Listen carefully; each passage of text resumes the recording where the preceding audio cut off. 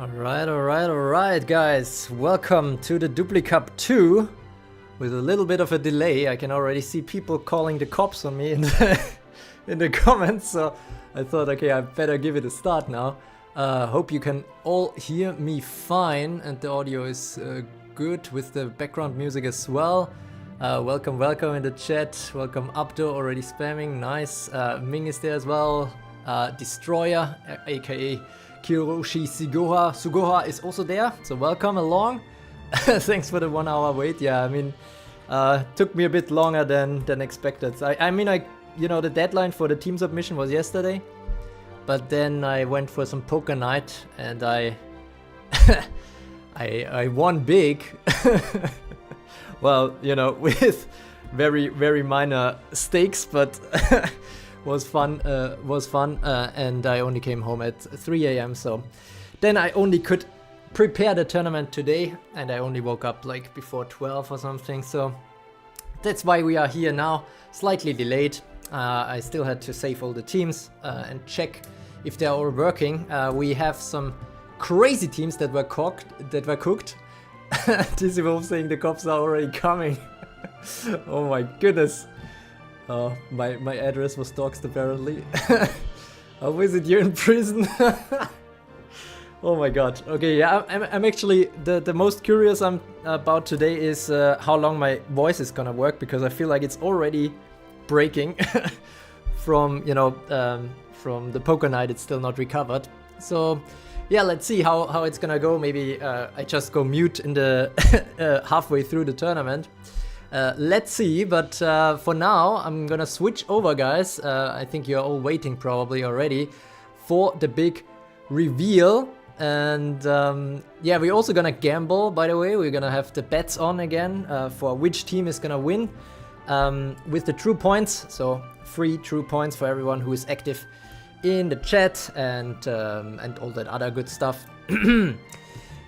All right, so what do we have here? That is our bracket for today, guys. We have a double elimination again, but I already have to tell you guys something, maybe bad news for some of you, but we will have a losers bracket, so everybody who gets one loss can still go deep in the tournament and maybe even win it in the end.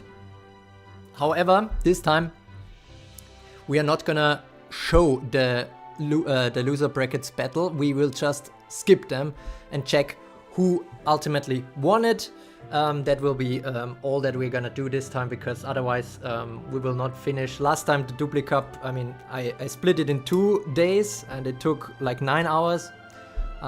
We can't do 9 hours today, I'm afraid. So yeah, that's why we're gonna do it like that. But yeah, on the screen we can also see on the upper right corner here the mana table for this edition. So 14 cost for Dark Musashi, 11 for Anastasia, and you have 28 mana at your disposal, and you can reuse units as often as you like. So yeah, we will have some crazy teams that were cooked up. I can already promise as much. Also, yours truly is also participating, but I'm not having high hopes on this one, to be honest. This is gonna be a bit of a crazy ride, I'm sure. And yeah, in the middle section you actually see the true world rankings. So the current standings there. Not Leo second from China, ahead of Altrus from Thailand, Destroyer from the Philippines, Player 345 Finland, Abdo from Syria, TruMalignancy from the Philippines, and then we have a 4-pack of Chinese players: Suqing Chao, CCYY, Rookie, and Rain. And I have some good news as well. We have the top 7 players also joining this tournament. They are joining with the top 7 seeds, of course. But yeah, we had a lot of upsets last time, and I think Dupli Cup is the place where we will also potentially see a lot of upsets this time. So yeah, in theory, every unit could be used at least twice. Dark Musashi, if you use her twice, then your budget is already used up, and nobody submitted to Dark Musashi. I can already say as much. But yeah, we will see what everybody prepared for this occasion. And I feel like I forgot something I wanted to to say. But oh yeah, let me get this betting ready. I suppose that should hopefully work. I'm just gonna do a little test.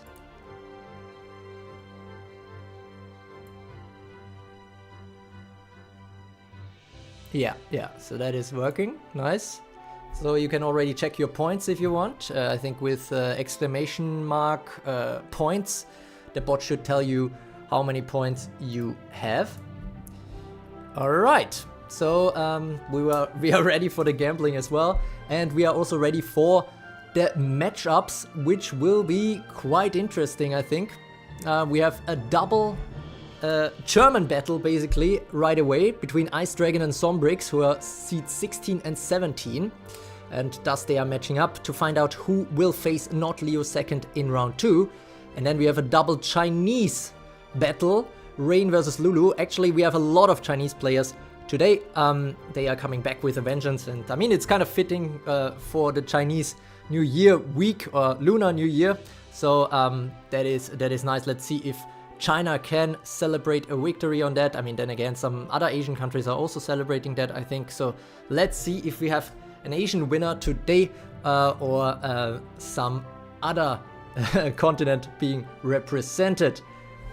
All right, what is this One Piece pacing, bro? Start. I never watched One Piece actually, but I didn't. Don't they have like 1,000 episodes or something? Alright, Ultros was too late to bet 1 point. Well, it would have gotten refunded anyways. That was just a little test run.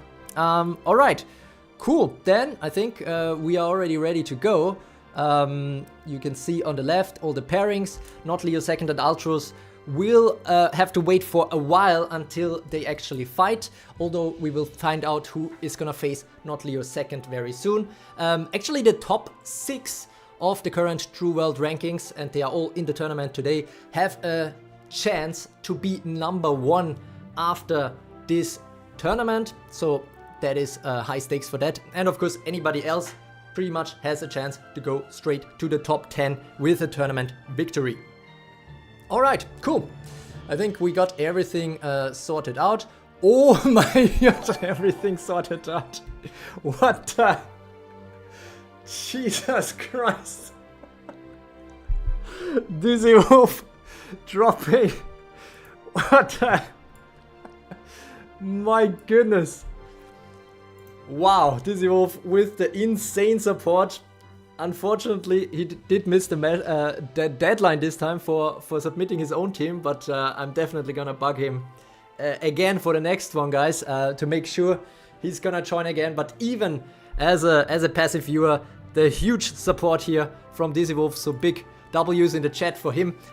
Massive support from Dizzy Wolf here from the US. Much appreciated. That is huge. That is basically, you know, my my monthly income from YouTube that you just gave me there, or even more. So much appreciated.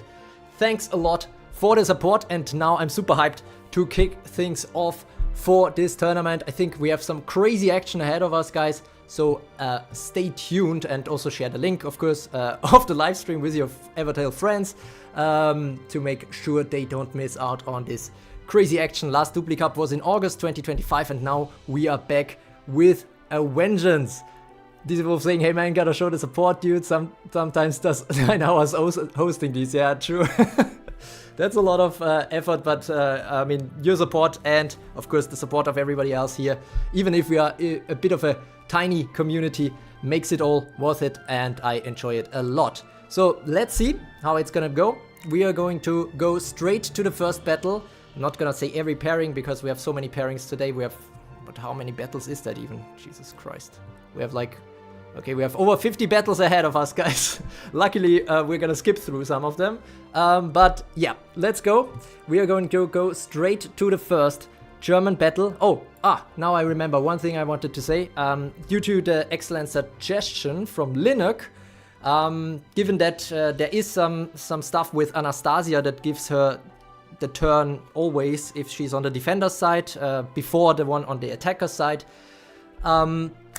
Because of that, we are going to switch back and forth, basically depending on the uneven or even number of the matchup, who is gonna be on the defender side. So right now it's gonna be Ice Dragon on the defender side, but in the next battle it's gonna be Lulu versus Rain on the defender side. This is just in case we have an Anastasia versus Anastasia battle. Let's see if that even happens.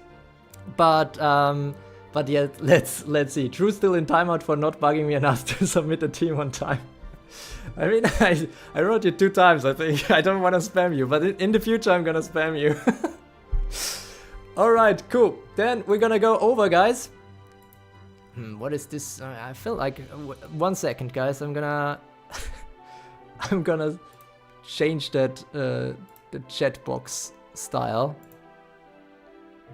I think we can go back to the one we had last time.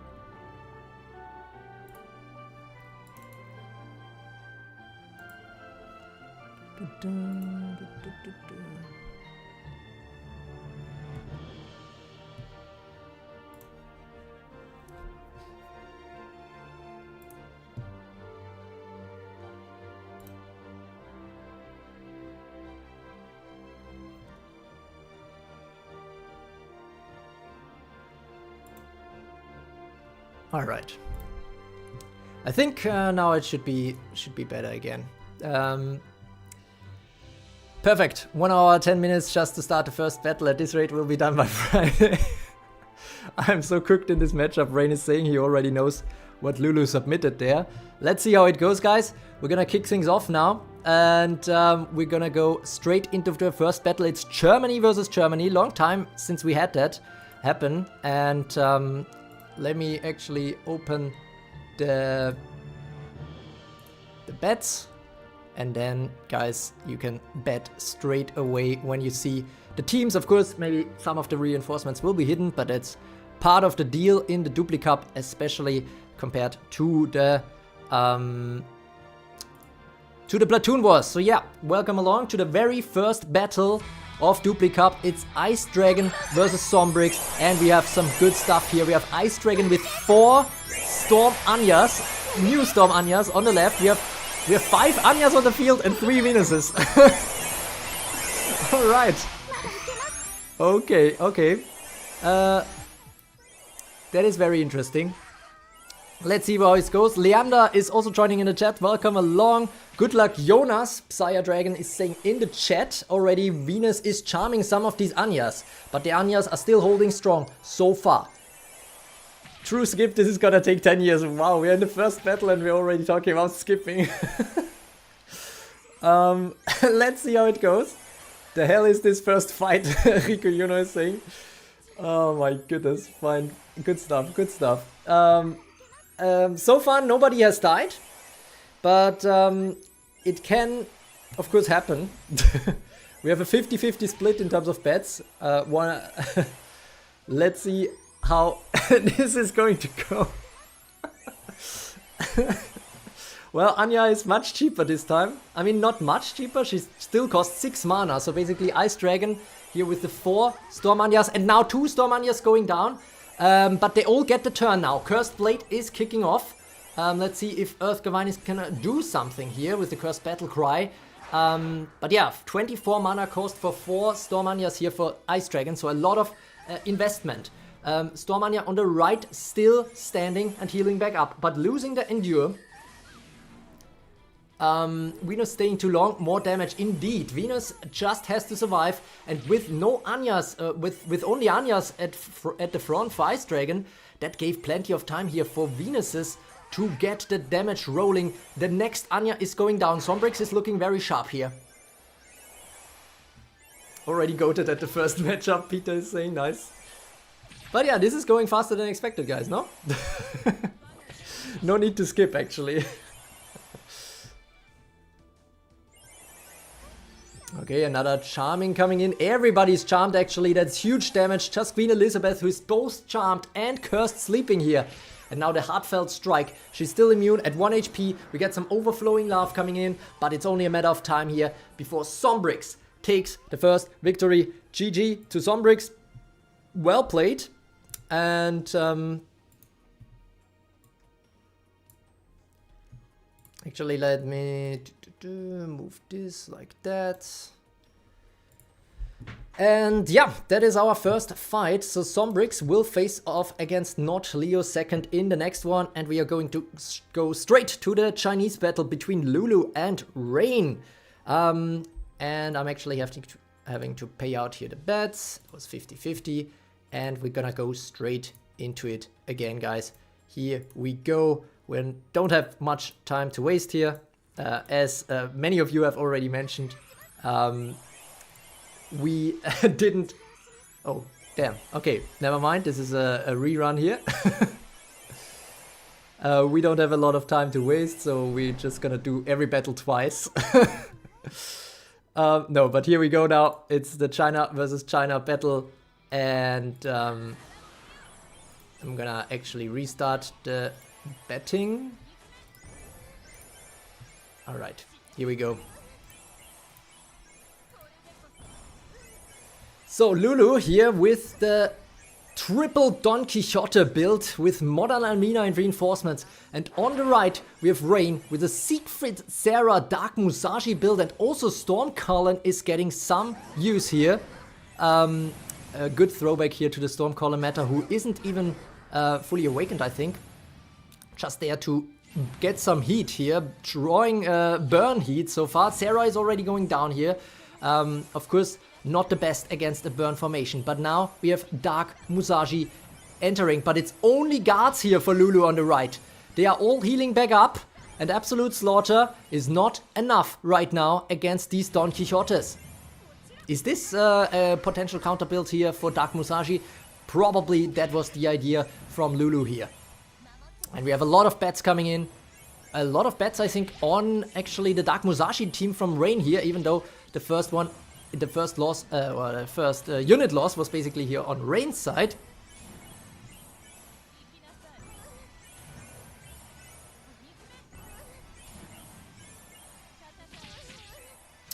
Alright.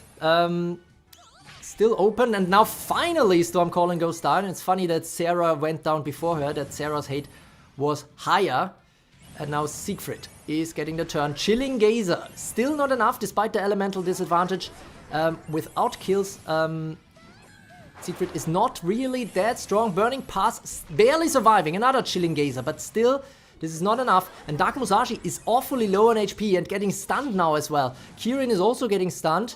Lulu might be cooking hard here, guys. And Dark Musashi is now dead after being 300 time units. And yeah, it's just not enough. Siegfried cannot do anything here. And Lulu is already taking out Rain, at least from the winner's bracket. Congratulations to Lulu here, who didn't lose a single unit against a Dark Musashi build. So that is some good stuff. Alright, we are going to go quickly over here, and it is Lulu who advances to the next round, and he will face, or he or she will face EXO or Star, depending on the next outcome. It's gonna be Lebanon versus China in the next one. EXO is already in the chat, so hopefully he will enjoy. Maybe Star is also watching. The Chinese viewership, of course, always somewhat limited based on the firewall. But yeah, EXO versus Star is up next. Let's see if we see another Chinese victory. Although, I mean, that Chinese victory in this second game was kind of a foregone conclusion. Actually, that was a super underdog pick. So whoever bet on the left team here had a big win. All right. And we're going to go straight to the next fight, guys. No time to waste. Let's see what else we have in store today. We have EXO with a double Valkyrie reset and Kenjin build, and Storm Snow Whites apparently. And then on the right we also see again Stormcaller build, and we already see Sarah getting the turn. The first Kenjin is going down, Storm Snow White is entering. We have some cutting edge technology here from Sarah. And we have 30 viewers just now, so that is amazing. Thanks for tuning in, everybody.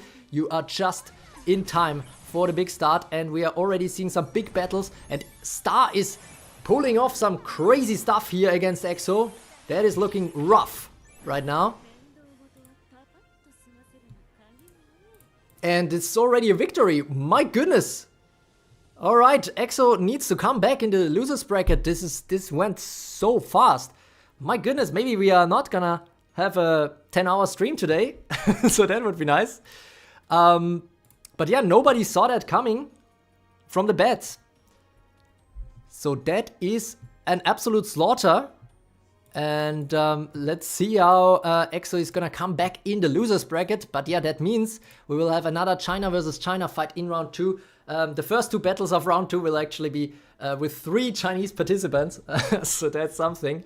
But now we will definitely get somebody from another country here for the round 2. And that is gonna be somebody from Finland or from Vietnam. Player 345, already a known name, of course. Kuhaku on the other side is a first-time joiner in this tournament series. So welcome to the tournaments for him. And let's see how it goes. He has to face against seed number 4, against player 345, who has a massive track record in these tournaments. So let's see how it goes for these 2 people. Or if we have another upset tournament at our hands. And also, wait, I have too many windows open right now. Let me close a few of them. And try not to kill anything that is vital for the stream. So that is gonna close. All right, good. Perfect. Then we are going to go straight into it. We have Finland versus Vietnam coming up next. And player 345 is live in the chat. Awesome stuff. And Khaled is also there, ready before his battle. Destroyer saying, I'm probably dead on this cup. Didn't cook enough. Let's see how it goes. We are going to go into the battle. Let's see what these 2 have cooked for us. It is a fight between Kuhaku and player 345. We have 4 Lucifers on the right. And we have a stealth team on the left with Knight Misha in a double formation. Sweeping thrust already taken care of 1 Lucifer, but now that means Dark Musashi enters. Interesting build right here. Dark Musashi in the reinforcements from player 345 with a lot of Lucifers. And now the Lucifers have to face stealth. Of course, the super stealth doesn't go away against the flame sweep. That is actually, the super stealth is actually a good counter here. And oh my goodness, Dark Musashi is already going down. This is not going to plan here for player 345. I suppose Yamato was supposed to give the turn here to Dark Musashi, but that didn't quite work out right there. Let's see how it goes now. Knight Misha might be... I mean, now it's pretty early in the competition, guys, but I think Knight Misha spam, that could be the recipe here in this tournament. This is looking really, really good with all the stealth. And yeah, let's see. I mean, he can tell us, player 345 can probably tell us what he was expecting. I think he was expecting that 2 Lucifers go down straight away and Dark Musashi and Yamato maybe enter at the same time. And now we have a Groundbreaker. Actually, Storm King Arthur also still standing, interestingly. But Yamato is as well. Let's see if these Lucifers can do anything here. Well, they can do some Binding Flames and some Flame Sweeps. But the Flame Sweeps, of course, not very effective against this stealth. They barely get rid of it before the super stealth gets refreshed again. But now we have a Sound the Alarm coming in. And a few of the left team are now stunned. For example, Knight Misha, but Knight Misha will get the turn soon again because there's just so much stealth on the left. So that is a very, very strong team here from the first time joiner from Vietnam, from Kuhaku. And the Divine Lighting again, not doing anything. And now the super stealth is up again. Only Storm King Arthur barely gets some hits from these flame sweeps. And we have more and more flame sweeps coming in. The stealth going down. Now another flame sweep, so 1 Goemon clone goes down, so that is nice. Actually some progress here. This imposter is going down, but now Knight Misha is getting the turn. Lethal downfall now against Lucifer. That is on the other hand also not very effective, so at least player 345 has the burn on his side and Knight Misha goes down. The first Knight Misha goes down, but now all Lucifers are asleep. What is going to happen now here? Well, they are all awake again. And Kirin is going down. Yamato is entering. We have more Kirins in reinforcements. Can these Lucifers pull off the upset here? This is actually an interesting battle right here. I do think Kuhaku is definitely in front right now. I mean, look at the reinforcements alone. But the first Knight Misha going down is a really, really good sign. Let's see. Yamato is now getting stunned. And Storm King Arthur might kill her. Yes. Kirin now entering, but player 345 still has Queen Elizabeth in the reinforcements. And all of these 3 Lucys are still standing. Just a single Lucy so far has died. And now the Flame Sweep's coming in again, trying to get rid of that super stealth. All of them have to do the Flame Sweep to do that. And now finally, most of them has lost it. But, well, most of them is actually an overstatement here. And Kirin is going down. Queen Elizabeth is entering, actually sleeping Misha here, but the stealth overrides that sleep. It just doesn't override Frostburn. So that is why stealth in this tournament could be extremely strong. Now it's probably time for a lethal downfall. It's just 3 Lucys against all of these units on the left here for Kuhaku. It's not looking good right now for player 345, who might have to take his chances in the losers bracket, as will many, or rather 14 players, just after this first round. Flame Sweep coming in hot, hitting Queen Elizabeth for barely any damage, and now we even get some Stealth Alliance. This might be the end here. Lucifer going up again. Do we get any get turns here for Lucifer, given that she's burning? Stealth meta is so back. Well, I think in this tournament, in Dupli Cup, maybe. In any other tournament, I couldn't see it right now. Well, maybe in the historic PvP. Let's see about that. Player 345 tried to cook something here where Lucy gets focused instead of Dark Musashi. For some reason, the AI still chose to kill Dark Musashi anyways. So as soon as Dark Musashi went down, of course, the game plan here for player 345 went down the toilet a bit. But these Lucys are still standing strong, I have to say. That is, they are actually quite tanky in this matchup, it seems. But I feel like Queen Elizabeth should be able to take it. But yeah, okay, the evasive stance is actually pretty nice. But now, afternoon tea. No, but now they will all be burning again. No, actually, cursed sleeping. Burn, burn. Yeah, burn is spreading. Well, I mean, it's so many Lucifers, so they all burn again straight away, pretty much, right? So actually, multi-Lucifer is an interesting play here, especially because I think the mana cost was 1 for them, so that's like insanely cheap. But yeah, maybe some other combination here in front, but that could have been actually an interesting counter. Or well, let's see how it goes in the loser bracket for this setup. Maybe in a different matchup, it goes better here for player 345. But so far, still standing.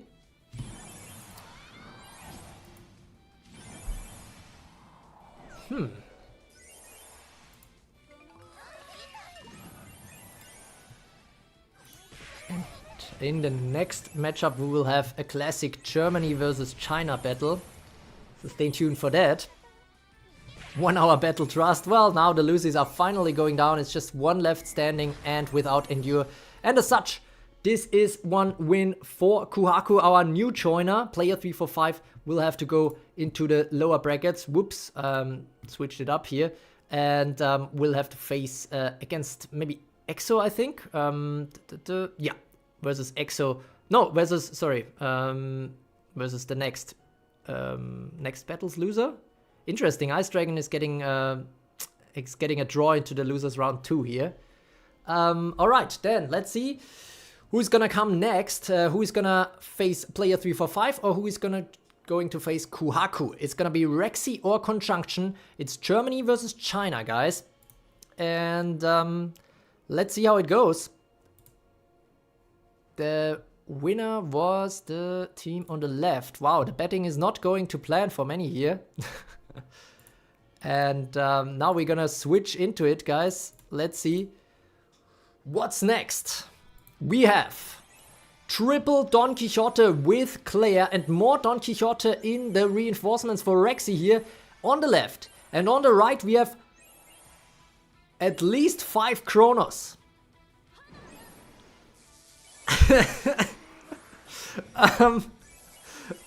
Yeah, I mean, honestly, I do prefer, I think, the left team here. The right might be too memey, depending on what other stuff is here in the reinforcements, but I think it's 7 Chronos. And the first 2 Chronos are already going down. Don Quixote is doing well, and all the tankiness means that it will be super hard to get kills here for Chronos, even though the passive should trigger a lot in terms of the get turns and, you know, stunning the opponents or something. But yeah, I mean, the immunities are there, the overflowing burn is coming in, now we have a get turn here, but the time spears, okay, well, Claire is getting awfully low here, but still not enough spirit to actually do a time stop. And for some reason the AI chooses to use Sands of Time, wasting all that spirit. Now we get the deadly burn blast coming in. This is gonna be over more quickly than it even begun. That is actually pretty bad stuff. Alright. Well, the AI kind of completely screwed Conjunction here. Maybe he could have had a chance, but Rexy, of course, with a very interesting burn build right there. And let's see how it's gonna go. This time everybody was correct, at least in the bets. Yeah, that means Conjunction will have to go to the losers bracket. Rexy will face Kuhaku, so this will be the first battle in round 2 without any Chinese participation. And now we will see Abdo versus Cetrius Paribus. Actually, we have in the next 2 battles 2 Indian participants coming up. And Abdo, of course, from Syria, our previous tournament champion from Platoon was 3. So let's see if he can keep his mojo on here in this competition against Cetrius Paribus from India. We are going to go straight into it and gonna start the bets and the battle. Here we go. It kind of scripted. What is scripted? Let's see how it goes against these other matchups. Okay, Abdo cooked something here, but on the left we have a classic Dark Musashi Anastasia Nobunaga build. But the Royal Blizzard is coming in for Anastasia here. Interesting. Okay, what happened here? That was interesting. Cetrius Paribus here on the left hand side. How did Anastasia get that Royal Blizzard in? But that was very interesting, and Abdo still has a lot of reinforcements. And of course, Genie as well. For the instant gift turn, potentially. That is very good stuff. Cold Decree coming in and already taking out both burn units. I mean, we still have 25 mana alive here on the left, but it's just Dark Musashi. And, oh my goodness! Big awesome move here by Genie! And Dark Musashi goes down! Holy moly! And this is a clear victory here for Abdo. My goodness, that was sick. I'm starting to get a strong feeling that the winning team might not have Musashi and Anastasia, but maybe I'm speaking too soon. Maybe I'm jinxing something. But that was some really nice stuff from Abdo here. And let's see if it's gonna work some more. Hopefully. It seemed like it paid off here for Abdo, I think 3 hours or something he told us that he spent on cooking this team. So yeah, that is a win for Abdo here. And we're gonna go into this overview. And Abdo is going to move on. Cetrius Paribus, of course, still has a chance in the losers bracket to go deep in the tournament and even potentially win it. That's the charm here of the double elimination style tournament. All right, good. That means now we will have another India battle, and this time it's versus Canada. Debaxi from Canada is joining this tournament again. Let's see how she is going to do against Focalors, who is also already in the chat, already saying he's so cooked, but he doesn't even know what Debaxi cooked yet. So let's see who is really cooked here. We're going to go straight into it. Let's see what they prepared for us today. Guard Team versus Guard Team finals is already a prediction here by Peter. Let's see how that goes. We have a Void Push coming in for Focalors. Focalors already there with some absolute slaughter, with a Dark Musashi build that already takes out the first Valkyrie reset on the left. Debuxy here with a double Valkyrie reset, double Don Quixote build. A code delete coming in here from Modern Elmina. Let's see how that goes now. Some linked edge taking out Dark Musashi straight away, who was unprotected here on Focalor's team. That is some good turnaround here from Debuxy. Is looking, I think, pretty decent right now, especially thanks to none other than Valkyrie Reset, who is definitely a super strong unit. Yeah, I'm hoping to see great things from her, because I also used her in my team. But yeah, Cerulean Blade taking care of Hichikata here. Hichikata still not so... Oh my goodness! That was not enough to take out Don Quixote, despite the elemental advantage, despite the Veil of Dread being the guard breaker skill. That is just unfortunate here for Focalors. This is just going from bad to worse. Let's see how it goes now. Can he still turn it around? He has Kochiro in reinforcements, who costs 1 mana in this competition. And there is still a Hichikata who will get the turn now. So this is the chance. Well, now Valkyrie Reset gets the first turn, getting an elemental cure in. A code delete coming in from Modern Elmina, and she is strong enough already for that. And Modern Elmina is going down directly here to Valkyrie Reset, but that is not an issue. Spirit Blast, wow, Veil of Dread apparently was locked still, or I'm not sure why, but code delete coming in now. So Focalors is turning this battle around.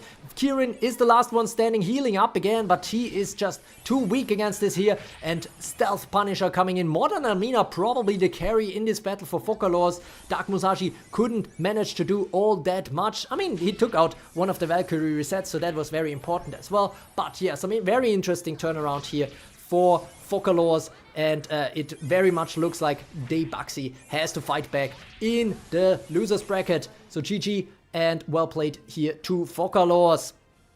And that means we are down with the first half of the first round already.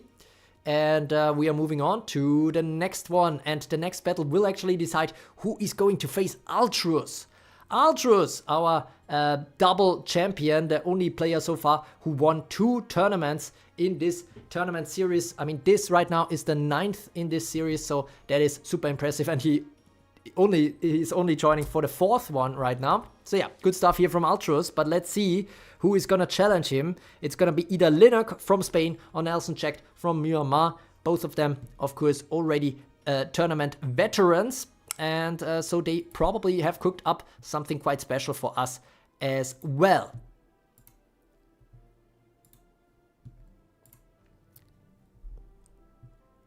Let's see. After, where is your damage, little bro? I fucking hate seeding. Linux is true. Why do I always have to fight the top seeds in all tournaments if I win at the start? You should see it as a chance, Linux. But I mean, you know, as soon as you get a little deeper, you will be one of the top seeds yourself. You're not too far off. I mean, you're at 500 points. If you win the tournament, you're basically one of the top 8 seeds. Then there's no chance to face the top seeds early again. All right, let's see. Peter is saying free win for Linux. All right, let's see if that is the case. Neither of them know each other's teams, of course. So that will be interesting to see. We still have a lot of teams that we haven't seen yet. So let's see who is actually gonna go deep here. Maybe we didn't see the tournament winning team yet. Actually, more likely than not. But then again, we also already saw some really strong cooked up teams. And yeah, with that being said, let's move over, let's start the bets, and let's get rocking here. Nelson Checked versus Linux. Nelson Checked here with the Anya Dark Musashi double Storm King Arthur build, and on the right, Dark Kaguya already going down for Linux. Linux with the double Valkyrie reset build, but now the Dark Heaven style is activating for Dark Musashi. Mermaid is not movable, so that is good at least, but this Valkyrie reset is already going down. She was at 1 HP, so that was the problem here. Absolute Slaughter coming in against Mermaid as well, and Absolute Slaughter coming in against Kenshin, but luckily she still has the instant death ward, and now this could be the comeback chance. Everybody is hypnotized. The poison waves are coming in. Unstable Blade now against all the poisoned enemies. So that is some good stuff here. And now the Elemental Cure. Linux is not out of this battle yet.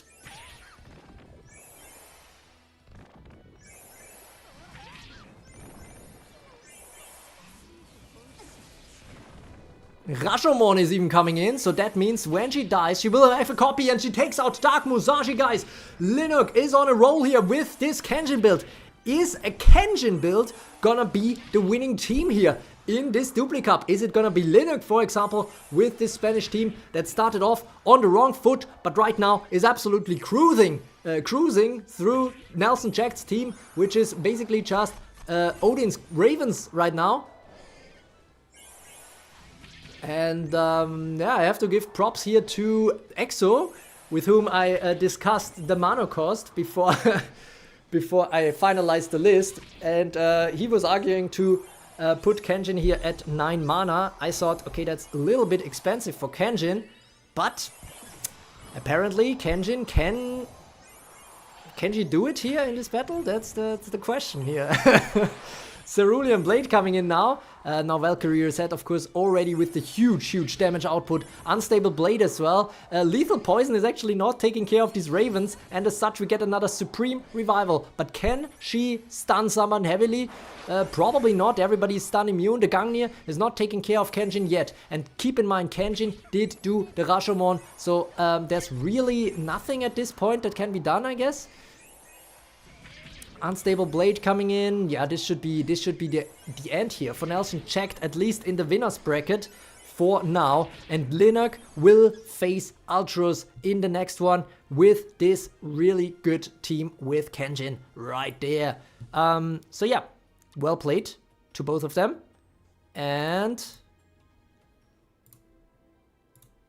we are going to go straight to the next one. It's going to be Suqing Chao versus Khaled. China versus Saudi Arabia. Who is going to take the win in this one? Suqing Chao, of course, number 7 seed. Already had some great tournament results. Second best player here from China right now. And let's see how he's going to do against the underdog Khaled, who only recently started joining these tournaments. Ultros is in the chat saying, I think I am cooked. Alright, so giving some hope here to Linux. And Linux Arc finally. Nice. Let's see, I mean, the Dupli Cups are always crazy. I don't think the top seeds usually are, you know, just by default the favorites in these tournaments.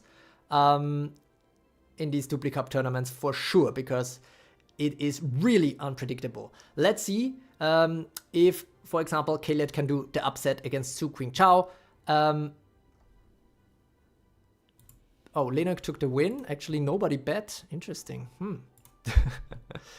Well, let's see if anybody is gonna bet now. We are going to go straight to the battle. And let's see what we have here. We have Suqing Chao versus Khaled. Both of them using Dark Musashi. Both of them using Anastasia. But of course, in this case, the defender's advantage kicks in for now. We have a lot of Napoleons here on Khaled's team. Dark Heaven style coming in. Unfortunately, the Anastasia on the right here is asleep while she gets the turn. So that's not very helpful. Napoleon dying to the absolute slaughter. And another turn for Dark Musashi from Suqing Chao, taking out Anastasia. It's only Dark Musashi on the right here who goes down to the absolute slaughter as well. This is indeed an absolute slaughter. There's not much to say here. We're gonna cancel the betting because this is just rough to watch. But yeah, this is what happens with the coin flip. You could either be defender or on the offensive stance. And if you are defender, then the Anastasia will get the turn first. And yeah, so Suqing Chao will move on here. Khaled, unfortunately, without a chance in this mirror matchup, just because he was on the right hand side. Otherwise, could have gone completely the opposite way. But yeah, this is just the luck. If he was in game number 10, for example, like the next one, then it would have been the other way around. Khaled would have been in the defender's role. But yeah, Suqing Chao is gonna move on for now. And is gonna face actually the winner of True Creo versus Tree, so double TR against each other. Let's see how it goes. I'm not that hopeful. I think Tree cooked something really powerful in this one.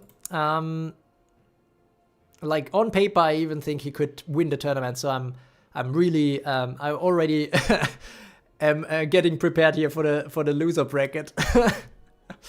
But let's see. Hopefully, Tree can watch this as well. and let's see how it goes. If Tree wins this, we will have another purely Chinese battle in round 2 between Su Qingtao and Tree, but let's not get ahead of ourselves. First, it's gonna be True versus Tree, or rather Tree versus True, because Tree will be on the defender's side. And yeah, we're gonna go straight over. And we're gonna start the battle and start betting.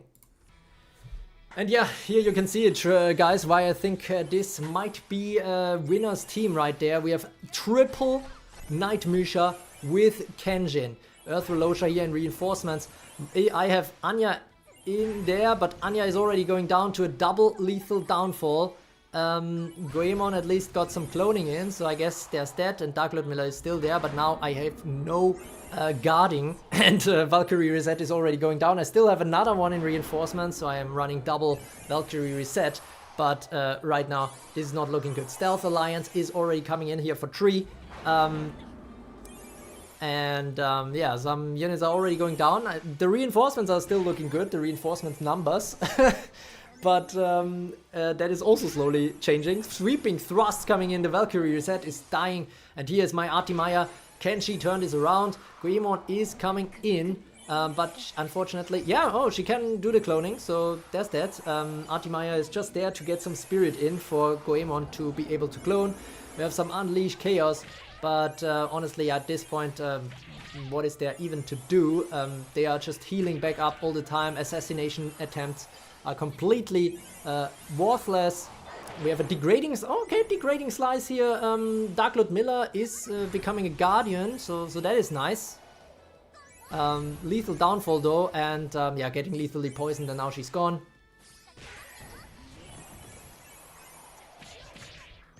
Another stealth flank coming in. A lot of stealth flanks actually. Now fireworks. And my pure Artimaya goes down. Actually, my entire team goes down. We have a lot of stealth flanks, but yeah, Earth Relosha is just not dying.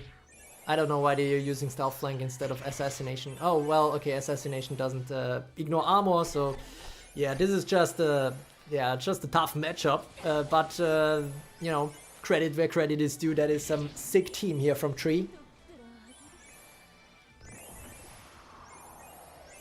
And yeah, let's see how the rest goes. I'm gonna drink some tea now and get ready for the losers bracket.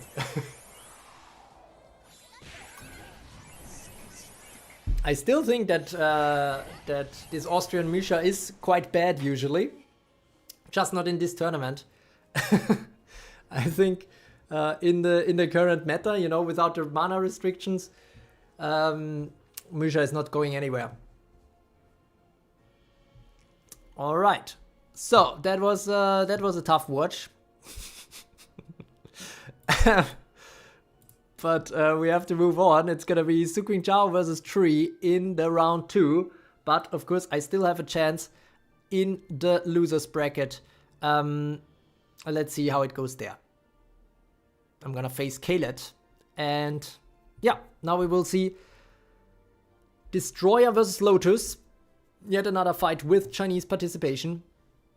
But of course, Destroyer is our number 3 seed here from the Philippines. Oops. And yeah, as such, should be rather interesting. True got the carrot that time. Ultra saying, why everyone on my side of bracket using Kenjin? She counters my team. Well, I mean, we see plenty of Dark Musashis as well, right? But yeah, I think this Tree team will be rough for whoever gets through here. But first, I mean, Tree has to beat Su Qingtao, of course, another Chinese player. Destroyer saying, I will choke on this cup. Let's see. I think Destroyer might be no, that's not correct. So Destroyer, one of the few people without any duplicates. Actually, I'm thinking next Dupli Cup. I mean, you know, it's gonna be a while until the next Dupli Cup. But next Dupli Cup, I'm probably gonna go for a rule that basically prescribes that you have to use at least one SSR twice in your team to basically make it so that the flavor of the Dupli Cup is really there. But, you know, right now this rule is not in place. Destroyer didn't break any rules here. And as such, let's see how his team is gonna go against the new Chinese player, Lotus. First time in the tournament series. And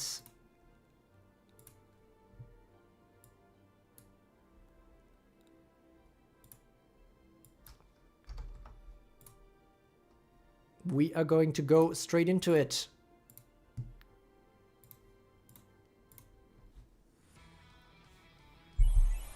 Destroyer versus Lotus, but yeah, this is actually basically a non-Dupli Cup team because both of these sides are not using any duplicates. So that is interesting, but Destroyer at least here with the advantage of the coin flip being on the defender's side against Lotus here with his Anastasia, and as such this is already looking good. Actually both of them here with the same or very similar idea, I would say. Although, well, actually Destroyer doesn't have Dark Musashi. It's not over until it's over, but it is looking like a good start here for Destroyer, who takes out both Anastasia and Dark Musashi with one strike. Satan, the 2 mana unit, taking out 25 mana here on the right for Destroyer. Good stuff here from Destroyer. Of course, bad luck here for Lotus to actually be on the right side of this battle. Could have gone very, very much differently. But yeah, let's see how it goes. How long Venus is gonna take to actually kill this Satan. She does, and the betting has barely closed. Actually, nobody's betting, guys. Do you? Are you tired of the bets right now? So then I can save a few clicks here in the setup. But let's move on. It's gonna be Destroyer who is going to move on into the round 2, and Lotus will have to go into the losers round 1, where he can possibly field a comeback, maybe with a little bit more luck on the kind of Anastasia coin flip. Let's see how that goes later. We will have Wine versus Natsume next. And yeah, it will be another China battle. This time it's gonna be versus Indonesia. Natsume is up next. Natsume already in the chat, I think, so that is good. And oh,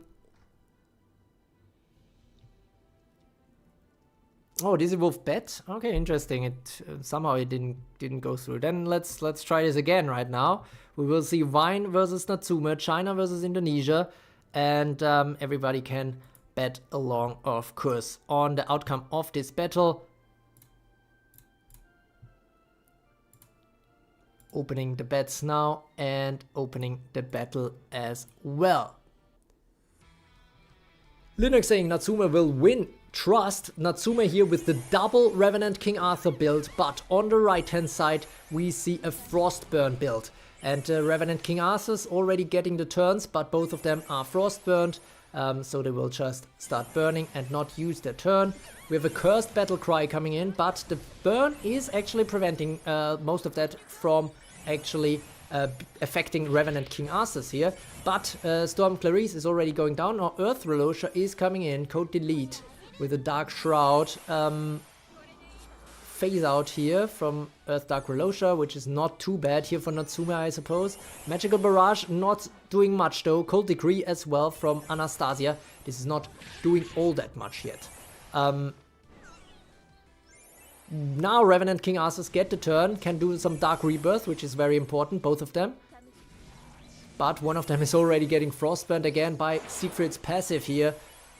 And now Anastasia falls into a Cursed Sleep though, and Earthgavine here on the right is lethally poisoned. The Regal Cataclysm not strong enough yet, and now everybody is purified and getting the turn. Cold Decree, Anastasia not doing much yet. Siegfried so far actually more important, I suppose, who is killing Earth Dark Relosha here and also passively Frostburning the whole time. Sarah is now going down. Natsume obviously not happy to face off against the Frostburn team here with the Sarahs. And with the Earth Dark, with the Revenant King Arthurs as well. Magical Ruin now coming in here for Natsume, so this might be the turnaround, guys. Frostburn is still strong, of course, but Regal Cataclysm takes care of Anastasia. And now we have some get turns. Modern Almina though looking very, very sharp here. Now the Modern Almina spawn might be real. We have so many Modern Alminas, it's crazy. Earthdark Volosha getting pushed back, actually not bad for Natsume's team here. Limiter releases coming in left and right. Another code delete, Storm Clarice does nothing here. But now the get turns are broken and we have a Devouring Eclipse coming in. This could be the turnaround, or could it be? It's so many Modern Alminas. But we will still have another one. The last Frostburn standing here. Earthdark Volosha is going down. Revenant King Arthur's getting the turn. 0 reinforcements for Natsume here. But the Regal Cataclysm is crazy. We have a mermaid coming in. But what is she gonna do? Except die. Nothing. And then Modern Almina is also going down. I think this is it. Natsume in a big turnaround here. Taking the battle, potentially. Code delete coming in. Yamato is holding strong against these two Modern Alminas, and we still have both Revenant King Arthurs standing. And this is a win for Natsume. My goodness, what a crazy fight here. That Mermaid Slayer. That was a very fun battle, actually. One of the best of today, I have to say. Very interesting from both sides here. Nothing too standard. And Natsume will face off against Destroyer in the next one. Wine, of course, will face Lotus in a purely Chinese battle in the losers round 1. And now we will have 2 more battles of the winners round 1. It's gonna be TruMalignancy versus Nagi the Rizzler, previously known as Ming, and Very White versus Anime Tuber, China versus India in that last one. But first, Philippines versus Cambodia. Let's see how that goes. Oh, actually I have to pay out the bets. Actually there is no winners. That is crazy. Because nobody bet on the left team here. And yeah, we can go straight into it again, guys. No time to waste. We have still 40 battles or something ahead of us. But yeah, we are progressing at a good pace, actually. Now we will see a standard team here by Nagi the Rizzler here with Anastasia, Dark Musashi, with Nobunaga, with Cerberus, with Mermaid in the reinforcements. And then we will see a stealth team on the left, Kenjin, Night Misha also in reinforcements. And the stealth is already coming in clutch here. Did it just override Frostburn on Misha? Huh, that was interesting, although Absolute Slaughter takes care of Kenjin already. And now Night Misha is also going down. We have a lot of... yeah, and now we see something we saw in my video as well. The video where Dark Musashi's face off against all SSRs. Angel Gene is just getting ignored here, but the Oni Claws are coming in. Moon Shadow, the effect was still there, but a little bit too late. Oni Claws taking care now. Nagi the Rizzler is rizzing TruMalignancy here with his meta build.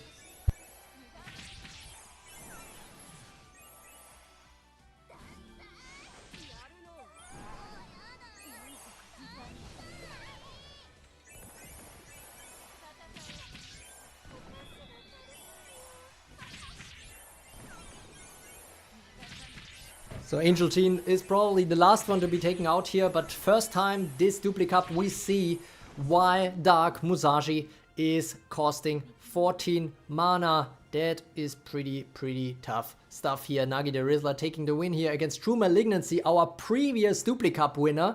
So TruMalignancy this time, after having 0 losses in the first Dupli Cup, basically taking the L in the first round and has to fight back through the losers bracket. The bets don't seem to be working.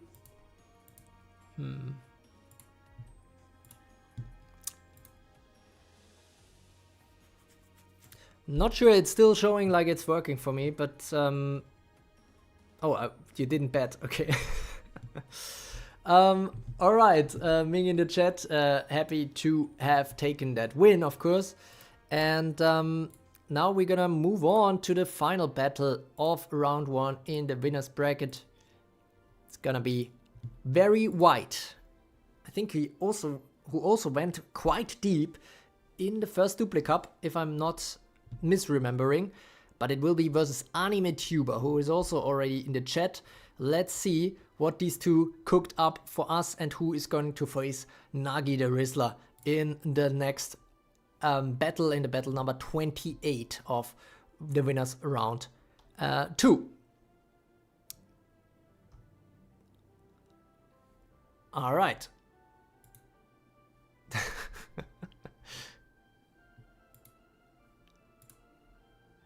Let's see how it goes. Nice activity here in the chat. Some flaming on using the meta. Ah yeah, Rain is confirming. Very White was number 2 last Dupli Cup. And as such, definitely watch out for him. Anime tuber here with only 3 units. Modern Almina and Dark Musashi and Siegfried. But Dark Musashi already doing Dark Musashi stuff.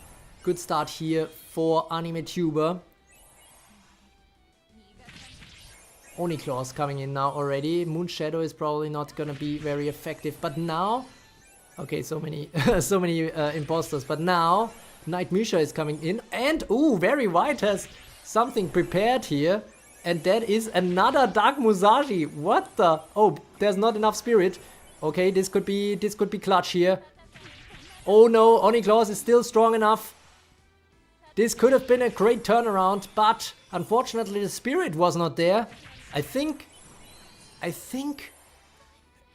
if Very White used Artimaya like I did in my team, then there would have been enough spirit for Dark Musashi to get going very well. But actually, nah, I mean, still had to use the Dark Heaven stance. I don't see a way, unfortunately, to stop that. So Anime Tuber with just 3 units here on the left is taking the win. And a lot saw that actually coming. Well, that is interesting. Anime Tuber not going straight meta here with Siegfried, Modern Almina, and Dark Musashi. So will be interesting to see how these teams fight then in the Nagi versus Nagi the Rizzler. Anime Tuber will face off there. And for now, we unfortunately have to go to the losers round. We still haven't seen 2 teams.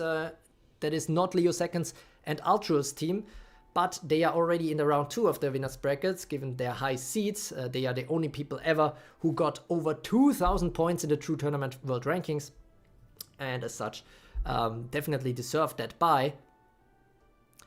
But now, oh, I didn't switch, so that's too bad. That's my bad. But now we see the losers bracket down here. Not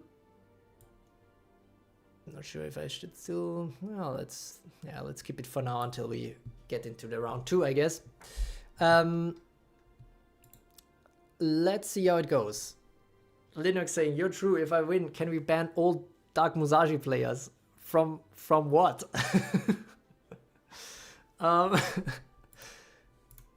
Let's see. I'm gonna set up these battles real quick. So we will have Rain versus EXO as a first one. Both of them actually high seeds that lost in the first round. So it will be seed 8 versus seed 9 in this losers round 1 already.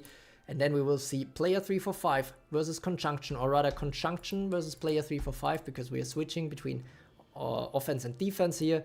Then it will be 28 versus 12. Cetrius Peribus versus Deibaxi. And then it will be yours truly versus Kaylet. So let's see how it goes. Maybe I can get at least 1 win. But of course also fingers crossed for our only player from Saudi Arabia. Then we will have a purely Chinese battle here between Lotus and Wine.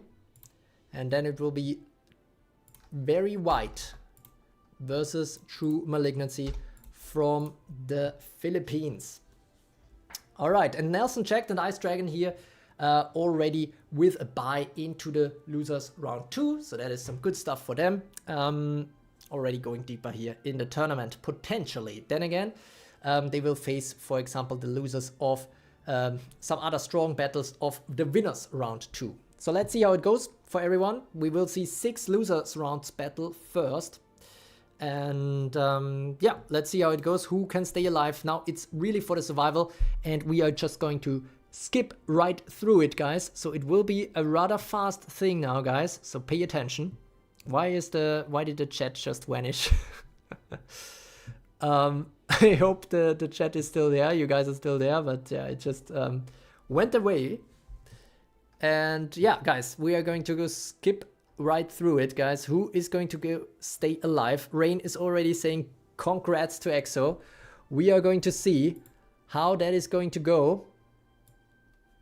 Rain, EXO is gonna be first. China versus Lebanon. EXO, the only player from the Lebanon. If he goes down, then there is no representative left. Rain, of course, if he goes down, there's still a lot of Chinese players in the competition. But let's see how it's going to go. Skippity skip. Destroyer is already saying in the chat. Let's see. We are going to go into it.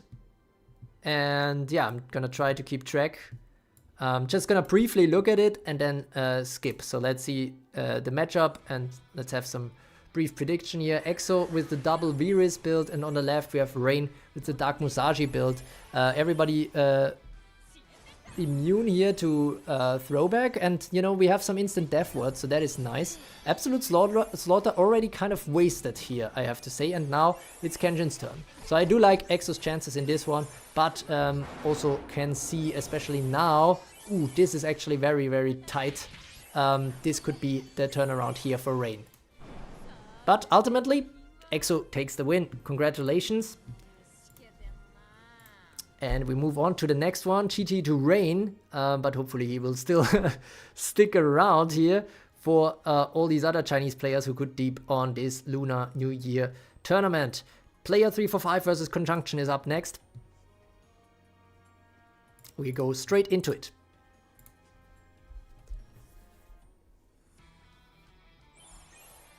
Good luck, EXO, Psy Dragon is saying.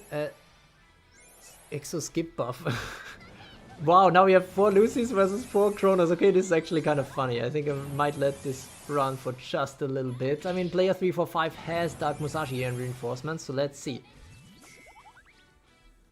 Drew was using Artimaya? No. Yes, I did. Yeah, I need the Spirit and potentially the stun entry for my Goemon to be able to clone again, hopefully. But yeah, I think I was running into the wrong direction. Obviously, I already built my teams, you know, before all these other teams are coming in. But when I saw the submitted teams, I was thinking like, ah, shit, I should have gone for some kind of stealth Night Misha build. I was a bit too focused to what could counter Dark Musashi directly here. But yeah, let's see who is going to win this one. Wait, huh? Did Dark Musashi already go down? Okay, now I need to... Are these Kronos gonna rule for a Conjunction here? And now a time stop is coming in. What the... What happened? Man, I just wanted to skip through this, but some of these are really entertaining. So I think I'm gonna use discretion here in the losers bracket. Player 3-5 saying lol in the chat, which seems accurate. That's already the second time, so well, at most 5 more. I'm not sure if there's anything for player 3-5 that could still turn this around, to be honest. I mean, at least they're still healing up, so that the time stop is not doing all that much. But yeah, quadruple Kronos here is, oh my god, Sands of Time nearly taking out Yamato here, and we get another time stop. My goodness. No skip? Yeah, I mean, it's kind of fun battle. Although I feel a bit sorry here for player 3-5. Because this is a bit wild how this battle went. I'm not even sure how Dark Musashi died. Was there a time stop before Dark Musashi could get the turn?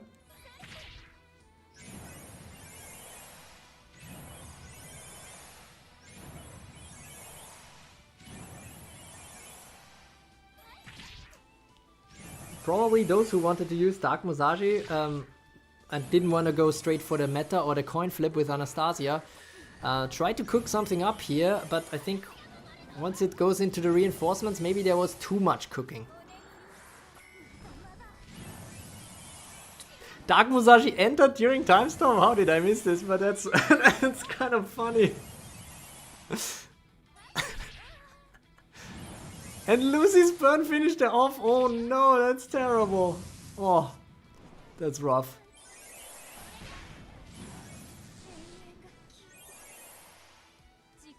Oh, another time stop. Nice.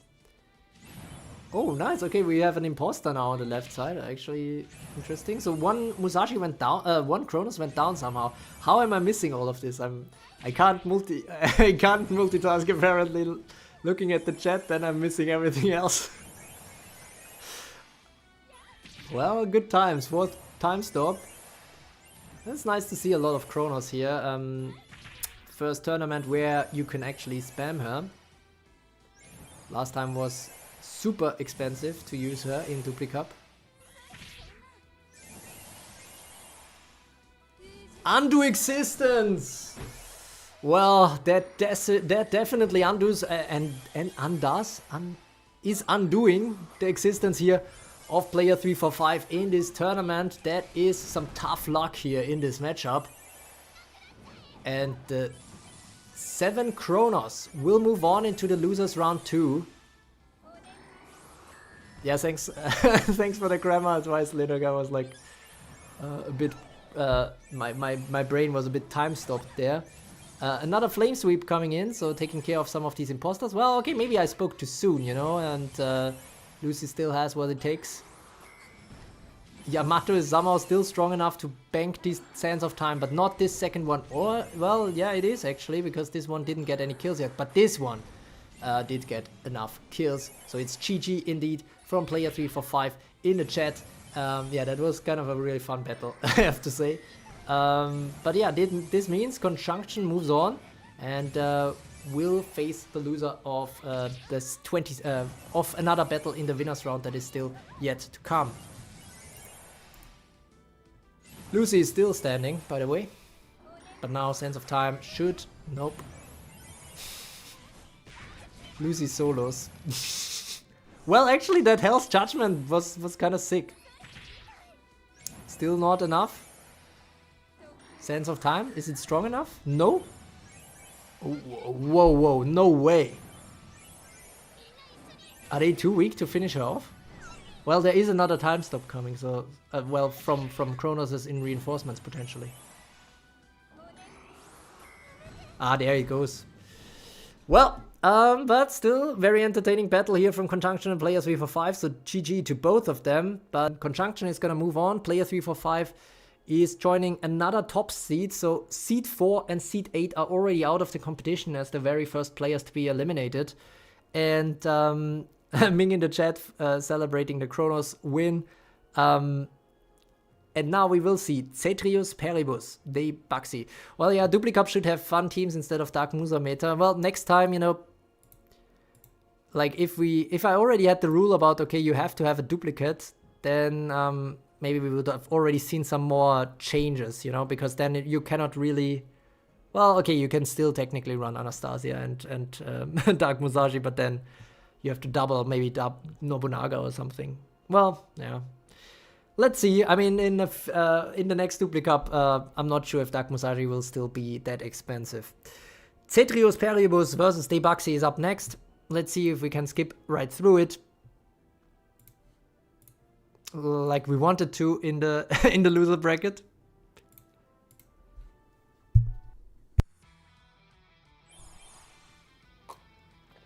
So yeah, we have the classic here on the left for Cetrius Peribus, Anastasia and Dark Musashi, but we have a double Valkyrie Reset and double Don Quixote here on the right. And Cold Decree is not taking out anyone yet. Stroke of Death isn't taking out anyone either. And now the Dark Heaven Star is starting here for this Dark Musashi with a Void push. Not gonna do much except Spirit Slaughter. And then an Absolute Slaughter coming in. But the instant death was protecting both of these Valkyrie resets. One of them will go down though, but now Dark Musashi is back in the root a little bit. Let's see if Valkyrie reset can survive this. That is probably the big question. Demon Hellfire coming in. Mass Dismissal, that might help. Anastasia is actually getting things. And oh, Linked Edge is nice, but yeah, Linked Edge. But there's no link. Why she didn't restore the link? Why did Valkyrie Reset not restore the link? That's weird. Overflowing Burn. Well, okay, now let's skip this. And Debuxy wins! Congratulations! So we will have one of the Monometa teams defeated. Cetrius Peribus as a joiner from India, unfortunately, cannot make it any further. Debuxy moves on. So good luck next time to Cetrius Peribus, and Debuxy, on the other hand, can still have another deep run, of course. But, I mean, as you can see, this is a deep, you need to have a deep run to still, you know, make it from the losers bracket, from the losers round 1, all the way to the end. So yeah, Dawn was linked. Okay, I didn't see, but I feel like she didn't get the turn. No, yeah, maybe I missed it. Okay, now all eyes on Kaylet versus TruCreo. Maybe that is a battle that I'm not gonna skip, but maybe I will just skip it. Let's see how it goes. Let's see if I can stay alive in this tournament or if Kaylet is going to take me out. Here we go. Losers bracket, quite hell. Yeah, it's a rough one, but it is another chance to get back into the winners bracket for the finals and still take the title. But let's see how it goes. Okay, so Kaylet is running here with Dark Musashi Anastasia build against my Valkyrie Reset Dark Ludmilla build. It's already going as planned a little bit, I have to say, because my Valkyrie Reset stayed alive and Dark Ludmilla drew all the hate in. Oh my god, nice! We got a donation here from the Gathering ICP who just donated $5. I bet real money on TruCreo. Just kidding, very nice one. Much appreciate your support, man. Also in the True Supporter camp here. And yeah, much appreciated. And it's also looking quite good for my team right now. I mean, still 25 mana alive here on the right. But I think I weathered the first storm and get maybe one win here in this tournament. Dark Musashi is still alive though, but Oni Claws against New Anya is not very effective. Elemental Cure coming in. And now, Linked Edge. Let's go. All right. Well, okay, I don't want to I don't want to be mean by celebrating too much, but GG to Kaylet. But I am lucky that I can still stay alive in this competition. Let's see who I have to face next. That will only be determined on the winner's side of the bracket. But now we will have a purely Chinese team next.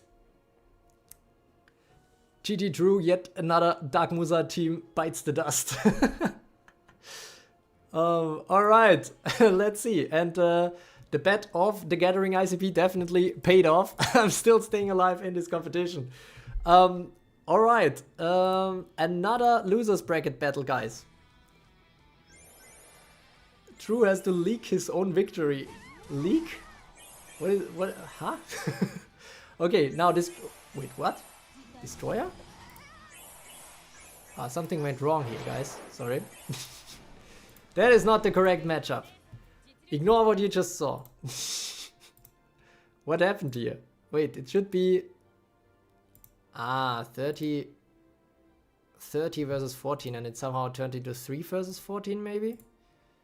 Okay, give me a moment, guys. Alright. Nobody saw that. And no betting either on the losers bracket. Alright. Damn, avoid. Please defeat mine. That's funny.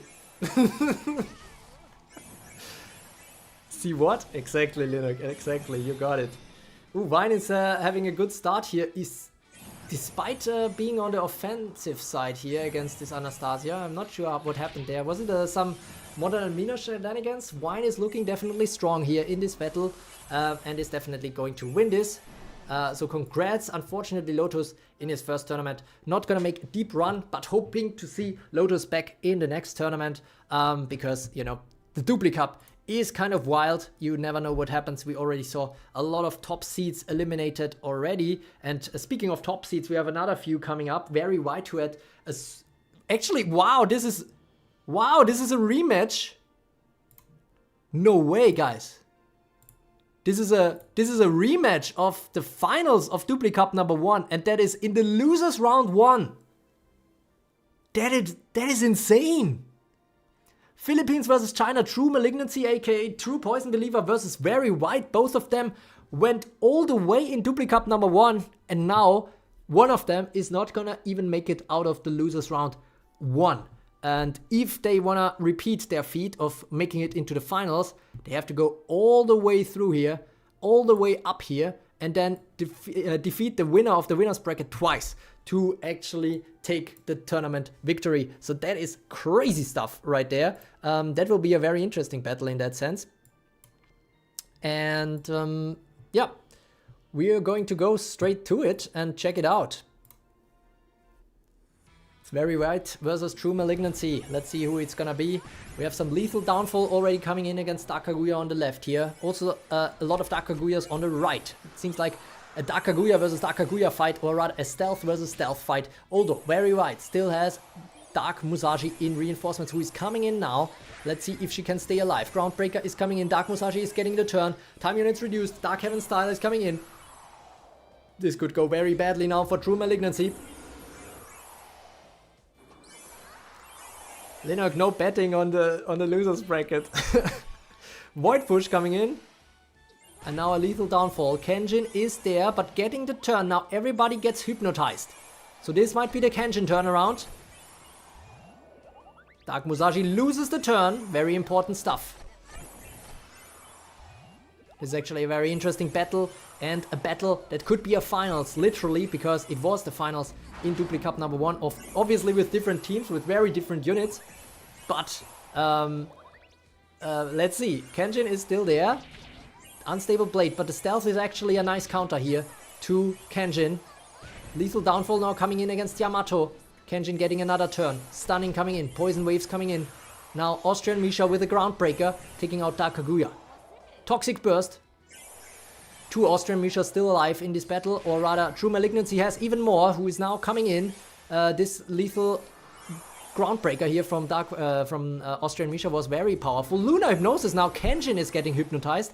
Very interesting stuff. Lethal downfall here by Dark Kaguya, of course with the Mega Poison, will always heal back up. Lethal downfall, not very effective here against Dark Kaguya. This is actually a very interesting fight, I have to say. Hypno battle indeed, Hypno stealth battle more specifically. And a sweeping thrust, actually a very powerful skill that we rarely see Earth Misha use, or Austrian Misha use. She goes down now though, and now it's looking very, very good for TruMalignancy. So Very White might have to face yet another loss against TruMalignancy in the Dupli Cup. Just like in the first one, Dark Musashi was not effective thanks to Kenjin's hypnosis. Otherwise, this could have gone very, very wrong here for TruMalignancy. But he takes the fight, he takes the win, and is still staying alive in this competition. So yeah, GG to TruMalignancy and to Very White. Both of them were very strong ones. Okay, we didn't skip as much as I wanted to, but I feel like we had some very interesting battles, so maybe that's why. Alright, now we are moving back to the winner's bracket, right? Yeah, winner's bracket is back on the menu, guys. And we will finally see what Not Leo Second has cooked up against Sombrix. It's gonna be yet another classic China versus Germany fight. But first I have to actually put everything in. So Not Leo Second versus Sombrix, China versus Germany. Afterwards we will have Star versus Lulu, which is a purely Chinese fight. And then we will see Kuhaku, who already had a first upset here in the first round. As a new player, already going deep potentially here, has to face off against Rexy from Germany. And then we will see Focalors from India versus Abdo from Syria. We will also see Altrus versus none other than Linak from Spain. And then another purely Chinese battle, Tree versus Suqing Chao. Tree already took out yours truly, so let's see how deep he's gonna go. I mean, you know, obviously maybe I'm biased because Tree took me out, but I do think Tree's team is a team to watch out for. If I had to place money on one team right now for the tournament victory, it would be Tree's team. Let's see. Destroyer versus Natsume will be there as well. Philippines versus Indonesia. And then we will see Anime Tuber versus Nagi the Rizzler as the final, the 28th battle in this winners round 2. Alright, let's see how it goes, guys. We're going to go straight back into the battle view. Ice Dragon saying good luck, Sombrix. The true Olympics every 4 years. Or actually, I should, that's actually a good idea. I should think of a video. I mean, now the Olympics are basically over, but yeah, maybe I can. How could I do this? I have to think about something. Maybe there can be some Olympics with SSRs or something like that. Some SSR Olympics? Let's see. Anyways, Ming versus Angry Cat indeed. Rain saying, I don't think Tree gonna do much against Musa teams. Kinda too slow. I'm not sure because all these Mishas get the turn straight away, right? But let's see. I mean, a lot of these Dark Musa teams get eliminated, so it might also depend on the opponents, of course, that are going to be faced. Not Leo second now versus Sombrix, guys. Get ready to rumble. Let's see what Not Leo second cooked up for us. We are going to go straight into it. The bets are open again, guys, for this one. So if you want to bet, you can bet with your true points. And it's Not Leo second versus Sombrix. Not Leo second here with the triple Dark Ludmilla. And Sombrix with the triple Venus. It's triple Venus versus triple Dark Ludmilla and New Anya on both sides. New Anya still holding strong so far, but now a lot coming in get turns here for Venus. Not very effective because most of them are already disabled from Anya. We have a Dark Drain coming in. But Venus, well, New Anya is looking a little low on health here, but everybody is disabled on the right team, so good start for Not Leo second, I suppose. And a lot of get turns again from Venus, but again it's wasted. And now the Dark Ludmillas are on the move again. Can they do something here? Dark Draining, well, the Spirit is already super low, so Degrading Slice is coming in, but probably not enough to take out Anya, and both of them will be disabled. But can they take out the Venus now? No, they can't, because of the evasive stance here from Venus. So, the good thing is, though, that Anya is taken out for Not Leo second, and now, let's see how it goes, actually. It's still impossible to hit Venus here, and Venus, the more time passes, the more problematic it's gonna be, and the Venuses will get another turn soon. That will be very, very critical here for Sombrix. Although zero Spirit, so something to watch out for. I don't know why she did double Dark Drain here. Another Goddess Charm coming in. Heartfelt Strike, not quite enough to take out New Anya yet, so one is disabled again. But now the Divine Kiss. Ooh, my goodness, so close here. And now the Divine Kiss. Okay, New Anya is down. Pinocchio is coming in for Not Leo second. This battle is not over yet. This will never end? I'm thinking it's gonna end. I don't think this is gonna take too long, actually. Heartfelt Strike coming in. Another Heartfelt Strike. Not very effective. That is something I don't like about Venus, with these constant Heartfelt Strikes that do nothing. Well, do nothing is obviously an exaggeration, but given it's not an execute skill, it's just not very effective. Then we get another Heartfelt Strike. Another Heartfelt Strike. Another Heartfelt Strike. Wait, does she lose evasive stance, or, well, is she permanently evasive? I can't recall right now, because, oh, well, full force. Okay, the guarding is over, so now at least full force has a potential to hit these Venuses. And yeah, I think Not Leo second really has to hit them fast. First one is going down because they will have super strong attacks now. Goddess Charm, because the time has already passed so long, but they are just spamming Heartfelt Strike, so yeah, I don't know what they are actually up to. Evasive at 3 charges, oh, right, and she just constantly gains back these charges. Full force coming in. We have another Earth Dark Rolosha. Pinocchio is going down. Another Pinocchio is going down. Divine Kiss coming in, taking out both Dark Ludmillas. But now we have 2 Dark Clarices on this side. And can they turn it around here for Not Leo second? Not Leo second is now in big trouble. Lethal Plate coming in. Dark Ludmilla here with the Dark Drain. A lot of Spirit now on the right hand side, I guess. Full force, and it is no reinforcements for both sides. There will be no more reinforcements except for the Rewind Time, of course, for Earth Dark Rolosha here. Goddess Charm coming in, and now the evasive stance from the Dark Clarices is quite nice.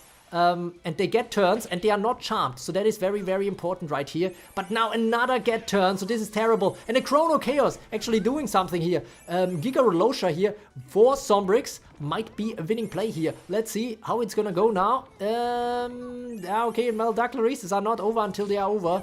They are still throwing knives, but they might run out of these knives very soon. And then the Massacre is not gonna do much, because they are all very high HP. They are not poisoned. They are not getting poisoned. What is going on here? Everybody is not getting poisoned. This is not a good matchup here for Not Leo Second, I'm afraid.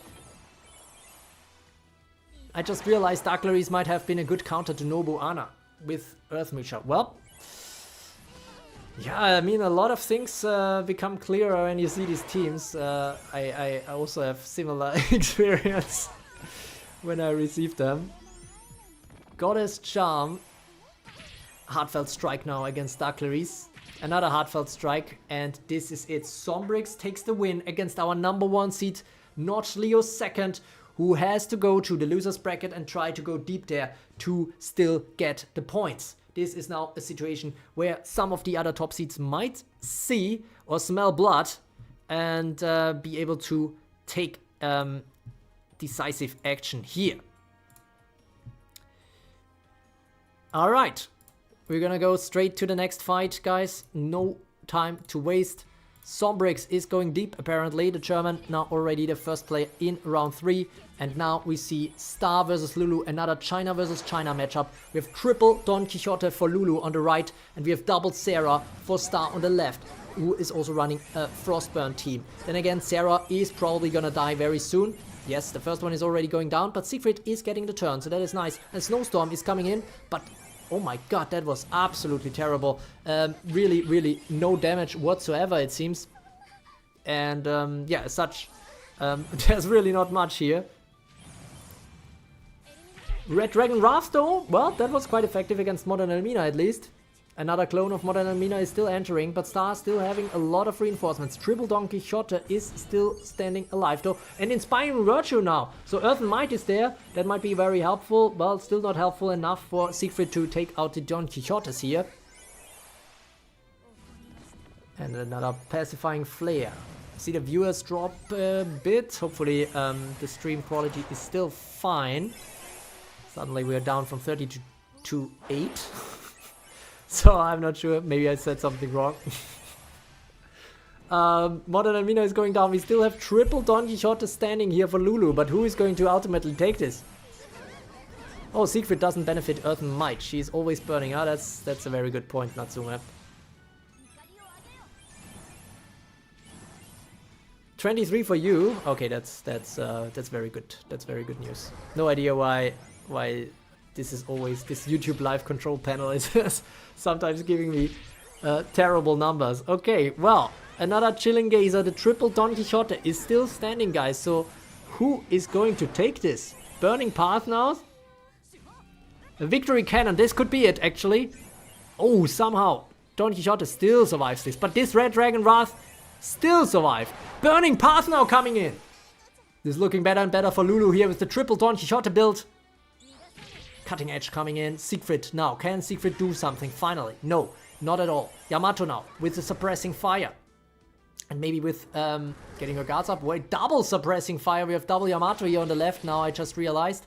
That might actually be key here, because the Victory Cannon could be very strong. And now the Cursed Sleep actually. Scalebreaker. Siegfried getting the kill. This is the decisive one here. Star is getting taken out and Victory Cannons are coming in. And Siegfried at this point would already be super strong enough to get to that Don Quixote, but doesn't even have to. Now it is a clear victory in the end for Star, for the left team here. Nobody picked that in the bets, apparently. And yeah, that was interesting. We are going to go straight into the next one. Star is gonna move on. And this means we will now see Kuhaku versus Rexy. It's gonna be Vietnam versus Germany. I think the only Vietnamese player in this fight, Kuhaku, the newcomer. Let's see how he's gonna do against the burning team from Rexy. Something quite similar, actually, like we just saw here from Lulu, with a lot of Don Quixotes. Let's see how it goes for them. Gonna switch over. Zero actually doing something against Dawn. Yeah, that's interesting. And Goemon, now Kuhaku with the double stealth, the super stealth build here. Austrian Mishas, double Austrian Mishas, probably not the best against Don Quixote here, to be fair, but the sweeping thrust nearly enough here to take out Claire. Claire might be taken out here. Well, Stealth Alliance, yeah, I think Claire is done. Oh, actually, well, only if we have another sweeping thrust here. Sweeping thrust coming in, okay, so now it's only Don Quixote standing here for Rexy. We have seen this movie before a little bit. Let's see, the stealth team probably struggling here against this. But then again, I'm not sure if Don Quixote has what it takes to be able to withstand this permanent stealth onslaught.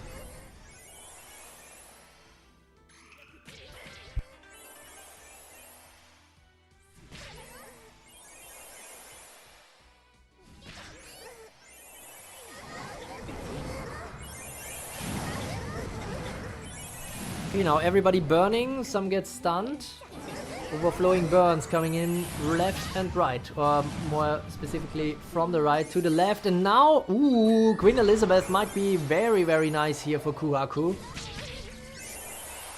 Everybody asleep here. Nobody to wake them up. No Lucy, nothing. Groundbreaker, nearly taking out the Don Quixotes here. And now, 2 Don Quixotes are down, and we have just 3 more to go. Lightning bolts, of course, not effective. This stun against these Don Quixotes. They're all healing back up. But now the afternoon tea, on the other hand, could be. Well, no, overflowing burn is coming in. Heated lance. Storm King Arthur still standing, but getting stunned. Infinite Dawn for the win, Linux is saying. I'm not sure about that one. Because the last 2 battles kind of show a different picture here. It seems like Infinite Austrian Misha for the win might be the one. And as such, Kuhaku goes even deeper in the tournament as an absolute newcomer. Is he gonna pull off an Ultros here and potentially go deep, or very deep, in the very first tournament they join in? Kuhaku, definitely somebody to watch out for. And who is going to face them? That is gonna come up next.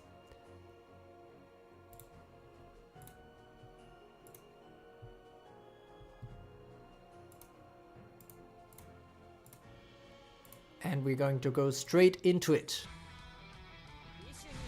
We will see Focalors versus Abdo. Focalors with a Dark Musashi build, but a slightly different one. And on the right we have a Frostburn build that is somewhat different. Focalors already saying I'm not winning against Abdo.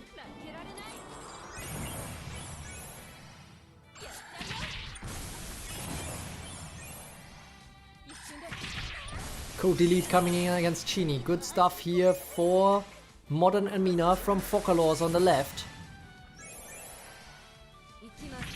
Spirit Blast. Instant give turn to Nobunaga. Interesting choice here. Crimson Ward. Would have liked it more if it was Anastasia. Big awesome move, not enough here against Hijikata, who tanks a lot of damage here and now can do a stealth Punisher. But still alive here. Dragon Reborn coming in for Light Bahamut. This is a very interesting fight now. Hijikata is getting another turn and doing another Stealth Punisher, but also not very effective. They are always staying at this 1 HP here. Demon Hellfire now coming in. Hijikata getting another turn. Another Stealth Punisher against these same units. Light Bahamut and Nobunaga all the time. Are we in the loop right now? I hope not. Well, we might be actually. Well, now the Spirit Blast is saving us. Big awesome move. And now Anastasia could change the battle here. Dark Musashi still staying alive and at full HP. Now excessive force against Nobunaga. Nobunaga is finally going down. We have Light Bahamut double here on the right. The Dark Heaven style coming in for Dark Musashi. Limiter release. Excessive force. The next Genie is going down. Queen Elizabeth entering, so Hijikata is falling asleep. And Dark Musashi is actually Frostburn, so that is very important here for Abdo's team. Even though Abdo is saying shit in the chats, Bahamut Blast is taking out 2 strong units here on the left in Modern Amina and Hijikata from Focalors. But there's still a lot of these Modern Elminas, and now they get turns. We have a self-sacrifice. We have more Modern Elminas coming in. Modern Elminas and Dark Musashis now. Another Hichikata in the reinforcements of both teams. And another limiter release. Now they are all giving each other turns, but let's see, can they get kills actually? Dark Musashi would like to have that turn because her time is up soon, and then she will be much weaker. And she still needs some kills. Code delete coming in against Anastasia. Focalor is looking good now. And another give turn. Another phase out here against Queen Elizabeth. That's not too bad for Abdo. Hijikata still tanking that code delete, so that is very important. Excessive force though coming in, not very effective. Another Hijikata is going down, another one is in reinforcements, and this is clutch. Dark Musashi falls asleep just in time before she even gets the turn. Well, she still didn't get the turn, so she might still wake up again because of that limiter release of one Modern Elmina coming in. Is there no limiter release currently in the books? Light Bahamut's getting the turn. What the hell is this battle? This is very interesting. A lot of get turns here. Bahamut Blast against both Modern Elminas is looking very good now. Now maybe even Queen Elizabeth, no, she's not taking out Dark Musashi, who is woken up again and gets the turn. So Dark Musashi still has a chance here, still in the Dark Heaven stance, still not enough time has passed. But now, and then again, Hijikata gets the turn and will give the turn to Light Bahamut, so I'm not sure if I like this. Dragon Reborn is coming in. What the hell, another Bahamut Blast taking out Modern Elmina. There's not much left here for Focalors. Afternoon Tea is coming in, and Dark Musashi falls asleep! She finally gets the turn. She had to wait for like hours, a few time units away of getting the turn, and now she falls asleep. This might be the clutch that Abdo needed here in this battle. There is no coming back now. Avatar Ludmilla is coming down the line, and yeah, I mean Hijikata at this point is also going down. There is Kochiro still, I guess. She might take out. Ooh, she might take out 2 units. Right. But that's probably not enough, because now we have double Hijikata entering. And Dark Musashi will get another Dark Heaven style. Oh, because she didn't get a kill yet. Okay, but the stun immunity and the sleep immunity is gone, I suppose. But Focalors might still turn this around, guys. This might be the most epic battle of the tournament here. And Bahamut Blast against... Oh my goodness. Oh no, that's a turn for her. That is the end. That is the end here for Focalors. Abdo is taking it. Oh my goodness. What a fight, guys. That was sick. So GG to Focalors. I mean, Focalors still has a chance in the loser's bracket, of course, but Abdo seems to try to go deep again in this battle. Whew. Alright. Very fun game. And Abdo will face Kuhaku next. So this will be a very crazy fight, I think. Both teams looking very good so far. And now we will see the final team reveal, because we haven't seen anything yet from Ultros, the last of the 30 players whose team was not revealed yet because he got the bye into the round 2, and now he will face the winner of round 1, Linak from Spain, the Thai player, of course, having his eyes on the prize of taking over against Not Leo Second. Not Leo Second is currently in the losers round 2, so if Ultros wins this one, then he's in a very good position to potentially overtake Not Leo Second, if he goes deep, I guess. So that's not a given yet. Still some points to make up, but maybe he falls down as well. So Ultros will face Ultros or Linak, whoever loses, will face Debaxi here next. Let's see how that's gonna go. All right. Whoops. Is it all visible? Yeah, it's all visible. My text-to-speech messed that all up. The Gathering ICP says, I like that sound. Dark Musashi make that one which one makes 2. Don't know why I'm telling you guys. Yeah, that's that's a bit broken. Looks like hacked. Not sure if that was referring to the Gathering ICP, but yeah. But yeah, we're waiting for the Dark Musashi turn. Nice stuff here in the chat. Let's see how it's gonna go, guys. We will see the last team reveal. We have over 30 viewers right now, so welcome along to this crazy tournament. You're just in time because we are only in round 2 of the winners bracket, and we will see one of the tournament favorites, Ultros, against not Leo second. Ultros the only player who ever won 2 tournaments so far of the 8 that have taken place. Let's see how it's gonna go. Oh, I still didn't pay out the bets from before. Who won that? Damn it. After won that on the right. Yeah. All right. And now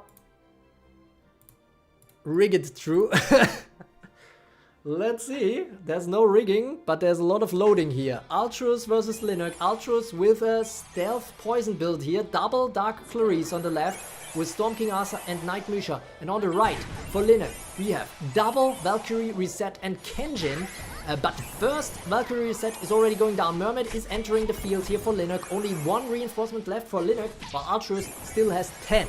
So right now the numbers are in Ultros' favor, but Kenjin, of course, can she take this battle for Linux? Mermaid cannot, there's 0 reinforcements left, but now the Art of Cloning is coming in, so that is nice.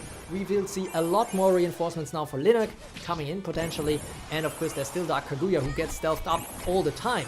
But in this stealth team of Linux, of course, there is no Night Misha. Instead, there was double Valkyrie Reset, who already both went down, which is very sad to see here. But Ultros is not through yet. We have a Lunar Hypnosis actually coming in from Dark Kaguya. Why is there always a Storm King Arthur? Did Linux have a discount or some? Cause how else he using 2 Virus and Kenjin? Well, Virus 8-8, Kenjin 9. I think you can do the math. It's 25 mana. So yeah, and then you have Goemon, you have Mermaid. So, and what else was there? I'm not sure. And Dark Kaguya, so that's 3 mana. Let's see how it's gonna go now. If the clones, ooh, very nice assassination against Hichikata here, but now everybody got the turn here on the left. Massacre is not doing much though, and Lethal Poison does not take care of these Goemon clones, which is very, very nice in this case. First one goes down. Dark Kaguya is tanking indeed. Interesting, seems like Dark Clarice can counter Kenjin with the quick nuking, Natsume Singh. Well, you know, Kenjin is still there and getting some hypnosis turns now. Rashomon is in! Rashomon is in! Ooh, this could be the game changer here for Linux. There's still more Austrian Mishas in reinforcements here for Ultros. And Dark Kaguya is still tanking all these turns against Hichikata. Hichikata will still try to take out Dark Kaguya here, but as long as there's nobody poisoned, doesn't matter. And now another Hypnosis coming in. Looking good here for Kenjin, although unfortunately not attacking a poisoned unit, because Austrian Misha is pretty much a poison counter right there. And Dark Kaguya is still tanking all the hits from Hichikata. Very, very nice stuff here for Linux so far. Even though the Valkyrie resets went down, and Kenjin is still staying alive. And keep in mind, Kenjin already used Rashomon and is getting another turn. Unstable Blade now coming in. Fireworks now even from a clone. And Hichikatas are getting a turn because of that. Stealth Punisher against Kenjin. Kenjin goes down but is resurfacing straight away. Another Lunar Hypnosis now against Austrian Misha from Dark Kaguya. So that is nice.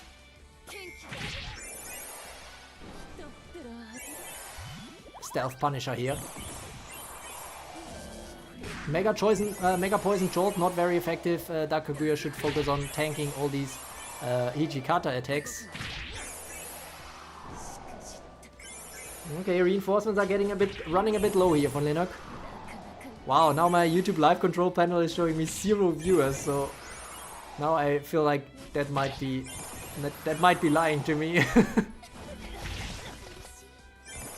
True, stop making me fight counters. I can't decide who fights who.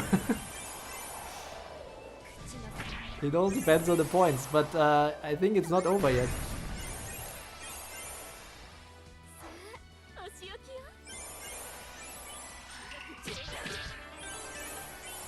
Gathering ICP is here, so I'm definitely sure that we have more than 0 viewers, even though it still tells me I have 0 viewers right now.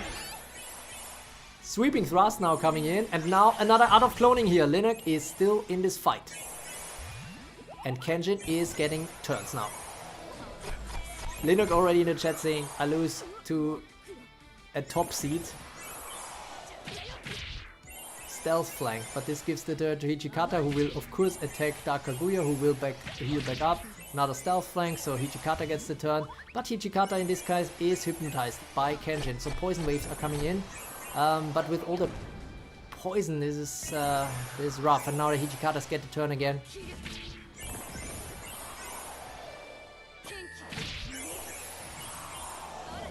Kenjin with the unstable blade, but still, unfortunately, not enough poisoned units here to get the huge damage that Kenjin needs. And the original Goemon is now on the battlefield, and she just does a stealth flank. And the original Goemon goes down. There will be no more cloning for Lunar.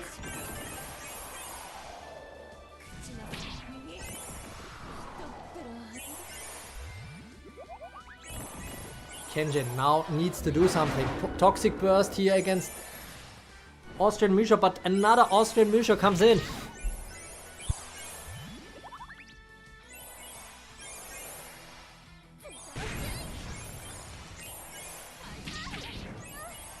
Unstable blade.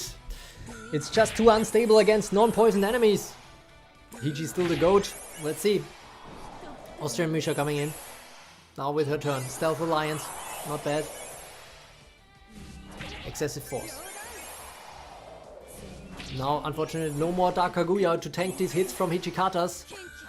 So Hijikata is now in a bit of a rough spot here. Also Kenjin is the only one here left standing pretty much.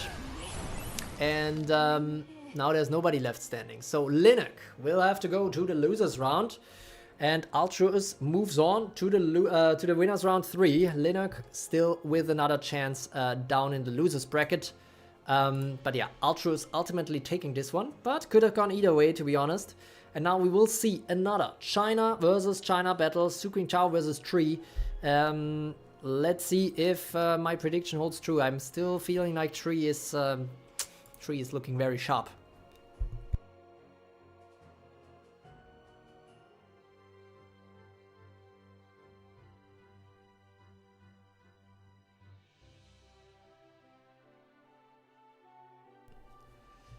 Alright, Natsume saying I'm in danger. Ultra saying, damn, I really thought Dark Musa would be a hard counter to me. Well, there was no Dark Musashi in Luna's team. Oh, Kenjin. Okay, Kenjin. It could have gone either way, for sure. I feel like Kenjin, you know, if she gets a little more lucky on actually hitting some poisoned enemy, but yeah, it's very tough against all these Austrian Mishas.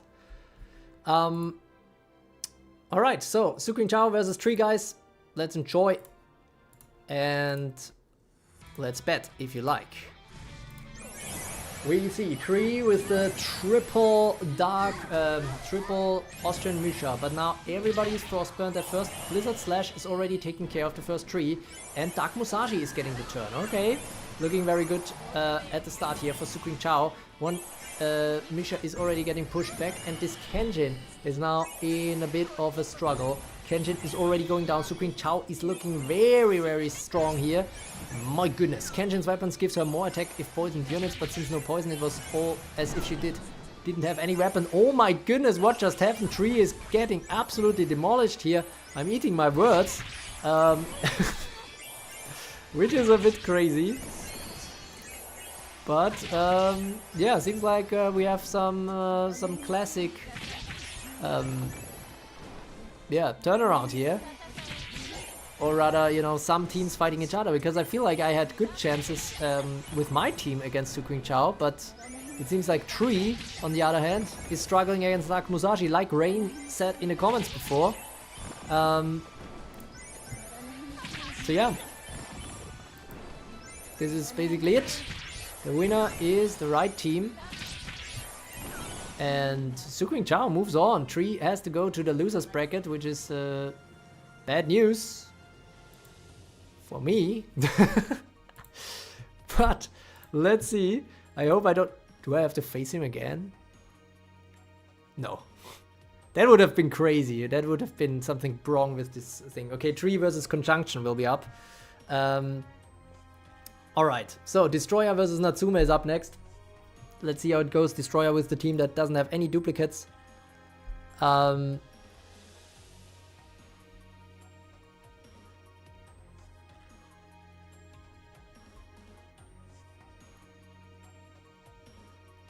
So, let's see how it's gonna go with the next one. We have 30 viewers again, very nice, welcome, welcome. And I actually also see it in the YouTube live control panel now, so that's good news.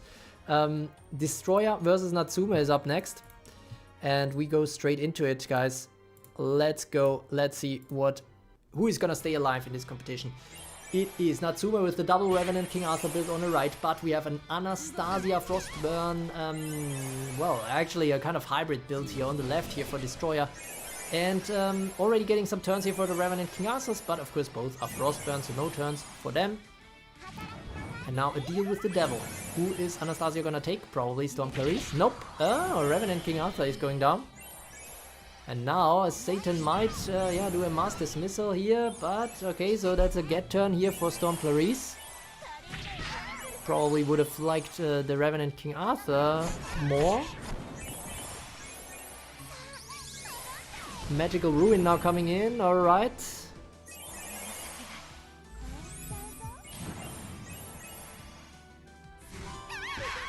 Destroyer also in chat saying, let's have a good battle, Natsume. Let's see how it goes. And so far it's very interesting. Now, a lot of Frostburnt Earth Dark Relotias, which is not good for Natsume. Both of them are going down. Now the Sarah are entering. Another Rallying Queen, and now a Dark Rebirth, but that means Anastasia gets a turn and no, only does a Cold Steel, but now Venus gets a turn and Goddess of Charm is coming in. Revenant King Arthur is not charmed though, but it's still not enough for that Regal Cataclysm to really hit hard. Heartfelt Strike against Sarah. Sarah still standing. Deal with the Devil now for Venus to have some Divine Kiss maybe? Nope, just Heartfelt Strike. Venus is a bit disappointing sometimes with the Heartfelt Strikes, I have to say. But Devil's Fury is coming in clutch. But now Revenant King Arthur, can he turn it around? Well, has to do an Infectious Evil first, which is not great. Victory Cannon now coming in against Sarah. Sarah still standing. Suppressing Fire. Anastasia, can she do a Royal Blizzard? Is enough time passed? No. Cold Steel is coming in. This is not over yet for either team. Now Revenant King Arthur is charmed. This is not ideal. Dark Rebirth coming in though. I'm a bit afraid of Revenant King Arthur here.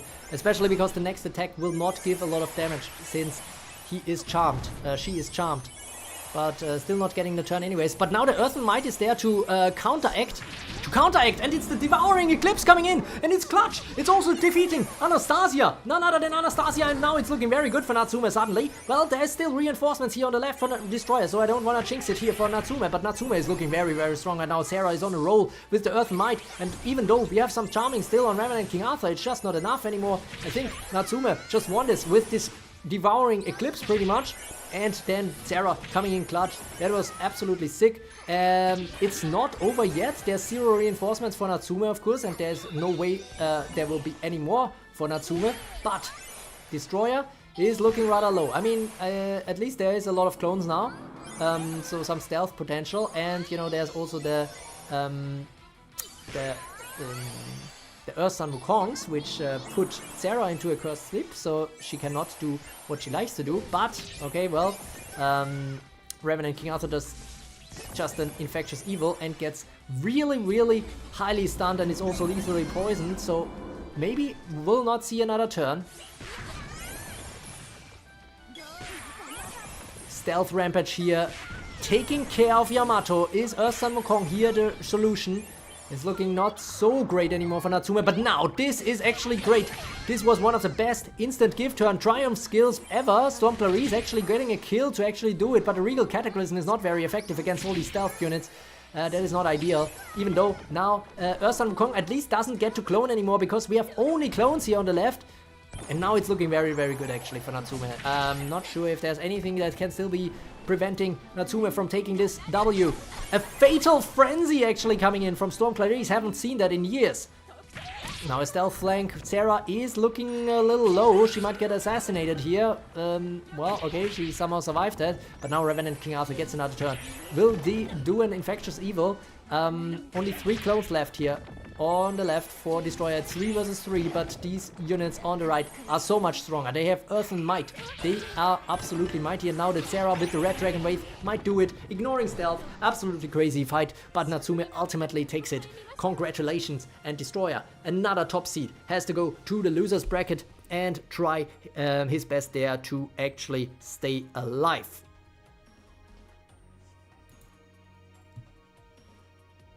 Whew, alright. GG to both of these players. Natsume moving on. So far, very diverse countries here on the right-hand side in the round 3 of the winner's bracket, and we will see another country join. Only China is represented twice here. Every other country only once, and it will be Cambodia or India who will be in the round 3. It's gonna be Nagi the Rizzler versus Anime Tuber, and Natsume won that one, okay, as an underdog in terms of the bets. And now we're gonna go.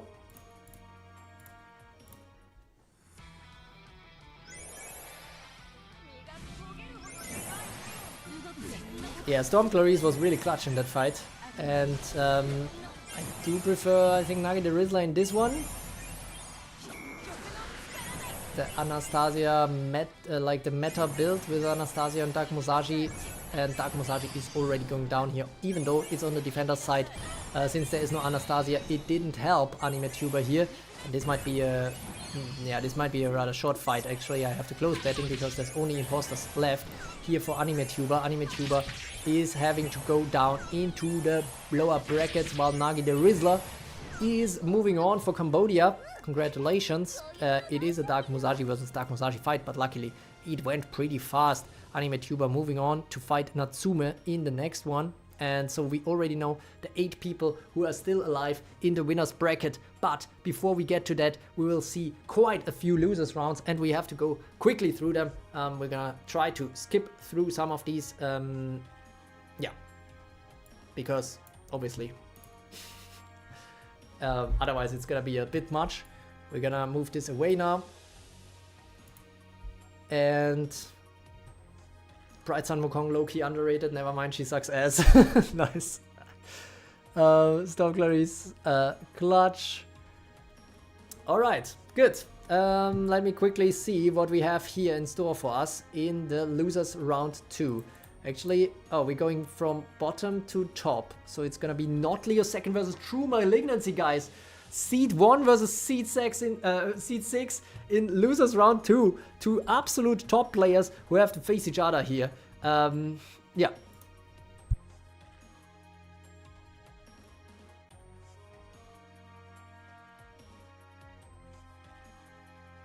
And then we will have a purely Chinese battle between Wine and Lulu. And then it will be Rexy versus True Creo. Germany versus Austria battle. Like a classic in football. And then we will have Nelson Checked versus Fokker Laws. It will be Myanmar versus India.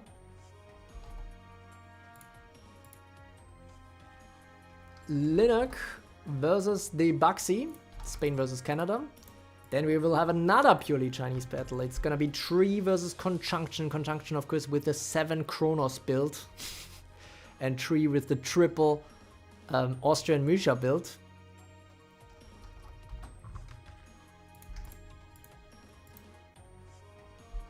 And then another top seed battle between Destroyer and Exo. My goodness, seed 3 versus seed 9. And one of them will not stay alive.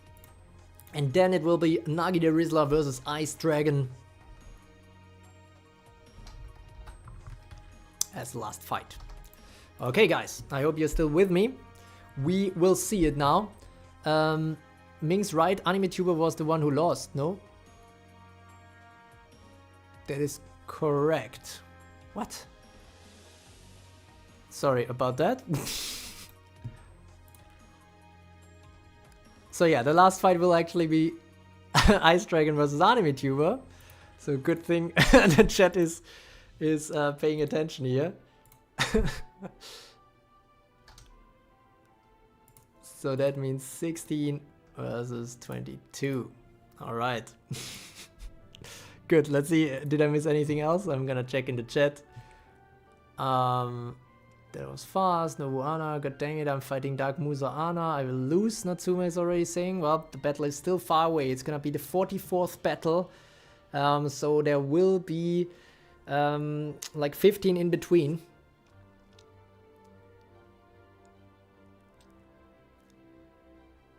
Fatal Friends will be good for Ana though. Football, yeah, football as in soccer.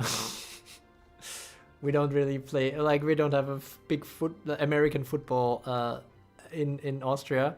Anime Tuber had 3 units, right? Or am I tripping? Yeah, Anime Tuber has only 3 units. Ming is not in the losers bracket, that was a mistake. Okay, cool. We are ready to go, guys, for the losers bracket. And of course, like before, there will be no bets in the losers bracket. We will just enjoy the show here. And we will have a top fight coming up between Not Leo Second and TruMalignancy. But of course, on my own discretion, I guess, we will skip through some of these battles. Or also, you know, if you write it in the chat, we can see if we want to skip it. But this might be a big fight, because this is seed number 1 versus seed number 6. Both of these have theoretical chances to get to the number 1 spot. Not Leo Second, no win yet in this tournament. The Stealth Alliance already coming in for Night Misha, and New Anya is already down thanks to that double penetration here from... Okay, that's a bad word for that. Yeah, let's see how it goes. Off to a good start here for TruMalignancy. That is I think, fair to say. A Toxic Burst coming in. My goodness, Austrian Misha is actually broken in Dupli Cup. Alright, I think this is already over. We can skip.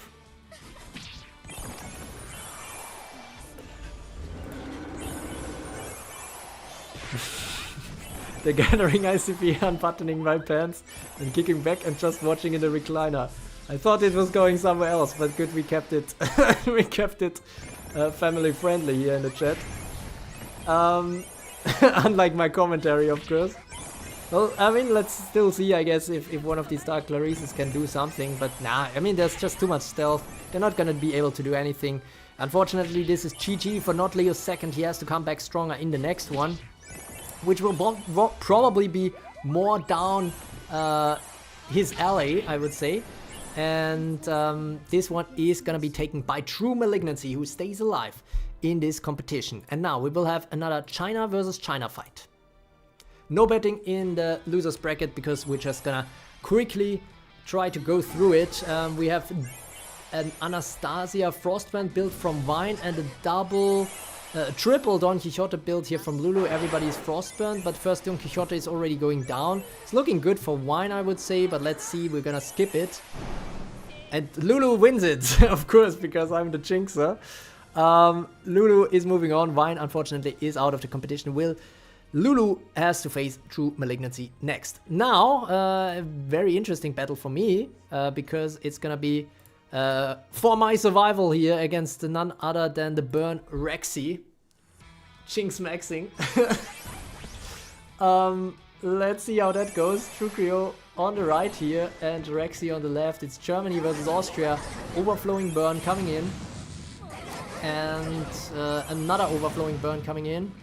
And yeah, the first Goemons are already going down. Heated lands, hopefully New Anya can stay alive. Yeah, New Anya stays alive, and now Valkyrie Reset can do some stuff. It's not ideal that the Resets link landed here on New Anya. I would have preferred Dark Lord Miller, but it's still fine. We're getting another turn, and Cerulean Blade still not enough though to take out Don Quixote. We need some kills here to get Reset a little bit stronger. These kills that do not count are the ones here from these Greymon clones that are not doing anything. And now I'm afraid, oh my goodness, Deadly Burn Blast could have taken all my chances here. Oh my goodness! And now Valkyrie Reset is even stunned. Rexy is on a roll here. Everything is taken out for me. And now I'm not sure even what are my hopes here. Luckily, the Gathering ICP in chat is picking me, donating $2. Thanks a lot for your support. But I'm afraid this time, if we are betting man, which I guess we are, I'm not sure I would put any money at this point on my team. This is looking over. It's not gonna be like Valkyrie Reset is gonna see another turn. This is GG to Rexy, and I just have to be glad, I guess, to take at least one win in this competition. And so yeah, after Notley a second and Wine from China, I will be the next one who is eliminated in this losers round 3. Wow, 370 time units already on Valkyrie Reset. Well, that is it, guys. Congratulations to Rexy for this win, who will go deeper in this competition. Of course, he will first have to face the winner of the next fight, which will be Nelson Checked versus Focalors, Myanmar versus India, and we are going to see how that one goes next. Actually, I'm kind of glad that I'm out, because I mean, I didn't have high hopes for my team anyways. To go deep in this tournament, so now I'm a bit more relaxed, because I don't have to make myself any any misplaced kind of hopes. The only sad thing, of course, is that the Gathering ICP cannot pick me anymore in his donations in the chat. Yeah, I think that's fair that I was eliminated.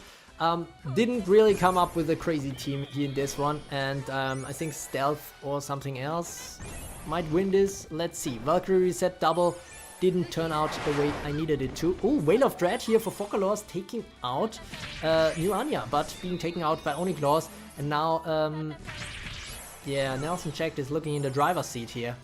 I think I'm gonna skip this battle. This is looking over. Nelson Checked is gonna take this one. Focalors unfortunately has to bow out of this competition, and we are going to move on to the battle between Daybuxy and Lunar next.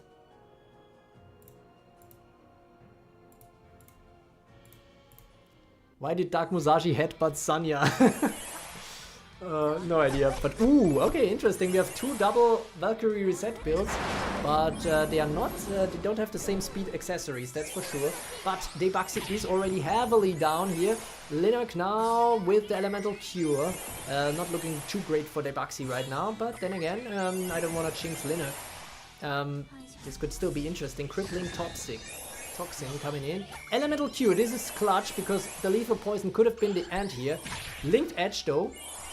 Oh my god, that was barely not enough damage, but it is enough damage to take this one. And now this is it. GG. Linux is absolutely blasting Daybuxy in this one with the double Valkyrie Reset build. Not sure what that was about. Everything was going so fast, but GG anyways. Congratulations to Linux, who will go deeper in this tournament. And GG to Daybuxy as well. Good luck next time as well. She's already a veteran in these tournaments as well, always joining for some good fun. And Tree and Conjunction will face off against each other next. Both of these Chinese players will have to win to get a chance to stay alive in this competition and to face Linux from Spain next.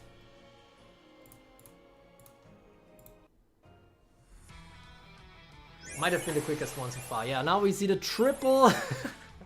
Yeah, I don't see a way. I don't see a world where Conjunction wins this, to be honest.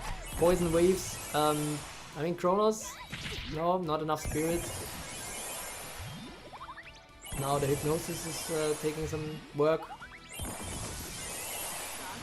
Poison waves coming in. Unstable blade will be very, very sick. Time unit reduction. Not enough spirit here to actually do anything for Kronos. The time stop would be the only chance, but even that would not be any chance, because yeah, Kronos is just hard countered by this build on the right hand side here. Not even sure if we wanna, I don't know guys, should I skip this? But maybe before you can reply, this might be already over, so we might as well watch it, I guess. Unstable blade, everything is going completely down here for Conjunction and his 7 Kronos build. Yeah, these 3 Mishas and Kenjin from Tree are just super strong. I still believe that could have a deep run in the tournament, even though it was a bit disappointing against the Dark Musashi build in the winner's bracket. But yeah, this is extremely strong here from Tree. Dinak is complaining in the chat, why another hard counter? Well, I mean, I faced 3 in the very first round. Do you think I like to face that? But yeah, it is what it is. And so let's see how that goes for both of these players in the next round. And now we have 2 more left in the losers round 2. Let's see how it goes.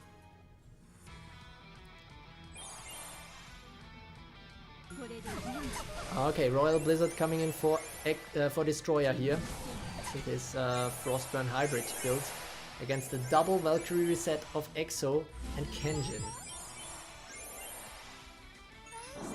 Let's see who can stay alive here. 2 top seeds, 2 top 10 seeds.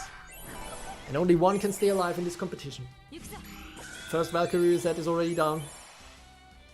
Divine Strike here. Valkyrie reset. Elemental Cure is coming in clutch, hopefully. Link Edge. But Venus stays alive. Heals back up again. Avatar Ludmilla goes down. But that is probably the unit that Destroyer can lose the most. Would have been better to kill Anastasia here, that's for sure.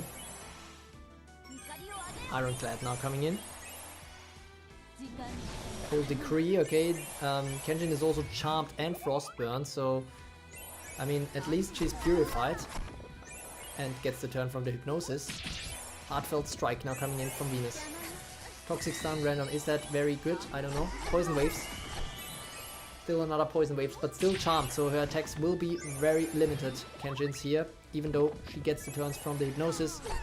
And she just does Poison Waves all the time, and Venus gets the turn again and again. Another Storm Snow White goes down. Exo is down to 0 reinforcements. Rain say Exo's Valkyrie reset is gonna carry this. That is definitely the chance here for Exo and Kenjin. As long as Kenjin is still alive, she can potentially win this battle. Anastasia being hypnotized is a very nice touch here.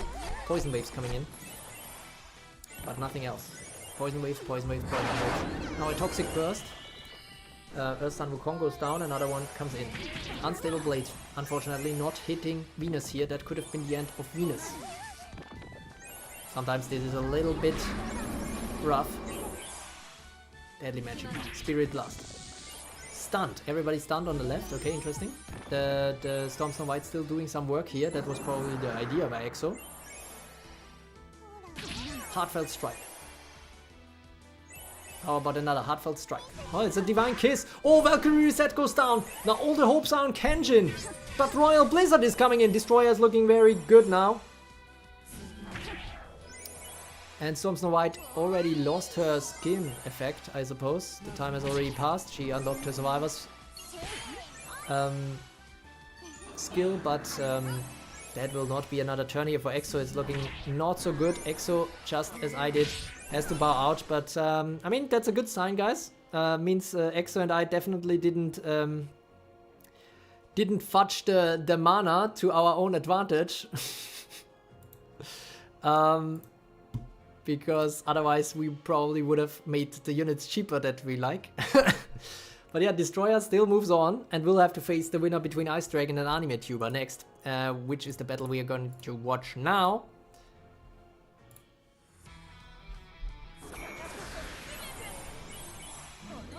Void Push coming in. We have 3 units here for Anime Tuber only, and quadruple New Anya. Guys, should we skip this battle?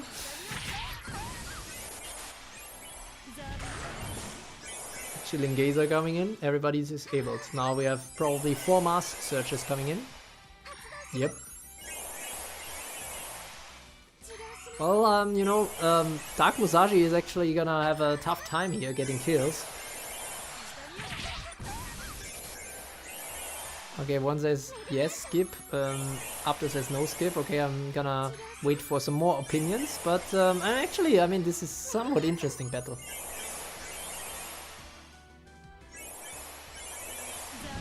All of these units on the right here from Anime Tuber need kills to actually be good. I mean, at least Modern Amina scales up with more attacks, so that's why she nearly was able to take out New Anya here.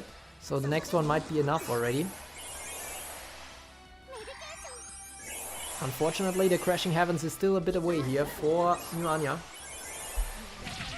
But yeah, Uniklaw is not doing anything. Again, Musashi gets disabled. This might have been the worst battle for Tuba. Could be, actually, yeah. That's a healthy team, I'll watch. Okay, the Gathering ICP is voting for keep watching. I mean, nobody died yet, but it's kind of interesting. And, okay, no, Modern Almina is still not powerful enough to take out a new Anya here, even though she already used code delete a few times. So I think we will have Crashing Heavens soon, if nothing changes. And Dark Musashi actually in trouble because she already lost the stun immunity. Uniklaw not doing anything. She has no spirit, she cannot do anything else. But even if she had Absolute Slaughter, it wouldn't do much either. The interesting thing is though... Oh, she couldn't use Dark Heaven Stance. If she had spirit, she could have used Dark Heaven Stance again. That could have been strong. Code delete. No, New Anya still standing strong. And now the Crashing Heavens come in, guys. Of course, Modern Almina is permanently sleep immune, but she will not live long. Another Crashing Heavens. My goodness, look at those time units, guys. Woo, baby. Another Crashing. Oh my god, okay, this is actually very fun. Okay, look at those. 1500 time units on Siegfried and Dark Musashi. Both of them have no ways of getting a turn unless Modern Almina duplicates and comes in and does a limiter release.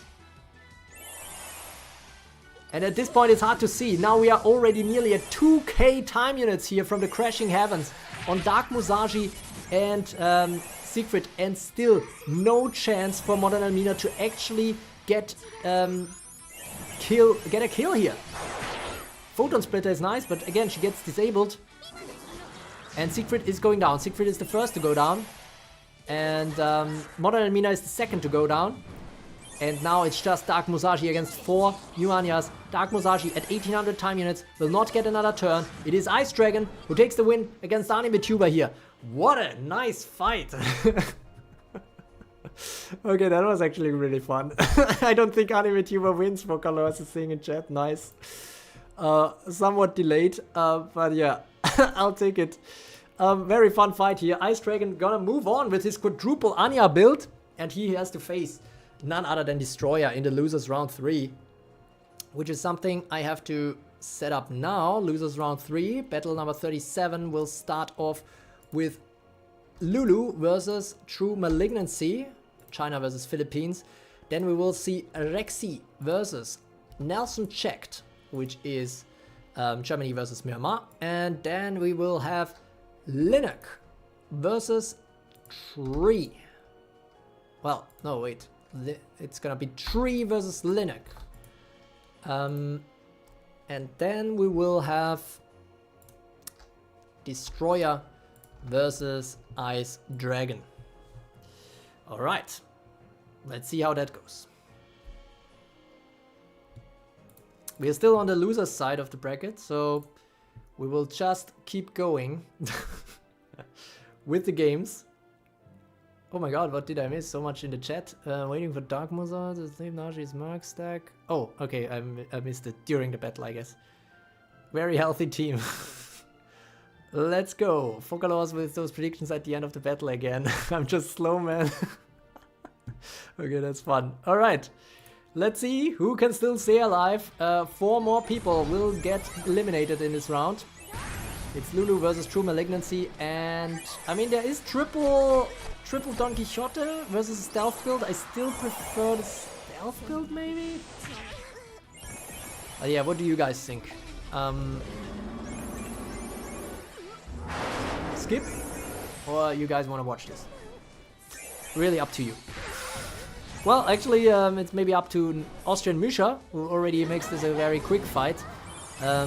Not a lot to play for here anymore for Lulu. It's looking very good for TruMalignancy, who might stay alive here. And she still has Night Misha in reinforcements. Modern Almina, though, with the limiter release, that might be the last chance here for Lulu against this TruPoisonBeliever. Angel Team going down to burn. Interesting. Dark Kaguya going down. Ooh, okay, now Modern Alminas are on a roll here, guys. Face out. Lulu is looking good. Ooh, Misha stays alive somehow, but the Photon Splitter is coming in and she gets more and more turns. But now Kenjin gets the Hypnosis, finally gets to do something. And the Rashomon is something very nice. Okay, Modern Almina, the original one was taken out. Why she didn't take out... Oh, okay, well, never mind. It's not that important. But Don Quixote would have been probably nice to take out here from Rashomon. Or is it random? I don't know. But yeah, Kenjin is taking this one. And TruMalignancy has to move on. Well, has to move on is a wrong word. Can move on.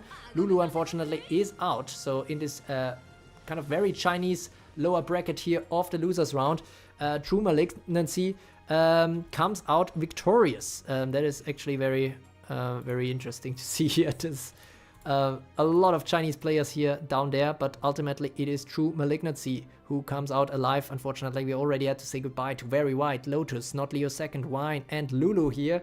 But of course, we still have quite a few Chinese players in the upper region of this bracket. And for example, Tree also still there in the losers bracket. But now it will be Rexy versus Nelson Checked.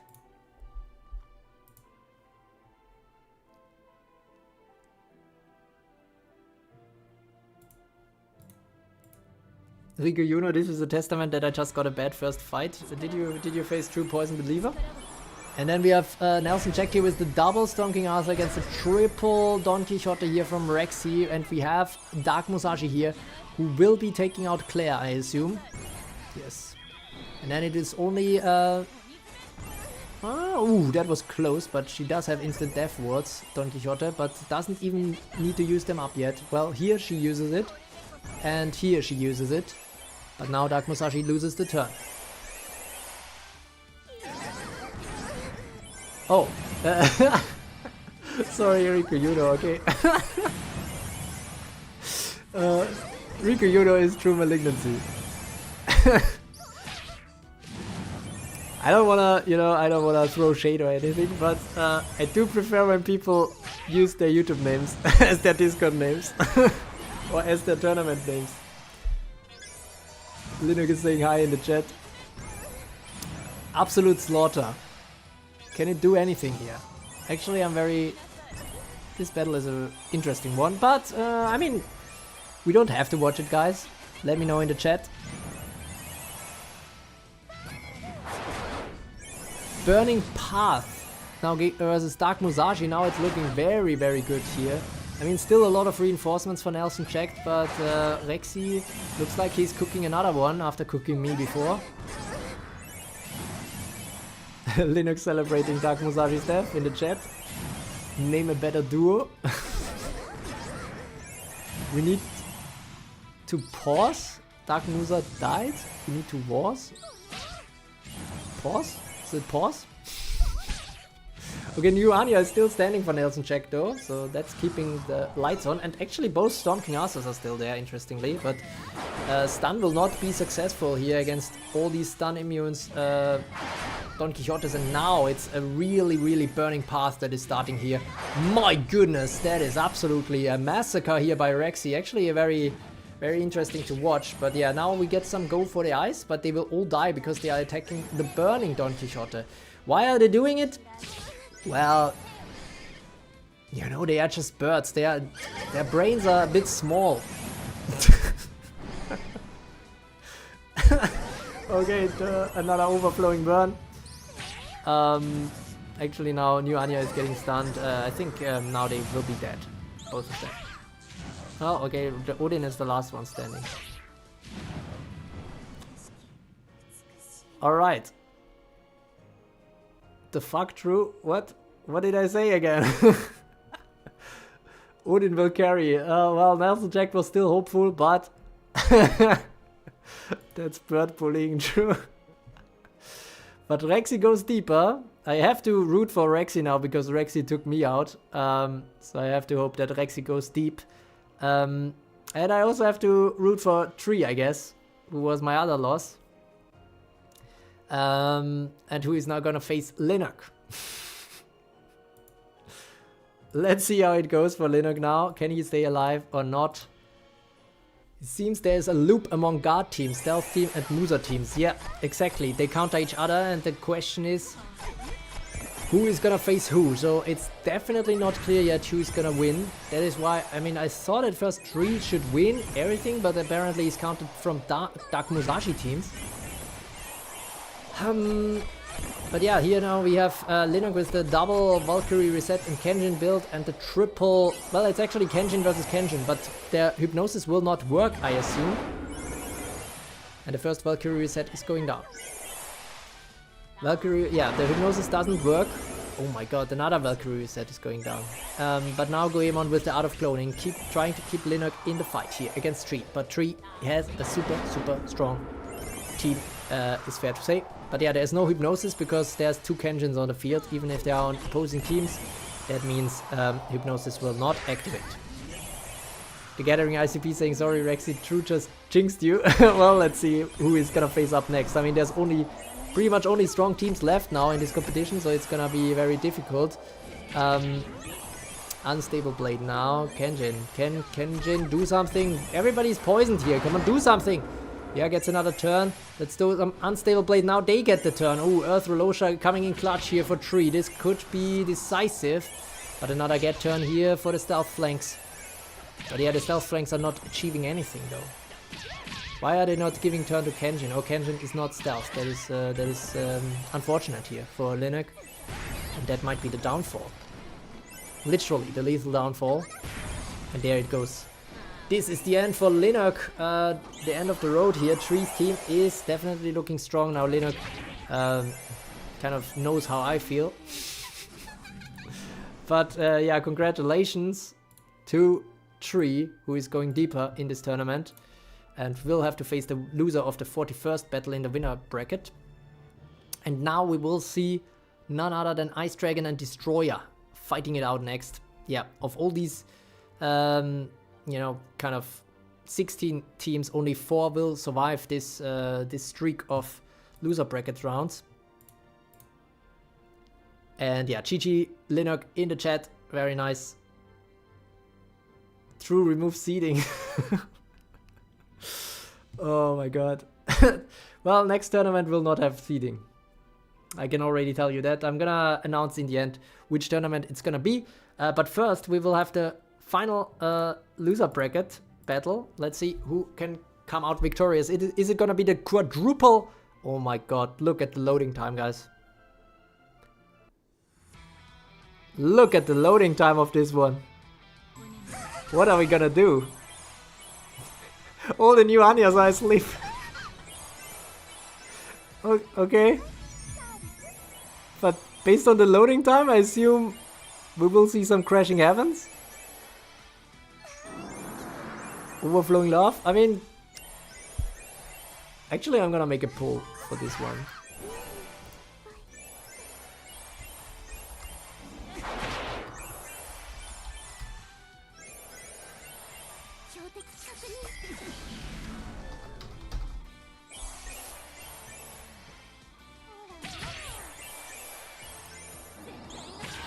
So guys, you can now vote if you think we should skip this or keep watching. I mean, one new Anya is already down. Dream Shatter coming in, actually clutch here from Queen Elizabeth. Is Queen Elizabeth gonna carry this for Ice Dragon? Another disabling here for Venus. Venus can clutch this, what Natsume says in the chat. If she gets a turn. Keep watching till crashing heavens, then we decide. Okay, fair point, Linux. The Gathering ICP saying I watched an hour-long battle with you guys, so I won't watch. Well, you know, that Kojiro fight was insane, but today I think we're not gonna do a 1 hour battle. I mean, yeah, we are in the losers bracket after all. If this was in the winners bracket, maybe. There I'm not so keen on skipping, but this one, let's see. But let's see what happens first. I still get flashbacks from that Kojiro fight. Yeah, that was crazy. On the very first tournament as well, in the very first tournament round.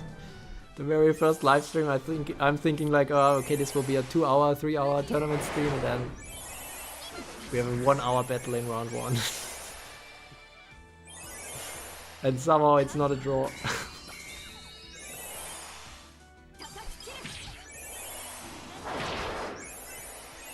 Well, this is still interesting. Oh, now, oh my godness. Okay, the Earth Sun Wukongs are cloning like crazy. For Destroyer here. What's the opinion of Destroyer and Ice Dragon? I think both of them maybe are in the chat. Crashing Heavens coming in, but everybody has stun wards, so that first one is not very effective. We have a 55% currently for keep watching. So we're gonna end this poll for now. And then gonna start it again sometime. Oh my god, now the stuns are coming in, guys. 500 time units, but Avatar Ludmilla gets the turn again. The counter coming in clutch. But another Crashing Heavens. The funny thing is, even though Avatar Ludmilla would normally absorb this, Crashing Heavens, of course, is not absorbable by stun absorbers. So that is why this is so crazy. But yeah, there's no kills. What is Queen Elizabeth doing? She's just falling asleep due to Avatar Ludmilla's passive. Now finally Hijikata goes down. How is Avatar Ludmilla still alive? Now finally she goes down, but now we have Earth Sun Wukong everywhere. And now it's just one Earth Sun Wukong. This is actually 1000 time units. All the other ones are basically fair game again.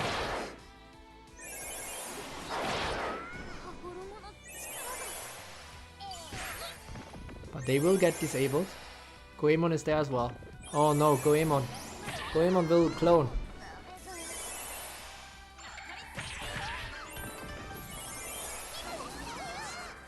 Lunar is still salty in the chat about the seeds.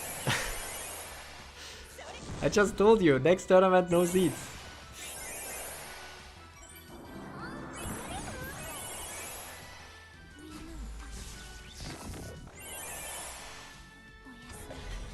Okay, Lunar Hypnosis. Who's gonna win this, guys? Actually, I'm gonna open the bets. I'm gonna make a little exception here. So you can bet on who is gonna win. You don't have to bet points. If you want, you can just write it in the chat. I don't know who's gonna win this. I mean, I'm still leaning towards Destroyer, because ultimately when the 1000 time units pass, the new Anios might no longer be strong enough, but the Earth Sun Wukongs, I feel like Queen Elizabeth has nothing to counter that, and the Goemons are an additional fallback solution here for Destroyer.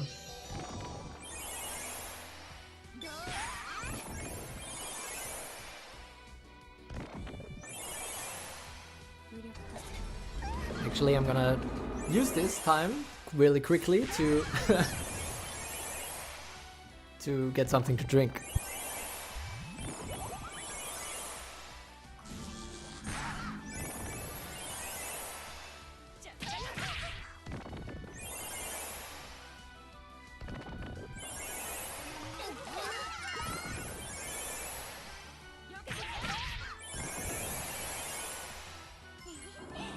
Okay, how's it going?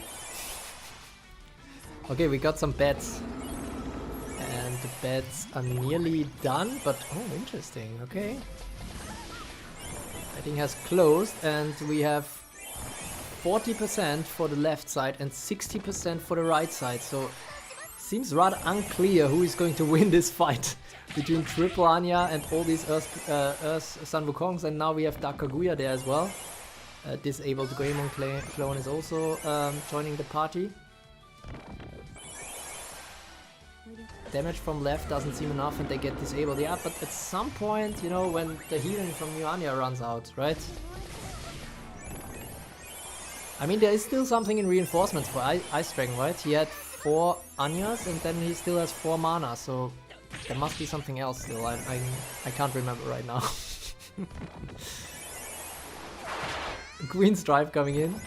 At least there's no cloning right now, because there's too many clones here for Sun Wukong. Okay, now Elizabeth starting to solo. Lunar might be eating his words soon. Very good stuff here for Ice Dragon. Still has Hichi, right? Yeah, might be. But then again, Hichi is not that powerful if you have so many guards. Healing Mist has a 10 use. Well, the Mass Search has a 10 use limit, yeah.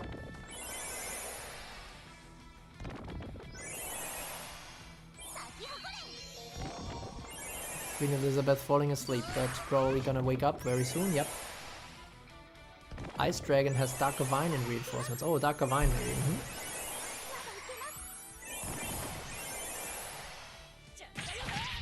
Anya will run out of healing and lose. Yeah, that's also my thinking a bit. And both teams, by the way, all the time at 10 spirits. Not a full charge.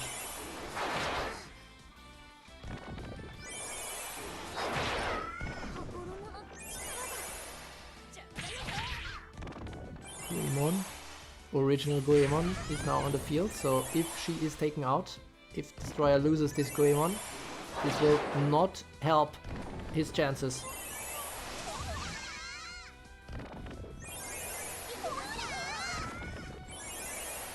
Both Goemons asleep.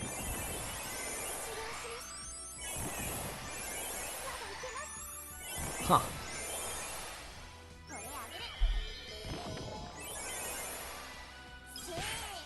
Okay, I think it's time for another poll.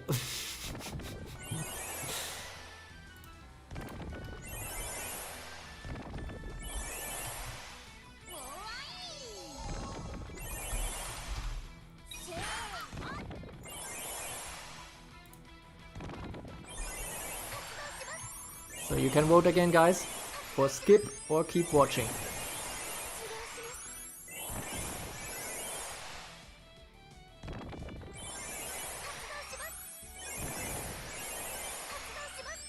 Still a lot of mask searching going on here.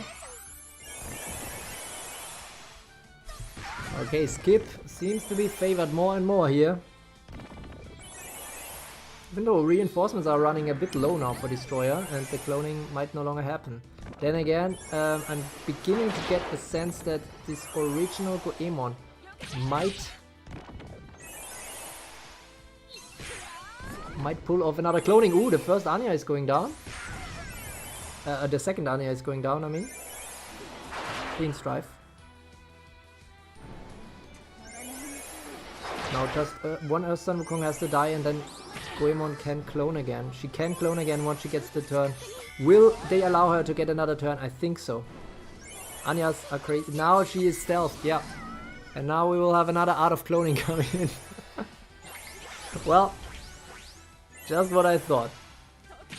Okay, then I think, well, the majority is now on the skip side.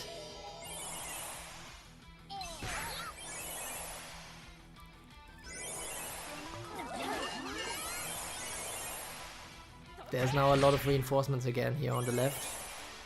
Well, guys, are you ready? Let me know in the chat now. Should we skip it? The poll is in favor of skipping. And I'm leaning towards it as well. Last bets on who's going to win this, left or right. Is it going to be Destroyer or Ice Dragon who stays alive in this competition? Ooh, okay, Earth Gavine is just joining the fight. Maybe I just wait until I see her do some move. Fire Dragon is like 10 minutes late with the betting. But okay, I guess you're trying to say that you think the left team is gonna win. I mean, 1000 time units might be over soon, right? Actually, now the reinforcements are looking... Oh my goodness, wait a second. There's no... The original Goemon is down. There's no... Well, okay, this Anya is going down. This could be a great finale. I don't see how this is gonna take much longer. Why this is loading so long? Interesting. Okay, well, this should be over soonish. So I'm not gonna skip. Could become rather interesting now. Cursed Helioslash coming in, but the clones are still there. Can they do something? Assassination attempt thwarted. Now they are cursed sleeping. It looks over for Destroyer. Ice Dragon with the quadruple Anya build is absolutely pulling this off. Ungodly stuff here from Ice Dragon. Alright, well, good thing we didn't skip. That was actually pretty close to the finish line here. And as such, Ice Dragon moves on again into the losers round 4, where 2 Germans are now waiting. Unfortunately, no Germans in the top... Oh, actually, sorry. Sombrix is still there in the top bracket, which we will see next. Good, now we are finally back to the winners side for now. Linux saying Dupli Cup is so peak, so sad half the people didn't even use duplicates. Nah, that's not true. I think that's maybe like 5 people who didn't use duplicates. So... Oh, right. Oh, I need to pay out the bets here. So the right team won. So congrats, 60% were right. And we're gonna have the next battles coming up. Gonna have to book them. It's gonna be Sombrix versus Star. Then it will be Abdo versus Kuhaku. Then a top seed battle. Ultrus versus Suqing Chao. Very important here for the true world rankings, whatever happens in this battle. And then we will have Nagi the Rizzler versus Natsume. And as such, I forgot to switch, okay. But yeah, we are ready. And let's see. Natsume has a copy of each unit excluding Yamato. Nice. We will fight now. I'm gonna start the battle. Just starting to lose the words as well. But here we go, guys. The last German in the winner's bracket versus the second to last Chinese player in the winner's bracket. It is S versus S. It's Sombrix versus Star. It is triple Venus for Sombrix versus double Sarah for Star. And the Divine Kiss is not enough, despite the charming, to take out either one of these Sarahs so far. But this one is double kill here from Sombrix. Off to a great start. And Secret is already disabled. But now the stun bolt actually coming in for Stormcaller. I think that was not expected by Star. Star probably hoped that Stormcaller would already be dead at this point. But somehow Sarah is taking more heat here, taking more hate. And the triple Venus build might be paying off. The Snowstorm, I think, will not be effective. Yes, exactly. Absolutely useless stuff here from Siegfried. And Stormcaller is still alive. Goddess Charm coming in yet again. Colin, if she dies, she speeds up everyone else and gives them armor and everything. Mega Elixir Revenge, basically. Victory Cannon coming in, not very effective here against Nuanya. And Venuses are still getting turns. A lot of charming here going on. And now finally this Stormcaller goes down. Well, was that a second Stormcaller actually? I'm not sure. But yeah, good stuff. Nobody actually placed a bet, so it seemed like a very open fight. But at this point, I'm not sure I agree. It's just Siegfried who is charmed. And the triple Venus build from Sombrix. It's looking very, very strong here. The German with a deep run in this tournament. Now Linux is trying to bet 2000 on the left side. Funny. Well, Sombrix, GG. That was a very clean fight. And as such, moving on to basically, well, we could call this the semifinals of the winners bracket already. And then we see Kuhaku versus Abdu next. That will be our next fight. We go straight into it. Gotta open the bets, guys. So if you wanna place them, do place them. But it will be double Austrian Musha on the side versus double Genie on the left for Abdo, who comes with unlimited healing. Unfortunately, that's even weaker than Venus's healing at this point, so Genie was never good, but now even outshadowed here. But of course, she's only there for the instant turns potentially. But who is she gonna give instant turns to? Because the Groundbreaker just gives so much to Kuhaku. Off to a great start here against Abdo. But now, double, well, a full light team on the left here. And Light Bahamut is one of them. Now everybody getting turns. Golden Sandstorm, of course, not effective, but maybe taking care of some of the stealth.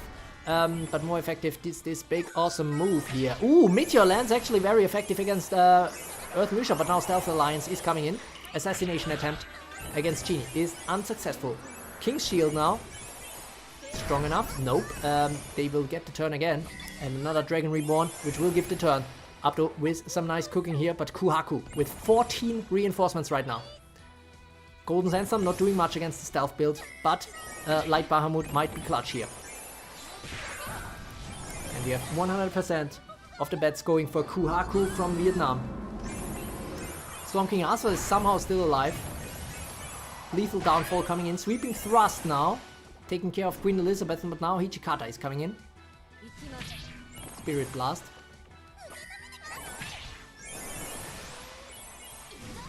Lightning Bolts. Focalor saying, I feel like left may win. Yeah, I agree. That's I'm leaning towards that as well, but yeah, it's really too early to tell, I feel. But that's what makes it interesting. We have now double Hichikata on the left and double Goemon clone on the right. On the right though, Kuhaku's team is looking a little bit off now without the stealth Mishas. One Light Bahamut was taken out, but one is still alive here for Abdo. Some stunning coming in, more King Shields, more stunning, stealth flank, but Hichikata gets to turn first. Which means, oh, assassination attempt successful, but another Hichikata takes her place. Only one reinforcement left for Abdo. Regal Wavemaster, 0 reinforcements left. It's now all on these Hichikatas, these 2 genies. That is not an execute skill, by the way, this big awesome move, so kind of wasted. And, you know, the stealth doesn't even go away due to the super stealth. And there's still more. And now they are all asleep. Light Bahamut is asleep. This could be a terrible thing. After saying Eli will cook me. Will cool me. Regal Barrage now coming in. Queen Elizabeth. What is she gonna do? Light Bahamut is on the brink. Still somehow standing. But this Dream Shatter should be enough. Yep, Light Bahamut is gone. It's just Genies and Hichikatas now. I don't see a way back into this battle for Abdo. Kuhaku is looking extremely strong here for Vietnam. The first time joiner. I said it before in the beginning. Could he or she pull off another Ultros? Basically joining the tournaments for the first time and then actually taking the trophy right away. This is a team that could potentially do it. Big awesome move. Storm King Arthur somehow still standing here on the right, together with all these other stealth units. I mean, right now, what is on the battlefield is not crazy, but now with Stealth Misha coming in, with the stun hitting here on the left, this should be enough. I mean, Hichikata, no, she's not gonna get the turn. Interesting time unit vanishing here in the timeline. Divine Lightning coming in, still somehow everybody's surviving, but this is basically over at this point. This is a GG to Abdo, who will go down to the losers bracket. Of course, he can still go deep, he can still win the tournament, but Kuhaku right now is in the driver's seat. He is looking very strong with 9 reinforcements left at the end of this battle and ultimately taking the fight here. Actually, another Call to Storm here, Kirin going back. Very, very nice combination here. Fireworks coming in as well. Lethal Downfall. Still struggling to take out this Genie with the unlimited healing, to be fair. A sweeping thrust.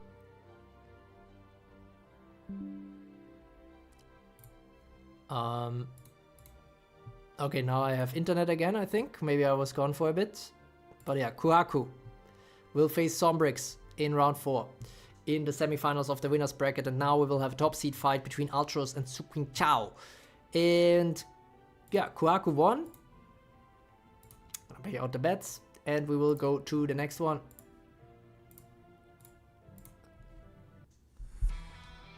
My tankiest Genie clutch, I believe in you. What the hell happened?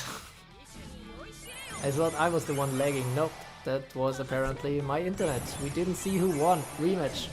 What? Really? You didn't see the end? No, it was, you can trust me on that. Abdo lost.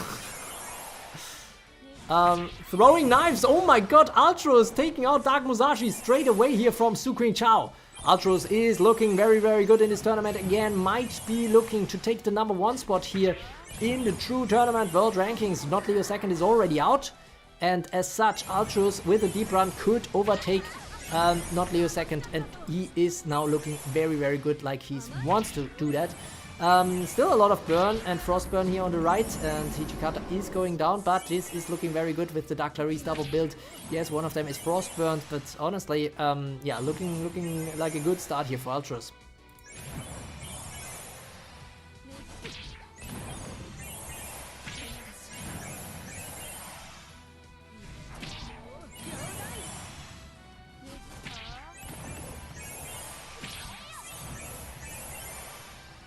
again. Come on, but listen to me.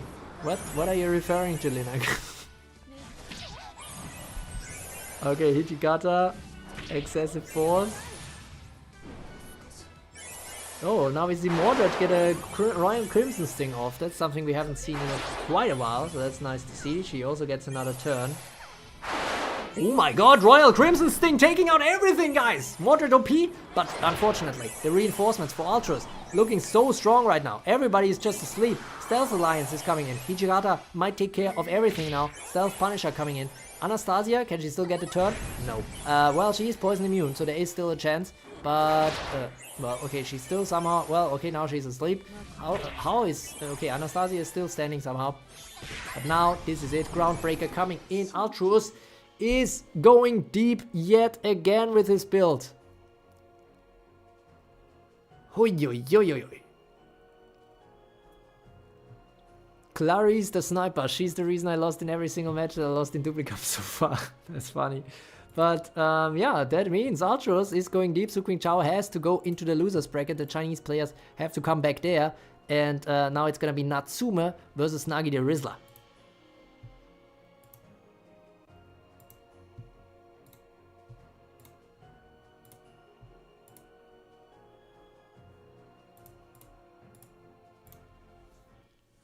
Linux saying Natsume for the win.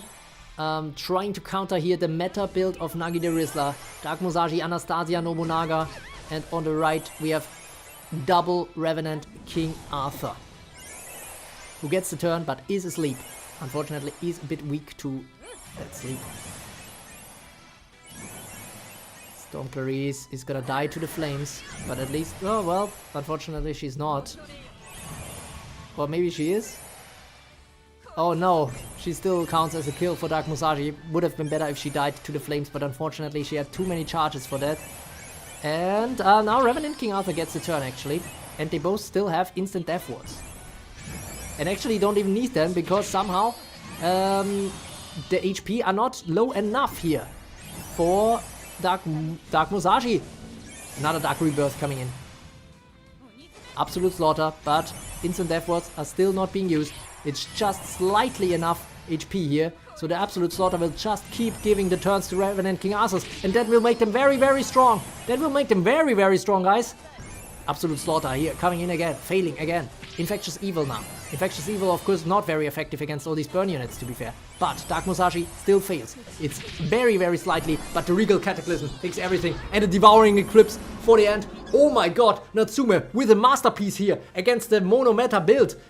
Unbelievable stuff, taking out Nagi the Rizzler without even breaking a sweat. That was gonna go absolutely crazy. The way, I mean, the full clutch of everything was how it didn't change, like, it didn't trigger the below 10% here for Revenant King Arthur. She just barely had enough HP, so maybe it was a weapon choice thing. I'm not sure if that was, I think it might be a weapon choice thing, honestly. Maybe Nagi the Rizzler here with a slightly different weapon choice that didn't trigger here against these Revenant King Arthurs, and as such the damage was just too low, gave them constant turns. And you know, if you give Revenant King Arthurs constant turns that they actually are able to take, their damage scaling will be absolutely wild. So yeah, Natsume didn't even see it. You should definitely go back and watch that because that was absolutely insane. Absolutely gold. And as such, that is our last ticket to the semifinals of the winners bracket. But now you know what that means, guys. Sombrix, Kuhaku, Ultros and Natsume will have to wait for some battles. There will be 6 battles now in the loser rounds,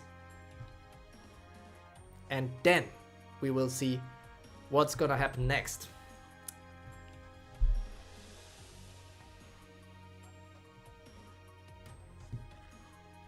Whew. Alright, so we're gonna try to skip through that again. Well, you know, that wasn't working so well so far, but I'm gonna give it my best. We have another top seed fight coming up. But first, a purely Chinese battle between Star and Tree. Star versus Tree, seed 24 versus seed 23. Both of them going quite deep in this tournament. Then we will see Abdo versus Ice Dragon, Syria versus Germany. Then we will see Suqing Chao versus TruMalignancy. That's the top seed battle I was talking about. Seed 7 versus seed 6. And then it will be Nagi the Rizzler versus Rexy with his fire build. Let's see who is gonna come out successfully out of this one.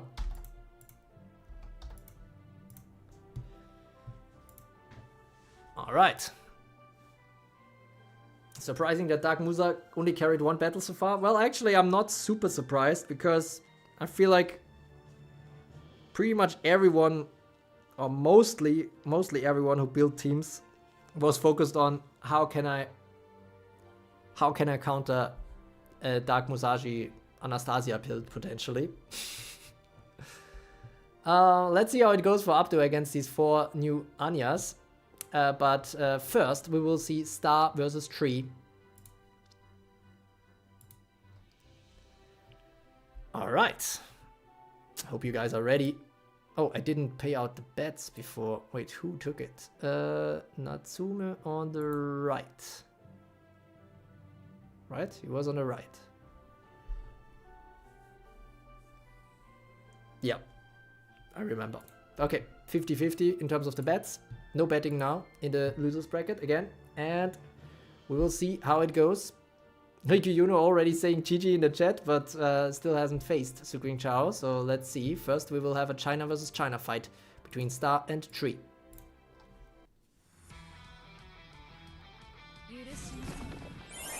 Oh, whoops.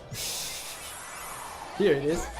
Triple Earth Musha. I'm still convinced kind of that this could be a huge thing, but okay, at least the Storm Call and Play finally plays off here for Star, immediately dying and giving Saros the turn.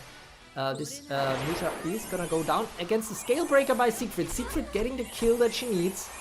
Well, this is definitely a start that is going for Star. Lethal Downfall not gonna be effective against Earth Dark Rolosha here. This is a good start. Icy Awakening already before Kenshin even gets the first turn, and the first turn is actually lost against Frostburn. Now Stealth Alliance coming in, but unfortunately it's not gonna give the turn to Kenshin. That is actually terrible news. Dark Shroud now coming in. A Scale Breaker. Stealth Misha is going down. There's only one Austrian Misha left standing. This might be a counter build here to this Stealth yet again. And another Icy Awakening now. Siegfried will absolutely rock this team on the right. Sarah is also there, of course. Not gonna take the kill yet, but Frostburn now on Misha. It doesn't even get the turn anyways. This is absolutely crazy. Kenshin didn't even get attacked yet. Wasn't even able to get the explosion going. Earthen Might now already there. She's the last one standing, actually falling asleep. Doesn't even get the turn. Kenshin absolutely cooked. Tree is down. What a fight. I really thought Tree could actually go super deep in this tournament. I mean, to be fair, he did go pretty deep. But it is actually Star who goes through, and I think that's actually better for both Abdo and Ice Dragon, because I feel like Tree had the counter to whatever they cooked up.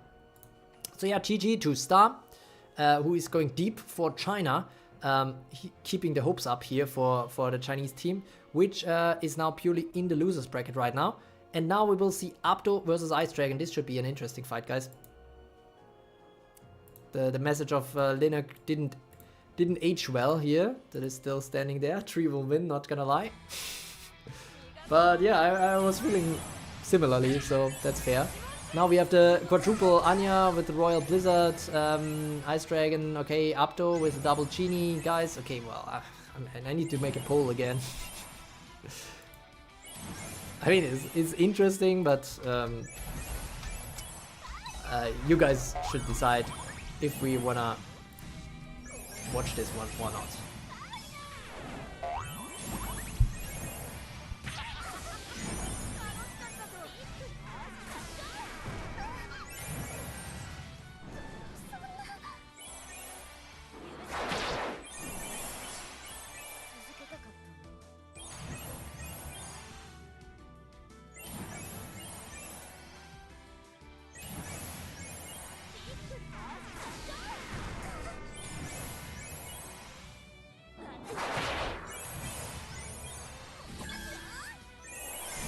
Still there, I'm just peeling some mandarin, like a little snack.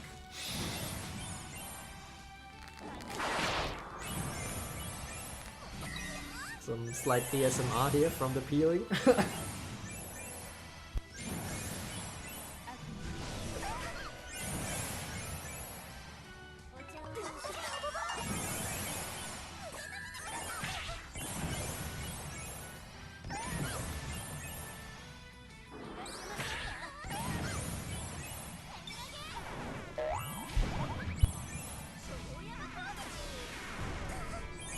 Oh my god, a big awesome move just took out New Anya. That's slick. Ice Dragon actually pretty low on HP, on units already. The question is, can Earth Gavine do something? I mean, Light Bahamut is a bit of a counter to Earth Gavine. Then again, Queen Elizabeth is a counter to Light Bahamut. This could actually be interesting, guys. I know 70% right now have voted skip. I'm still gonna wait a bit because I feel like this battle is actually not gonna last that long.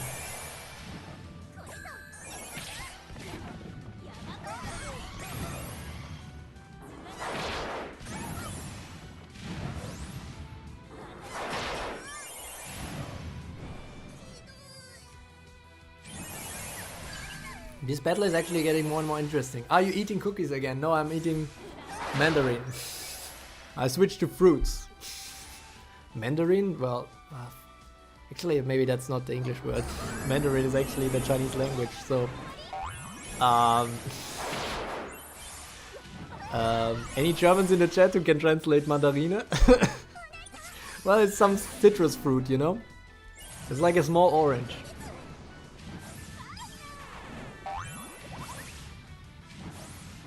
Well, this is it, guys. Ice Dragon is out. Abdo can move on. Still keeping the hopes up. The German player unfortunately out of the competition, but still some very interesting stuff we saw there with the quadruple New Anya, especially in the round before. That was very, very interesting. Against Destroyer here and also against Anime Tuber. But now it will be Abdo versus Star in the losers round 6, but losers round 5. But first, it's gonna be none other than Suqing Chao versus TruMalignancy. Seed 6 and Seed 7, both of them are in the race for some super high ranking after this tournament. So whatever is gonna do, I would skip because that air horn drives me bonkers. Which air horn? I'm not sure which air horn, but then again, to be honest, I'm also watching here on mute pretty much. Alright. Let's see. We're gonna go straight into it, guys. Who is gonna stay alive? Is it gonna be Suqing Chao or TruMalignancy? Suqing Chao with the Dark Musa Anastasia Nobunaga build. And on the right we have the Stealth from TruMalignancy.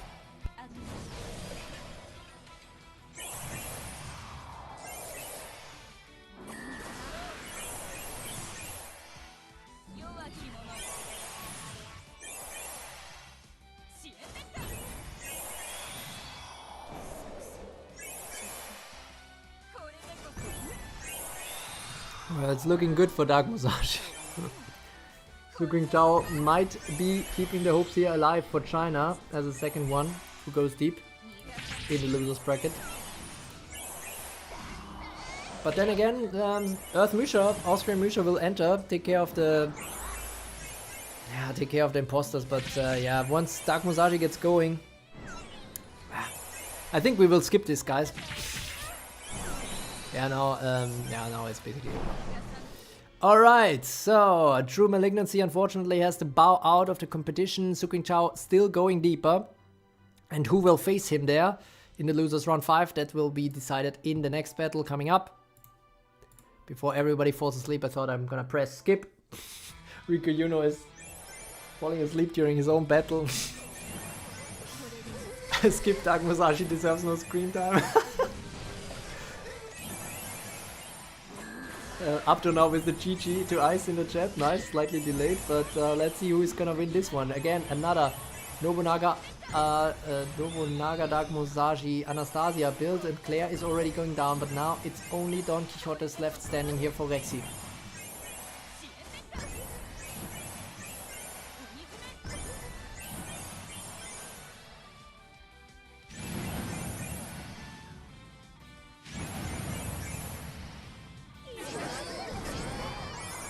Natsume saying, I have a sneaking suspicion that Abdo will clutch my team. Well, first, you have to win all the battles in the winners bracket, and Abdo would have to win all the battles in the losers bracket, and then you will have a fight.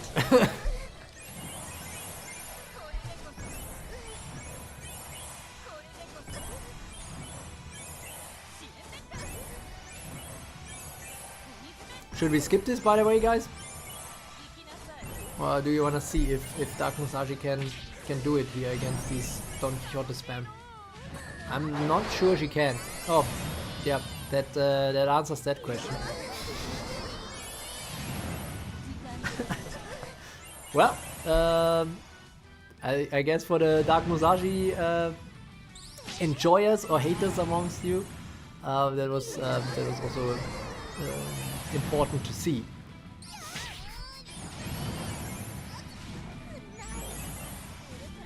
Then again, Linux might be cheering now for Nagi the Rizzler's team now that Mermaid is on the field.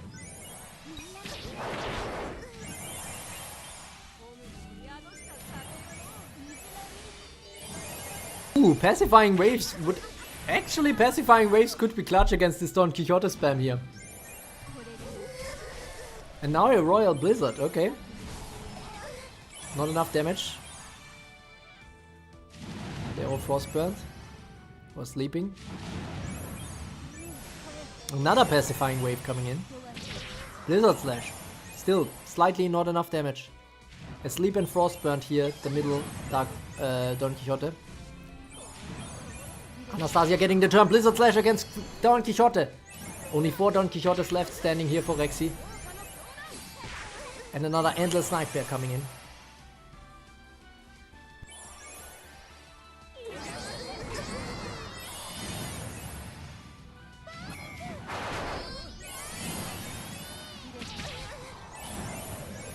Burning Path not strong enough yet. Another Don Quixote is going down. Another imposter is created. Hellhound now. Stunning the own mermaid. Nobunaga trying to get a hit here against Don Quixote. 3 are still standing. No more Frostburn right now. No more sleeping. But now Anastasia gets the turn. And the Royal Blizzard is coming in clutch. Everybody's Frostburn now. Blizzard Slash coming in. They will all lose their turn.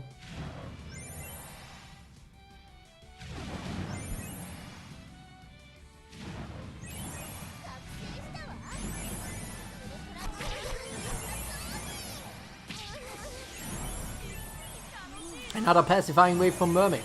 Is she carrying this battle? Kind of. Blizzard Slash. Only 2 Don Quixotes left standing, guys. This looks like the end of the road for Rexy here for Germany. It's like all the hopes for Germany will have to rest on Sombrix's shoulders.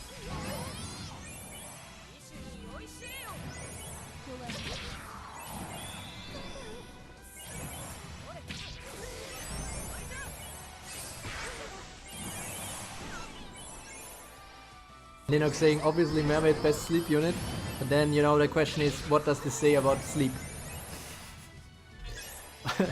Like what does it say about sleep's place in the meta? Oh, we see a lance cannon. That is a rare occurrence, but a single Don Quixote probably doesn't have what it takes to take this all the way. Truly jinxed Rexy. Well, you know, I can't help it. And here we go. Congratulations to Nagi the Rizzler.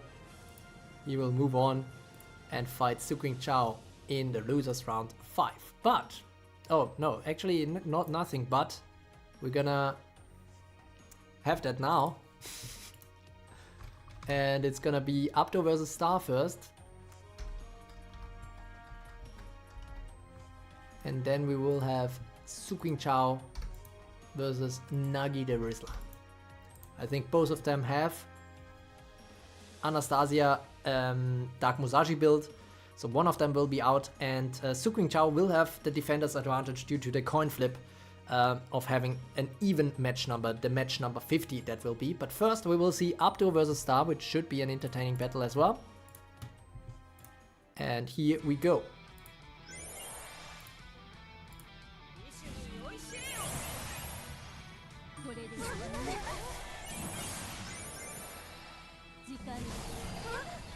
Okay, not the best start here for Star, facing against this kind of frostburn team here with Xerath. And again, you notice that Xerath taking a lot of heat here from the hate perspective. Stormcaller not having high enough hate, which seems weird to be honest, because she should have high hate before she uses the stun.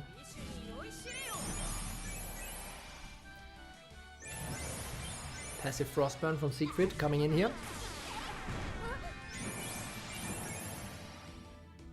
Natsume saying, I hope Apto goes far because Bahamut is pretty. Ooh, time units reduced. Yeah, Bahamut coming in right on the mansion here. Mega Elixir rematch. Ooh, Icy Awakening for Siegfried. That is sick. That could be a match winner here for Star. This could become a very interesting battle. Not gonna skip this one.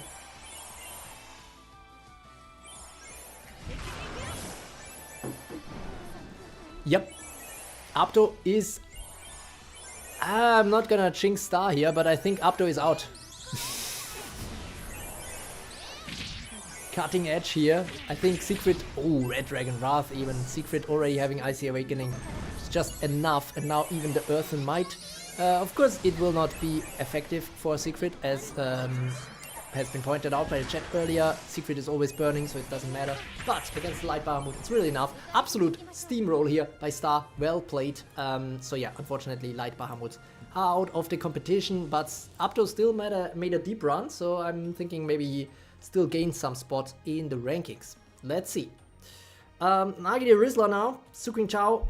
Let's see. It's a Dark Musa Ana versus Dark Musa Ana battle. Good thing is... the big awesome move is the one that does the air horn sound. Yeah, I can remember. Alright.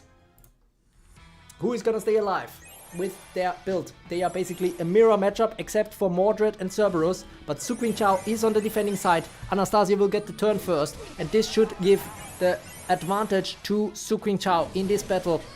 Nobunaga already down, Cerberus barely staying alive. Anastasia getting the turn, but she is asleep. Nobunaga now not having enough to take out Cerberus here, but Dark Heaven style is activated now. And this will be a void push against Cerberus, who is not immovable. Frostburn on Dark Musashi on the right. Absolute slaughter now against Anastasia. This will be over, pretty much. Dark Musashi is going down. And yeah, disgusting meta versus disgusting meta with Mermaid. That's funny, but yeah, I mean, honestly, no need to skip this really, because I was already thinking, okay, this will go down rather quickly, but it is funny to see, you know, these coin flip fights, coin flip teams basically face each other.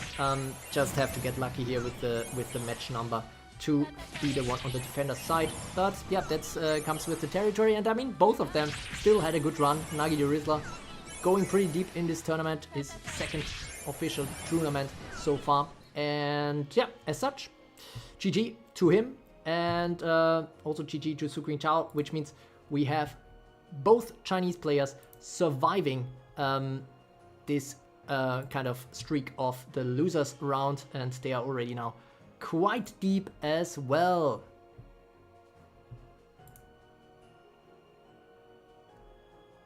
Natsume saying, I do not want Dark Musashi to win. I'm not sure. I feel like Sukwing Chao is one of the last ones who even uses, who has it in, who has her in the team.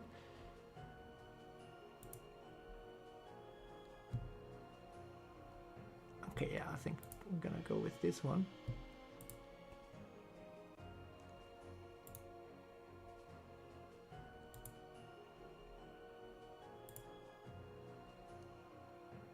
Oh yeah, this works. Alright, so now we see everything in one view, guys. We are closing in on the end, because we have already 50 battles done now, and we will not have a 60th battle. So this is now the end stretch. No more skipping. At least no more skipping is planned. But first we will see the semifinals of the winner's bracket. Sombrix versus Kuhaku and Altruus versus Natsume.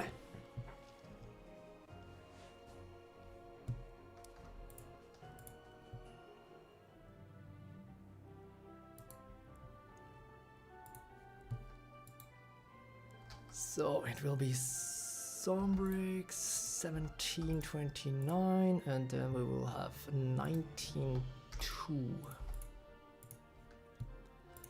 Let's see how it goes.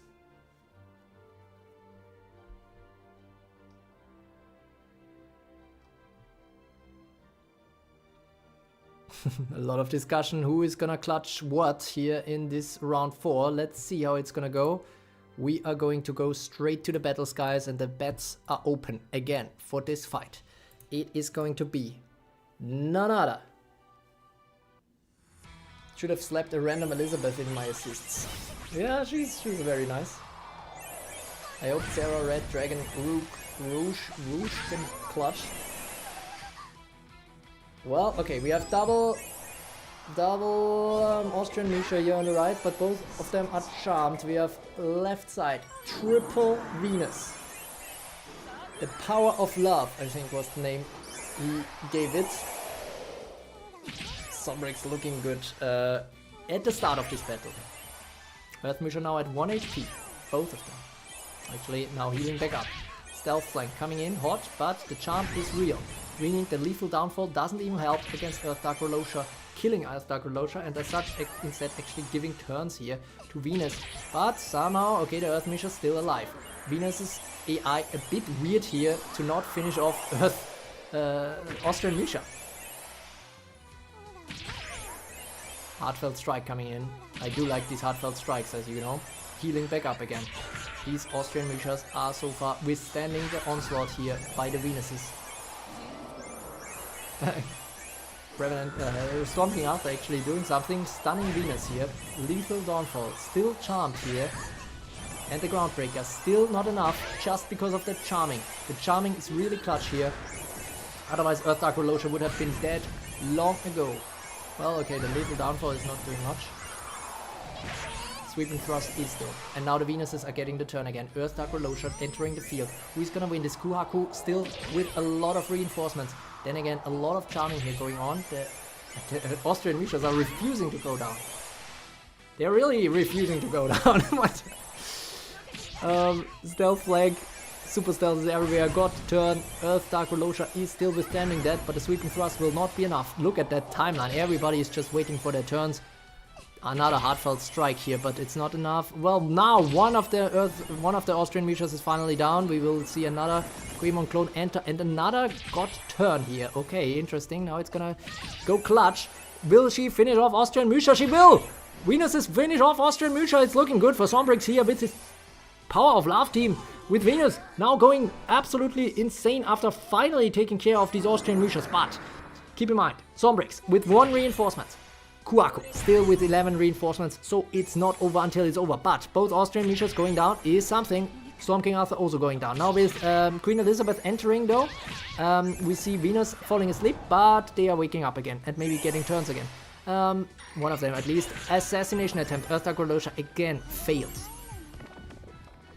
We have a lot of charming now on the right hand side again. Venus showing why she's strong. Actually, Sombrix one of, well, probably the only one who even used Venus in this competition. And then he even used 3 of her. Maybe he was cooking something for the ultimate success. It is looking very, very strong right now. Then again, right now, we see another Austrian Misha enter the field. And she is there with the lethal downfall. Now the Venuses are no longer protected because the guarding is no longer there. Stealth Alliance, everybody gets the turn. Stealth flank. Another stealth flank. But yeah, there's so many charges. I don't see what is this gonna do. Well, actually, oh my god, look at Venus being so highly stunned. The Divine Lighting actually taken care of a little bit. Unfortunately, it's only RNG as to who it's gonna be taken out. This could have been the end already for Sombrix, but now it is looking more and more like this Misha in reinforcements. Austrian Misha is finally doing something here against Sombrix's Venus team. It is looking now for good, very, very good for Kuhaku. No way for Venus here to get the turn, even though she withstands, despite the elemental disadvantage here, this attack, this assassination attempt from the clones, but she will not withstand them forever. I mean, her healing is extremely strong. Stealth Alliance coming in, but it is going back and forth a little bit. Sombrix is the only top 6 that haven't met Musa yet. I'm not sure actually. I have no idea. I would have to look back at all his battles. They can't kill her. Yeah, that's the question. Now the sweeping thrust coming in though, but the healing is so strong. Oh my goodness. So close to dying all the time, but can they kill her? Or is Sombrix coming back for the dead here? The sweeping thrust, not enough. The 100% healing is absolutely insane. Does it end at some point? I mean, the time units are not looking good either for them, but can they even kill Sombrix here? Can Kuhaku kill Sombrix's Venuses here? Kuhaku arc. The Venus team would fold under Dark Musashi. Well,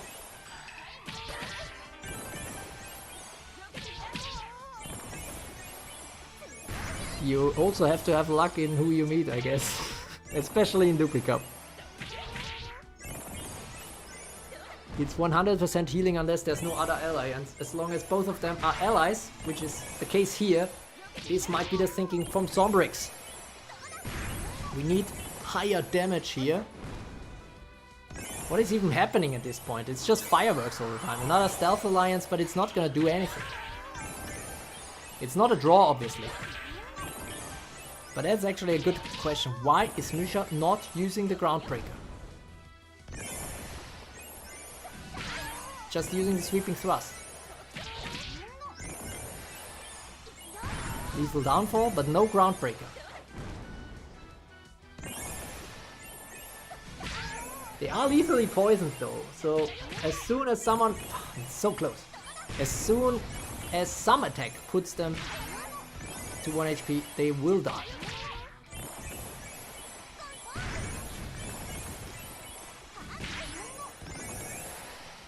I mean, that Sweeping Thrust usually...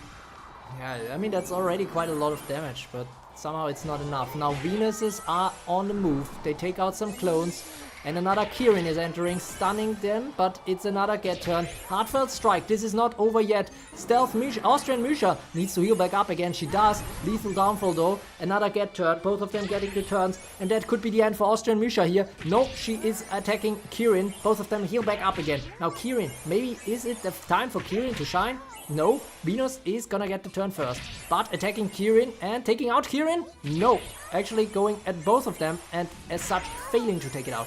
Actually really stupid stuff here from the AI on both sides.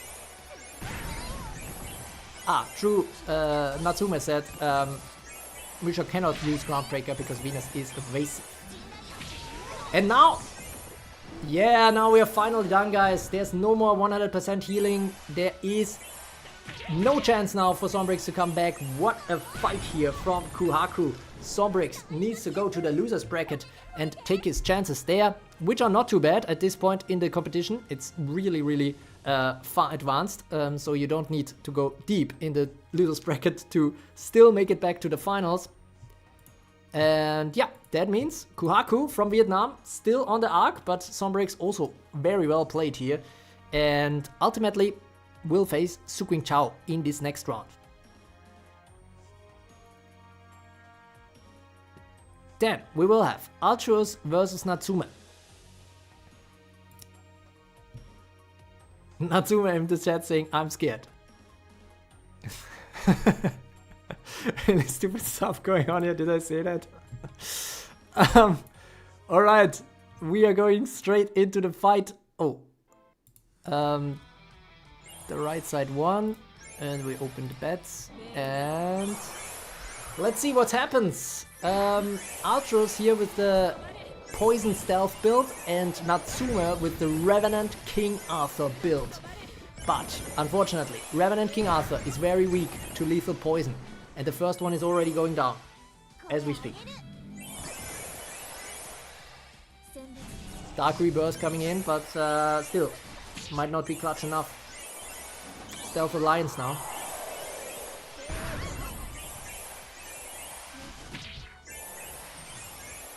Now Revenant King Arthur doing the Infectious Evil. Storm King Arthur will die to that. But now Hichikata getting the turn and taking care of Earth Dark Prolosha.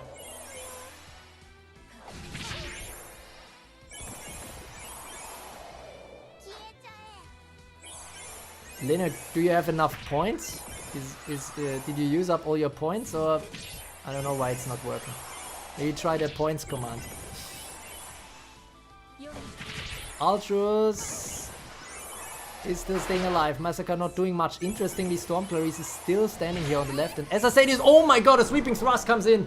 This is looking very good for Ultros now, guys. Is Ultros gonna pull off a third tournament victory before anyone even got a second?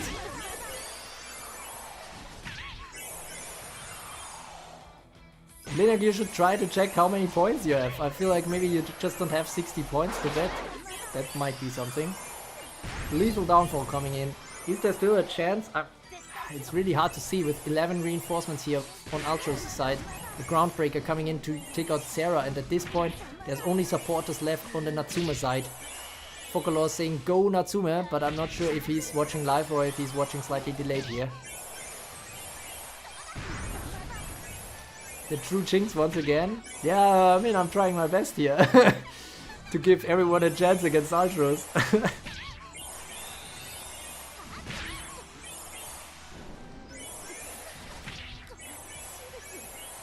Yeah, this is over. Austrian Misha reigns supreme. Like to see it. Given that in the game she kind of sucks, but at least in Dupli Cup she is great and can carry the Austrian flag with pride, unlike in Arena.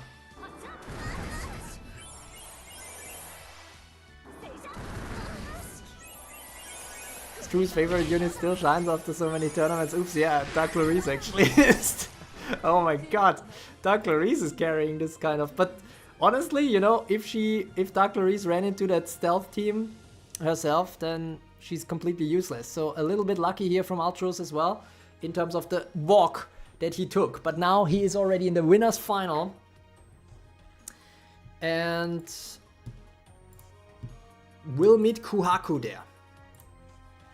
The Vietnamese player. It's basically the old rising star, basically. I mean, now he's already basically close to #1 player, but pretty fresh. Only a few tournaments into the tournament scene. And Kuhaku, the new tournament joiner from today, trying to pull off an Ultros arc that Ultros did in, what was it, the first Carrot Cup? This time here Kuhaku trying to do that in the Dupli Cup. But first, we will have the losers bracket. We have no Chinese players left in the winners bracket, as we already said before, but they are having a great performance here in the losers round. Both of them probably liking their chances here in the losers round 6. Suqing Chao with the Dark Musashi build probably countering the Venus build from Zombrix, but we still have to see if that is actually true. And then Star versus Natsume, where Natsume in chat already is saying, I might be done here. But that is too early to tell. We will see Zombrix versus Suqing Chao first. And then we will see Natsume versus Star. Actually, Star versus Natsume. Because of that even match number. Okay, guys, I hope you're ready. Oh, I didn't pay out the bets before. Ultros was on the right. And in the losers bracket we don't have any bets, so let's see how it's gonna go. We're not taking too long this time, so that is nice, despite not skipping. Oh my goodness, I switched it. Anyways, it's already looking we only missed a few seconds, but it's already looking not too hot here for Zombrix's team. Absolute Slaughter is starting. There is no instant death wards on Venus. Keep that in mind. All the Venuses are already down to Royal Blizzard and Absolute Slaughter. I mean, the Anyas is still standing, but I think the whole team depends on Venus. There's just support here from Earthdark Rolosha coming in for Zombrix. And so this one is basically nothing.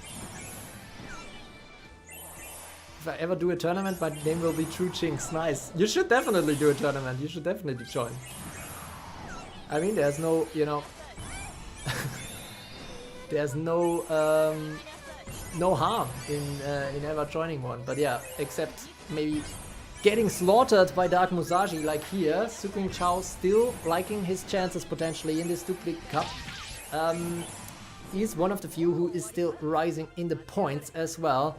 One of the very best Chinese players right there. And as such, Zombrix pretty quickly, after some really great performances in the first 3 rounds of the arena bracket, gets eliminated, but still a super strong overall performance. Suqing Chao moves on. Already a deep run here in the losers bracket. I mean, already had a good run up until Ultros. Probably Su Qingqiao has to hope for a Kuhaku win here against Archers, because if he meets again, he needs to defeat Archers twice. Not sure if that's gonna be possible. But let's see. Natsume versus Star is up next. Star also, similarly with a deep run, was taken out by Sombrix. That can no longer happen. So lucky, I guess lucky for him, Su Qingqiao took him out. But then again, Natsume is someone who is very strong, only taken out by Archers as well. Would actually be interesting if Natsume wins here against Star, then we will have the two people who were taken out by Ultros here in the losers round 7. But yeah, enough talking. We will see. Rain is already in the chat saying, Su! He excellently did perform in that battle. And yeah, we are going straight into that next losers rounds battle. It is for survival here. Natsume immediately defeating the Stormcaller here, which is probably the play here. Storm Clarice already down. Oh my god, this is not a good start here for Natsume, I think. But the Regal Cataclysm might make me eat my words. Oh my goodness, Siegfried going down. Siegfried had everything it took to make the Icy Awakening, but Revenant King Arthur is absolutely insane here with the double that was unlocked here by Storm Clarice. Super straight arrow fight. Okay, I'm kind of losing my words here, but absolutely insane. Now we have double Yamato left here on the right, on the left here for Star. Nothing left absolutely, because Natsume is absolutely carrying this one. Not off to a great start, it seemed, because Siegfried got the kill straight away and Stormcaller was defeated straight away like Star planned. But then the double kill here from Revenant King Arthur, like we see another one here, is insane. Wow, what a fight. This was so quickly. But yeah, that unlock of the combo skill of Revenant King Arthur was everything in this fight. Crazy stuff. So, Su Qingqiao is the last one standing for China. Natsume is the last one standing, of course, for Indonesia. And we only have 4 players left in the entire competition. And after this fight between Su Qingqiao and Natsume, it will be even only 3. So let's see. This is battle number 55, which means we will see Natsume on the left, but I don't think it makes much of a difference. We have Su Qingqiao with the Anastasia Dark Musashi build. Let's see what it's going to be. Natsume saying, I'm trying. Somehow that got swallowed in the chat on the screen, but yeah, Natsume, you gotta win this, Focalors is saying. And if the new gen wins with the mono meta, I'm quitting everything. Which new gen? Su Qingqiao is not new gen. Or what are you talking about? Alright. Guys, let's go. This is our last losers bracket. No, our second to last losers bracket fight. It's Natsume versus Su Qingqiao. Royal Blizzard coming in. Cold Decree. Revenant King Arthur unfortunately asleep, and Dark Musashi is getting the turn. Storm Clarice is frostburnt. She will die to the flames. But unfortunately she might not die fast enough. Dark Musashi will still get the kill against her. And that is not a good start here for Natsume. The Revenant King Arthurs do have these wards at least. So that is something. This one didn't have Hold Ground Plus anymore, and the other one doesn't have a instant death ward anymore. So that is... I'm not sure if we can, like, I don't know. I don't see a win condition here for Natsume at this point. Oni-Claw is coming in. Su Qingqiao might take this one to the final battle of the losers bracket with his mono meta team. Natsume might have to be satisfied with the 4th place in this tournament, which is by itself already a really strong achievement, but of course was hoping maybe to go all the way after getting this far. Oni-Claw is now coming in, a last time unit reduction. Inspiring Virtue coming in. Can Storm Clarice clutch this? Combo Drain? No. Unfortunately, it's not an execute skill. And as such, this is game over for Natsume. GG, well played, but Su Qingqiao is the one who is going to go into the last round of the losers bracket. Riku Yuno in the chat saying it correctly. It was a good run, Natsume. Good GG. Looking forward to more cooks in the future. Focalors, as always, is a little bit behind in the chat. Natsume, you got this. But yeah, this means Su Qingqiao takes it. And now, we will have to see who takes it in the finals of the winner bracket, or rather, it is kind of the semi-finals because of that. Kuhaku versus Ultros. We will have some betting on again, guys. And it is gonna be Ultros on the left and Kuhaku on the right.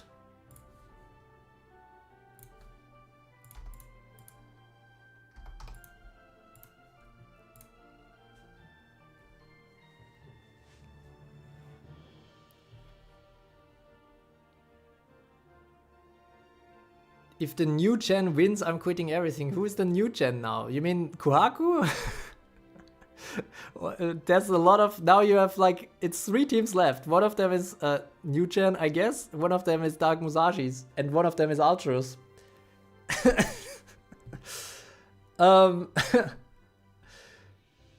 Alright. Let's see. Goodbye, I will be sleeping now. It's 1 AM. Why is Natsume getting filtered out in this chat on the screen? I don't understand. But good night, Natsume. Think the tournament will be done soon. You can also rewatch, of course, later. But yeah, we are going towards the finish line already. At most, we still have 4 more battles to watch. And this might be one of the most important ones of those. Kuhaku versus Ultros in the semifinals of the winners bracket.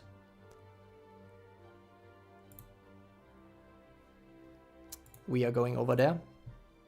Gonna start the bets. And we're gonna start the battle, guys.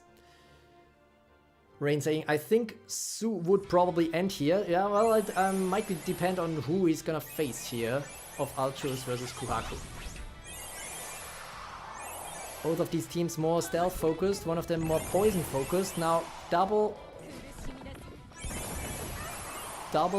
stealth here. Or double Austrian Misha, which I like to see. Good start here for Kuhaku. This might be now the problematic situation here for Ultros, whose team Dark Clarice mostly works against not so many poison immune teams. Ooh, Storm King Master with the Regal Wave Master against this against the Austrian Misha here on Ultros' team. It's a lot of Hichikatas, but can that be enough? That's a big question here right now. Massacre, not doing anything, of course, with all the stealth flank. Dark Clarice is basically handicapped in this battle, that's clear, as long as Austrian Misha is still alive here for Kuhaku. Lethal Downfall coming in, taking out Hichikata. A new one comes in straight away, and there is still an Austrian Misha in reinforcements for Ultros. Okay, Misha barely surviving this one. Assassination against Hichikata now. Another Austrian Misha enters the battlefield. 2 Austrian Mishas now on the battlefield. And Hichikata is taking the turn. Doing an excessive force against Misha. Lethal Downfall here coming in against Kirin. Kirin somehow protected by the Stealth Shield, luckily. And Divine Winds coming in. King's Shield now stunning against this left Storm King Arthur. My goodness, 775 time units on this girl. And Hichikata now with the excessive force. Massacre now coming in. Or rather not coming in, because everybody's stealth. As I said, Dark Clarice completely handicapped as long as Austrian Misha is alive and does a Groundbreaker. Very good stuff, but I mean, Storm King Arthur was already out of the battle, so this might give a chance to Ultros to come back. Would have been better to take out the other Austrian Misha here. That is probably the win condition that still keeps Ultros in the race. Then again, we also might see some Dark Musashi cloning if the Queen Elizabeth stays alive, which she does, and there is enough spirit. And there is enough poisoned units as well. And Earth Musha is actually looking very weak right now. If she doesn't get stealth. Okay, she does get stealth. But the poison is hitting again. This might be the counter, guys. This might be the counter.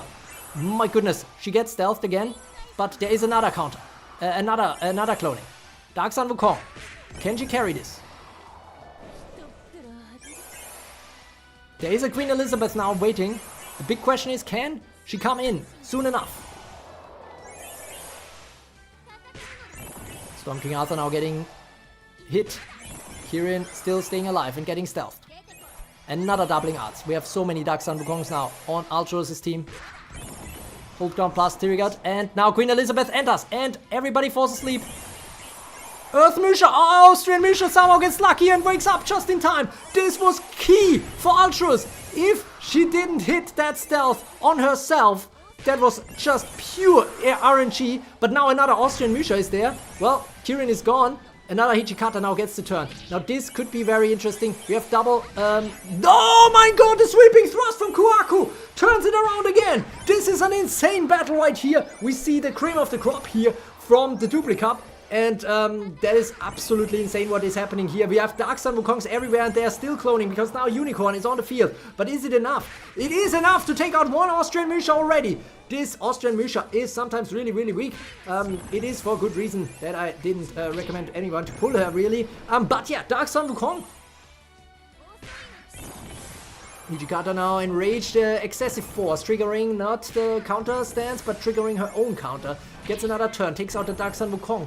But, well, okay, she cannot clone again directly, but, oh my god, Misha is in big trouble if she doesn't get the stealth. She gets the stealth. Stealth Punisher on Dings, but now it's looking very good for Kuaku. But then again, we get some stunning here on Hijikata, who will not get the turn. Then again, we have some more clones coming in. Still 7 reinforcements. Kuaku, oh my god, Austrian Misha goes down. Now everything is open again.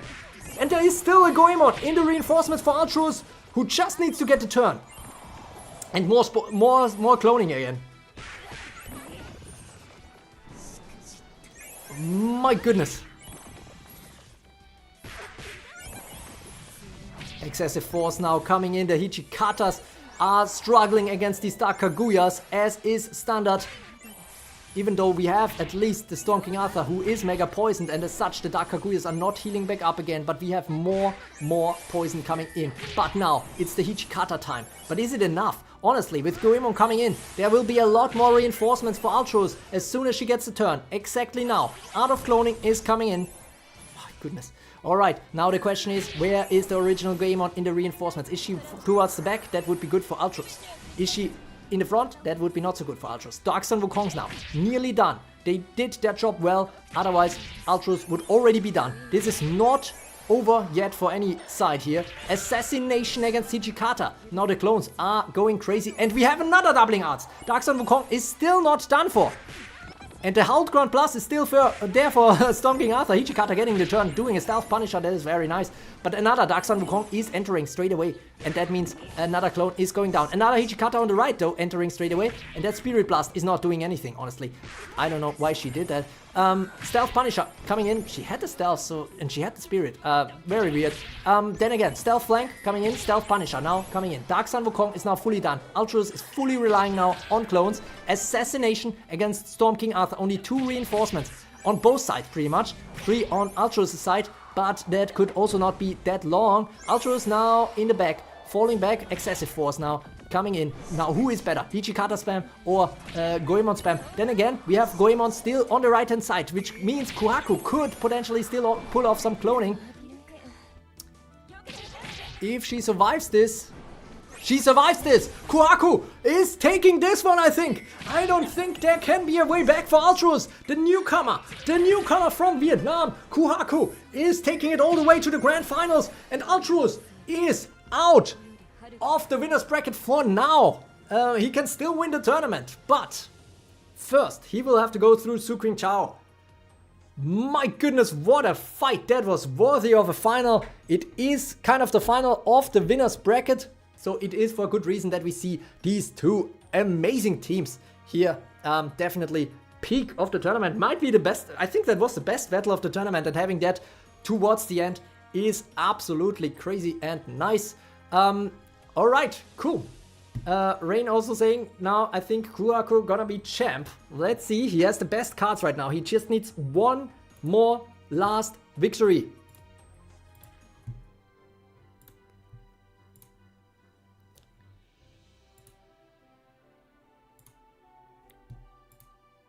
And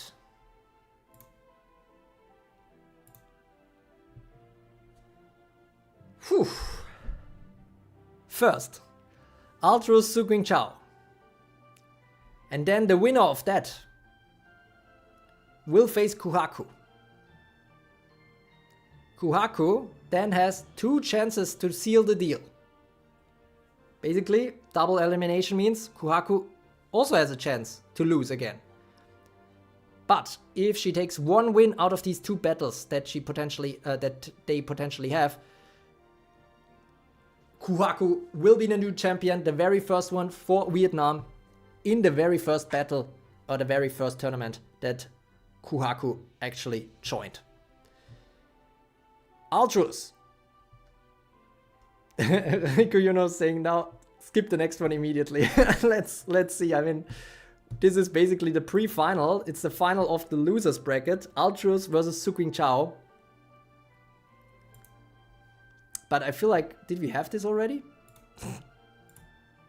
Yeah, Ultros already beat Suqing Chao, so let's see if Suqing Chao can turn it around. And if not, then Ultros will be back against Kuhaku. But honestly, that was a close fight. I'm not sure if we repeat Ultros versus Kuhaku, it will have the same outcome. Let's see. We have Ultros versus Suqing Chao, seed 2, number seed 7. And we have Kuhaku in the chat now. Duck and Guyan, welcome, welcome. Hope you're enjoying your very first tournament. Let's see how it's gonna go. Ultros and Suqing Chao up next. So it seems like Kuhaku is crossing the fingers for Ultros to win this one. Liking the chances better than against this Dark Musashi build that Suqing Chao brought to the table. Let's see though if Ultros first can repeat the victory.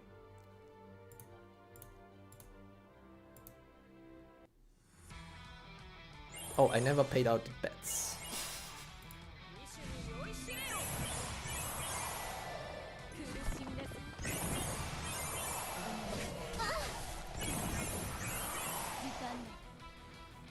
Alright, yeah, we're gonna maybe skip this one. We already saw this one before, so I mean, there could be an upset and Suqing Chao wins this after losing the first one. Of course, there's always some RNG involved, so that can always happen, especially, you know, you see the throw knives, for example, always something that could happen to both. I mean, we see Dark Musashi lethally poisoned, so that is quite slick.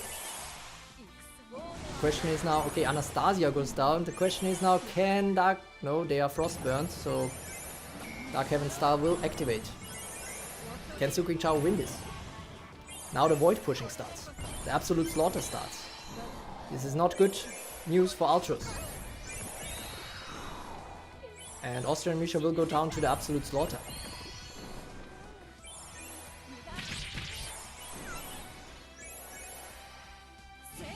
There is only 3 units left though for Suqing Chao and still 10 reinforcements for Ultros. But right now only imposters on the field and Hijikatas entering. They are not doing all that much. Why are they spirit blasting? Oh, no, why are they not doing the stealth punisher? I don't understand. The Hijikatas are completely wasting everything here. Still losing, still doing spirit blasts that are completely useless and dying to Dark Musashi, feeding her kills, which means she's now even stronger with the Oni Claws. He dies, the imposters die, but now this might be the time for the turnaround. Dark Sun Wukong and together with Unicorn and Queen Elizabeth entering. Why is she not? Oh, now she should be cloning, right? Yeah, okay. This is Ultra saying, oh, we get to see the combo. Nice. That is really sick. This should be the end for this Dark Musashi build here on the right. Also absolutely sick battle here at the finals of the loser bracket of this Dupli Cup 2. Dark Musashi is still healing enough. but we see another cloning, and this one now should be the super powerful clone, I think. And there we go, Dark Musashi goes down. It's just Mordred and Shenlong at this point. Su Qingqiao, yet again, getting very close to a tournament win, but ultimately has to be satisfied with the 3rd place in Dupli Cup 2. Mordred is still there, but there's nothing that can be done now. Very, very clutch, really great build in terms of breaking a potential onslaught here from Dark Musashi. Definitely something that people could learn from, and very, very good stuff here from Ultros, who takes another victory against Su Qingqiao. And will have to face Kuhaku again, which is nice because that was an epic battle, and I'm not sure if it's gonna go the same way now that we have the rematch. We will see. Ultros on the left and Kuhaku on the right. Again? Yeah, again. So the sides will be the same. But yeah, this time, guys, Kuhaku could lose and still win the tournament. Ultros now needs to win twice in a row against Kuhaku to still take the tournament. Ultros saying, I think I will lose harder this time. Let's see how it goes. Linux actually cheering here for Ultros for a 3rd tournament victory here for Ultros, who is, I think I can already say this, is gonna take the #1 spot after this tournament has concluded in the True Tournament World Rankings. But yeah, if he takes the tournament victory, he will also be the very first player ever to break the 3,000 TruNament points mark, which would be absolutely insane. But without further ado, guys, not much talking. I mean, the tournament has been going on for 4 hours already. I'm actually surprised my voice is still okay-ish. But let's see how it goes, guys. We will have the bets up again. And hopefully we will have another epic fight. Here we go.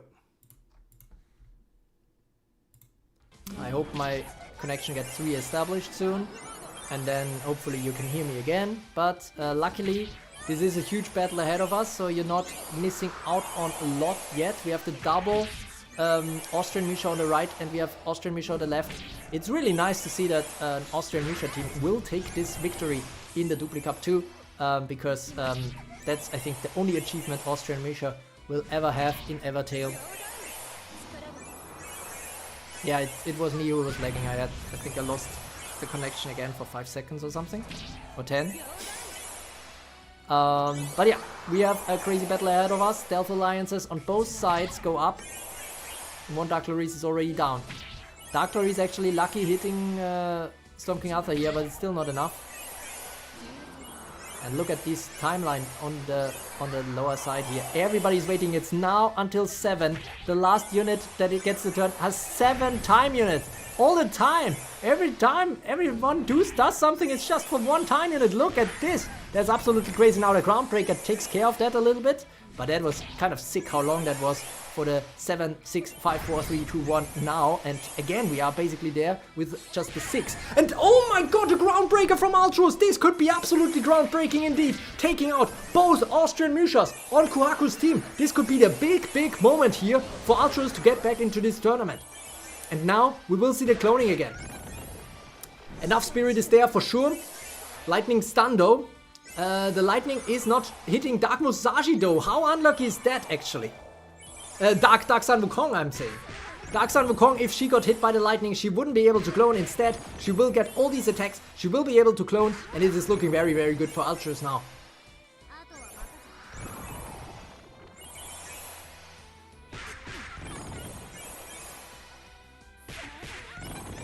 Elizabeth already going down. We have a Goemon clone, but everybody is stealth shielded here on the left.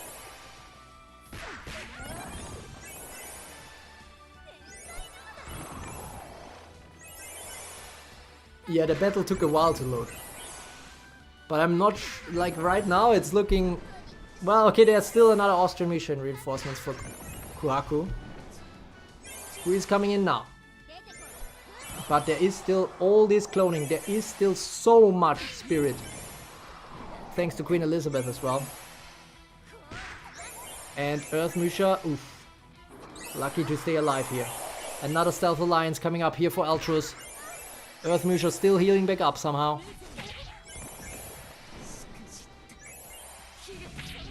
Spirit Blast coming in now. Earth Musha gets the turn, but the Lethal Downfall is not doing much. Throwing knives. Queen Strife, not a success either against Stealth here. Both sides are in a bit of a standoff right now. Hijikata, can she do something? No, everybody's healing back up again. King's Shield, actually Storm King Arthur is also still standing there. Stealth Flank gets the turn. Regal Barrage, not doing anything. Queen Elizabeth actually trying to put everyone asleep. Nobody falls asleep. Groundbreaker coming in. This Musha on the left for Ultros is absolutely groundbreaking, but now Elizabeth goes down, but we still have more clones. Then again, they can no longer so easily clone.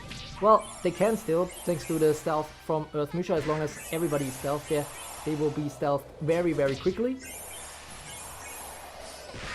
Groundbreaker now. This is the turnaround, or the payback, I guess, from Kuhaku's Austrian Musha here. But meanwhile, she really needs to try to stay alive here. Combined forces coming in again. Excessive force now. We still have more Dark Sun Wukongs, and there is a Unicorn which will enable Dark Sun Wukongs to clone back up again. And Dark Clarice is also still there on the left. Could be important. Lethal Downfall. Dark Clarice now getting the turn. Throwing knives, but now Hijikatas are on the move 3 times. At least. Stealth Punisher now. Excessive force. Unicorn is taken care of straight away. The AI is made this way at this point. Another Dark Sun Wukong is down, but there is Goemon still in reinforcements for Ultros. Linux saying Ultros can win as long as Dark Clarice stays alive. I'm more thinking Kuhaku can win, or will win, as long as Austrian Musha still is alive, right? And as I say this, she gets awfully close here. Lethal Downfall, not doing much. Lethal Plague now, also not gonna do much. Groundbreaker, also not gonna do much. Okay, that was kind of rough. Another Lethal Downfall, not doing much. There's just too much poison immunities and stealth shields on the right here, so the Dark Kaguyas are actually clutching this.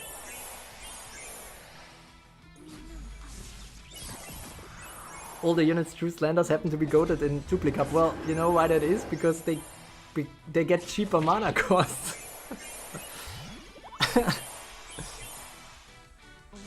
If people were able to spam Dark Musashi and Anastasia multiple times, then yeah, you know, wouldn't see these fights here right now in the finals.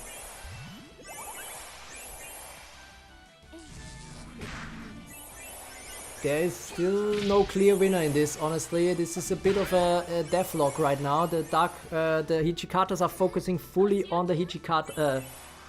The Hijikatas are focusing fully on the Dark Kaguyas. Cannot, for the life of them, take them out.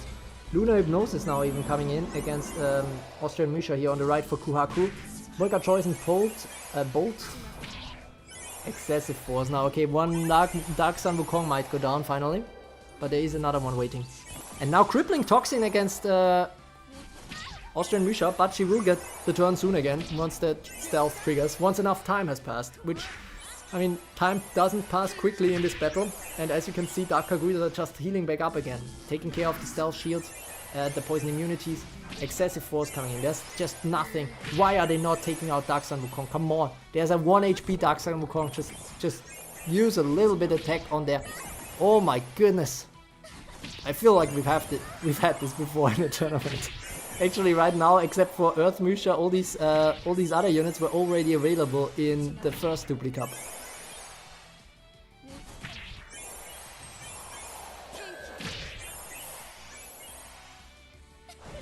Massacre now, and oh, Austrian Musha is down. This could be a key moment here for Ultros. It's only Hijikatas now, so the stealth will wear off. There's no more replenishing by Musha. got turn, but gets hypnotized. Mega Poison Jolt. They both get the turn, but will probably waste it again on the Dark Kaguyas. This is tough watch. This is a tough watch. Basically, right now we are watching Dupli Cup 1, guys. There's literally no unit that is younger than 9 months or so.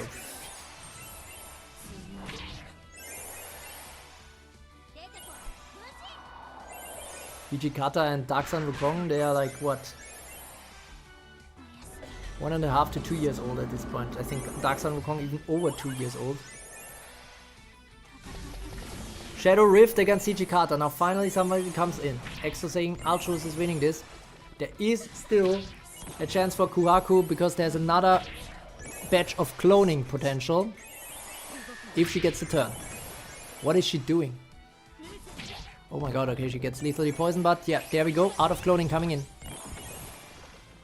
Dark Clarice can now do something. Let's see, yeah, but the Hijikatas are just so wasteful with their attacks. It's really crazy to watch.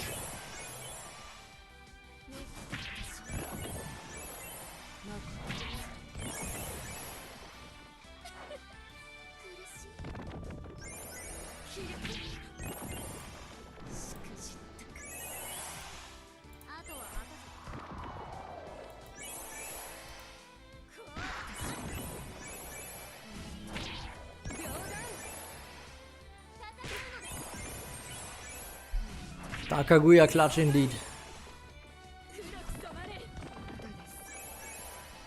If there wasn't 2 Dark Kaguyas here, Ultros would already be done, I think. Because all these stealth punishers, all these attack 2s from Hijikata really focus only on the Dark Kaguyas. Another Shadow Rift taking care of another Hijikata. Another stealth punisher against 2 Dark Kaguyas. Can we delete Dark Kaguya and Goemon next Dupli Cup? Well, I mean, I could, yeah, I could give them 2 mana cost, then probably they are no longer so nice to have. Then again, you know, Dark Kaguya isn't always this clutch, it's just clutch against Hijikata. Why does Mermaid also clutch like Dark Kaguya? Well, what can I say?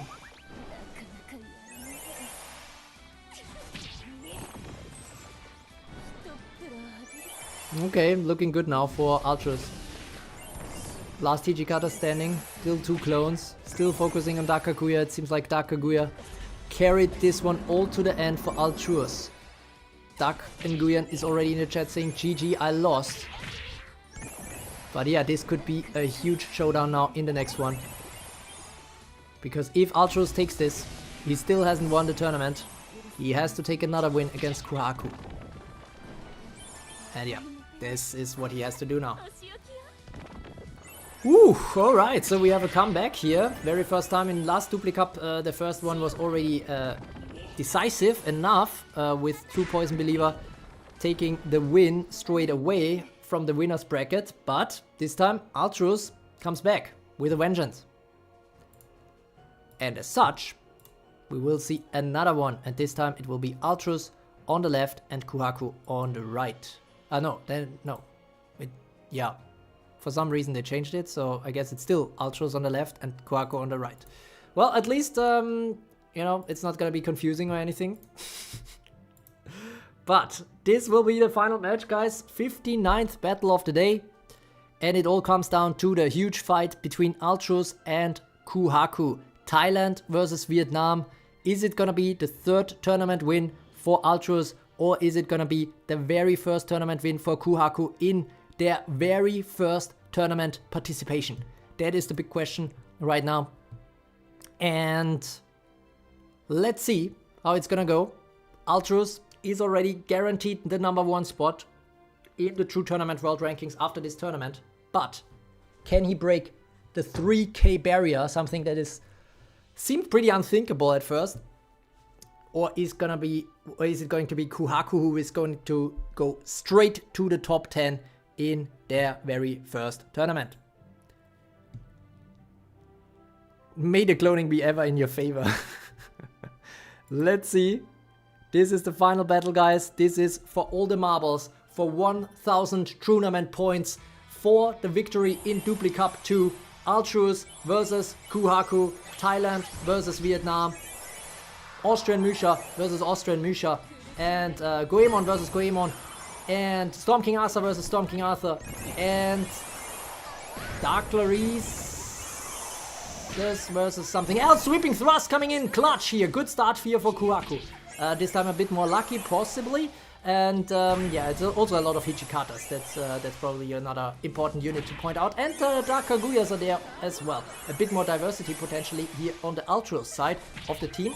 But so far the start has been good for Kuhaku. Another Stealth Alliance coming in, but can they do something with it? A Stealth Flank coming in, but Hichikata gets triggered. Unfortunately, no Dark Kaguya here on the side for Kuhaku, which could tank a lot of these hits from these Dark Kaguyas, from these Hichikatas. And, okay. Austrian Musha still alive, both sides. Stealth Alliance now, excessive force coming in against Storm King Arthur. Throw knives. Dark Clarice definitely handicapped here.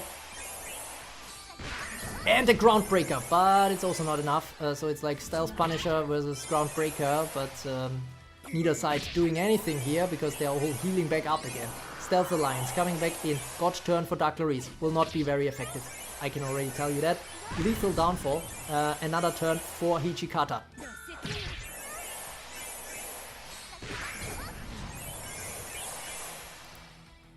Why is Kuhaku on the right again? Because for some reason the tournament software said Altruis versus Kuhaku, and it's a uneven battle number, so that means Altruis is left and Kuhaku is right.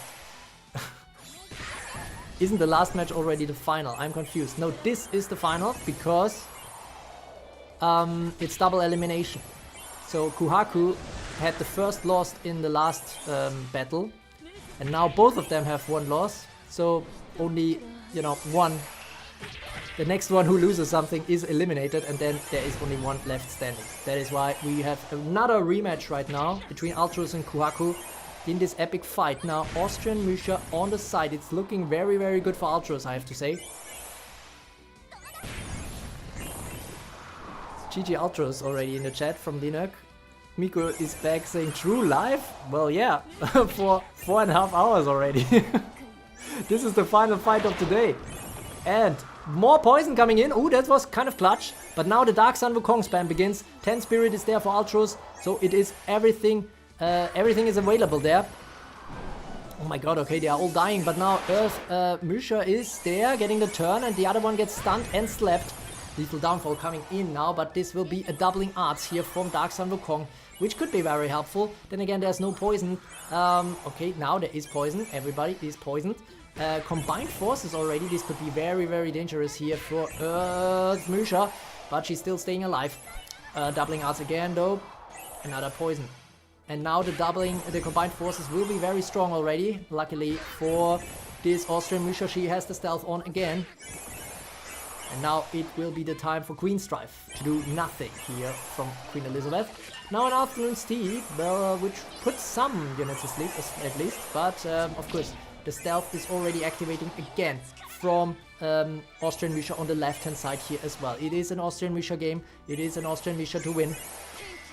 And this feels like it's running the way it did before. Before which? Like the one we just watched, or the other one before that? Well, it's looking good now for Altruis, I would say.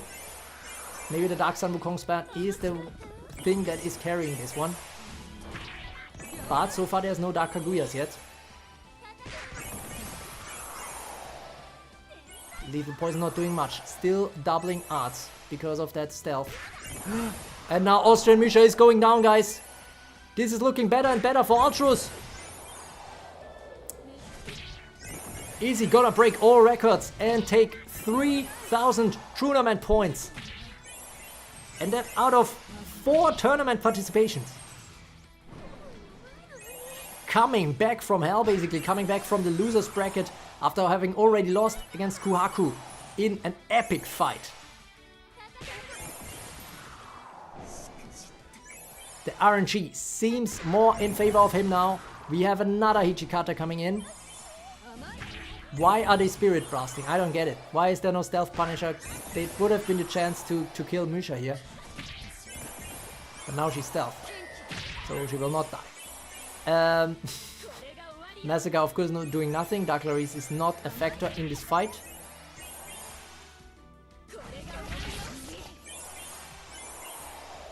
And now Earth Misha is getting another turn.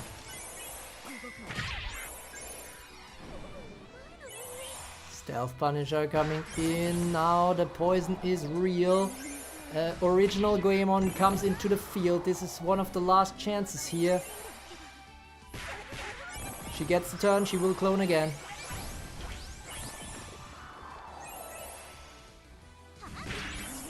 Oh my god, Sweeping Thrust actually powerful here against these Hichikatas. It's now only one Hichikata, only 2 uncontrolled units left here for Kuhaku. And now the Dark Kaguyas are there, which, I mean, would take care of the Hichikatas anyways.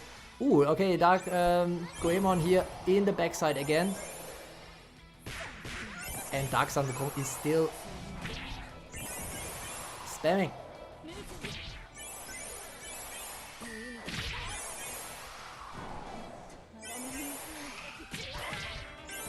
Oh, okay, without Eli, they don't get stealth. Fair enough. And now this is looking like the 3rd victory, guys, for Ultros, our Thai player here, who is absolutely crushing the tournament scene. The best team builder of all time in Evertale right now. If you wanna challenge that statement, I can't tell you anything except you have to challenge him in the tournaments and take his points away there, because right now there's no way past Ultros, who takes the #1 spot in the tournaments, in the true world rankings of Evertale team builders that are all of them worldwide. Absolutely sick performance here, clutching it out here. Of course, there was some RNG luck here, could have gone either way. We saw that Kuhaku already won this matchup before, but yeah, indeed, Rain, I would say this must be the greatest of all time right now. And well, you know, up until this point, until we see anybody emerge who can permanently challenge Ultros, this is a win for Ultros. Unbelievable stuff. And GG's in the chat from Kuhaku, but Kuhaku definitely made a showing here, and this could be another player to watch out for in the future tournaments, because this is not a clear thing, you know. This is this is the first tournament of Kuhaku directly with the 2nd place, and in the future tournaments could win a lot of points too and challenge Ultros for that #1 spot. Of course, getting ahead a little bit, but these are the final results right here on the screen. Really, really great comeback here from Ultros. GG, well played. Also, GG is in the chat from Ultros, our GOAT in Evertale right now. GG from Player 345 as well. The Gathering ICP saying yuppies, whoop whoop. And Kiroshi Sugura also giving GG's as the 3rd seeded player here, who also made quite a nice run. But in the end, it is all up to Ultros, who has a loss in this one, but ultimately still manages to take the tournament victory, basically in a best of 3 against Kuhaku, taking out Suqing Chao twice. Suqing Chao only losing to Ultros, and that's 2 times. But still taking the 3rd place with the Dark Musashi build. And then we have Natsume from Indonesia, who takes the 4th place. Great performance as well. Then we have Star from China, also in the 5th position, together with Sombrix from Germany, who brings back Germany into the spotlight here. Rexy in the 9th as well from Germany, of course. Then we have Nagi the Rizzler and Abdo in the 7th position from Cambodia and Syria, respectively. And in the 9th position, besides Rexy, we also see Tree from China, Ice Dragon from Germany, and TruMalignancy from the Philippines. And yeah, and then we still have the remaining players from the top half, basically. Those are Lulu from China, Destroyer from the Philippines, Nelson Check from Myanmar, and Linak from Spain. So yeah, those are our top players from today. Great performance in the Dupli Cup too. And yeah, I hope you enjoyed it a lot. I definitely did. That was a final worthy of its name. I do think the best battle of today was the first Ultros versus Kuhaku fight. That was absolutely hype. Yeah, let's see. Rain saying GG all players and thanks True for hosting these amazing tournaments. Much appreciate the comment. Glad you enjoyed it and hope the Chinese community did too. I know it's already a bit late now, but yeah, a good result here I think for all the Asian players. I mean, the Asian players basically occupying the full top 4. We have a Thai player, a Vietnamese player, a Chinese player, an Indonesian player. I'm not sure if all of you are, like, I'm a bit ignorant in that, I guess, culturally speaking, but not sure if you all celebrate Lunar New Year. But if you do, yeah, still enjoy that. Hope you had a great one and a good time with your families. And a great result here, I think, in this Dupli Cup. And another donation from Dizzy Wolf, who is still there supporting the stream, and hopefully we will also see him back in action in the next tournament. Dizzy Wolf with another $3 donation. Much appreciate your support, Dizzy Wolf. Keeping the lights on here, pretty much literally. I only have one lamp on right now, but with your donations, and of course with the great donations as well from the Gathering ICP, I can afford now to turn on the big light on the ceiling. So that is some great stuff. Maybe some final shoutouts. Ahozan's Habib in chat asking, new Misha good after the update? No, Misha is only good in Dupli Cup because she only costs 5 mana. But yeah, and yeah. Now for the final shoutouts before I mention what's gonna be the next tournament. Why can't I like Dizzy's donation here? It's a bit weird. I think the stickers are getting a bit misrecognized by YouTube, or they have some separate handling for that. So that's unfortunate. But yeah, you can still post some W's in the chat for Dizzy Wolf's great support. Of course, today as the top fan, right ahead of the Gathering ICP, and then we also have, you know, based on the chat activity, MC Abdo with some great great activity here in the chat. Also Kiroshi Sugoha, Rico Yuno, Ultros, Rain, Linux, Focalors, Natsume, Sire Dragon, Player 345, Exo, Anime Tuber, Jared Rexy, Peter, Kaylet, The Normal Person, and Edsonix, as well as Jacked. So yeah, those are all the top fans of today. Shout out to you guys for making this stream a lot of fun. And again, special shout out, of course, to Dizzy Wolf and the Gathering ICP for the monetary support as well. That is basically, you know, 10xing. No, 10xing is not enough. That's 100xing the revenue I make from these streams. Absolutely massive support from you guys. And there will be another tournament in March if everything goes well. And that is going to be another historic PvP tournament. Finally, historic PvP 3 will be there. I know some of you like it more than others, but I'm super hyped about these historic PvP tournaments. There will be another Shadow League ahead of that. So another invisible tournament on my Discord server where you can just submit some teams to test them out ahead of the tournament. Then the tournament, of course, will have some new units unlocked again, so it will not be super clear what wins. But if you want to try your best and try out the meta, then this is going to be your chance to do that in the Shadow League, to try out what currently works, what kind of teams you could go for in the historic PvP tournament. The historic PvP tournament then will probably have all the units that were available in Evertale in October 2019. So some nice time travel right there. But yeah, so that will be historic PvP coming to you soon. And with that, I think I can close the screen. Scream. Yeah, I can also stop screaming. Yeah, with that, I think I can pretty much wrap up this tournament. Was some great stuff from you guys. And oh, I just realized I had the defeated screen on the whole time, so I guess there was sad music now for the last 10 minutes. But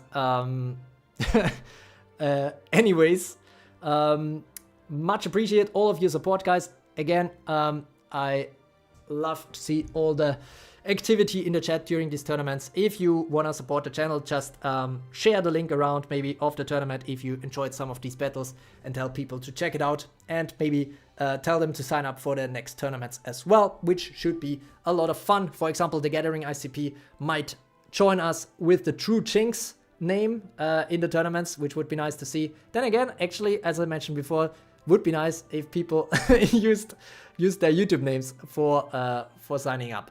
Yeah, all right, cool, that's it. It's pretty late actually, so I think yeah, it's 7:40 p.m. and it's time for lunch for me now, I guess. So yeah, I much appreciate all of you being here up until the end. We had some really great activity and I think some really great battles in this Dupli Cup. And yeah, learned a lot again for the next edition potentially. But as I said, it will be historic PvP next. So be on the lookout for the next Shadow League announcement. And then afterwards, it will be another historic PvP tournament coming to you soon.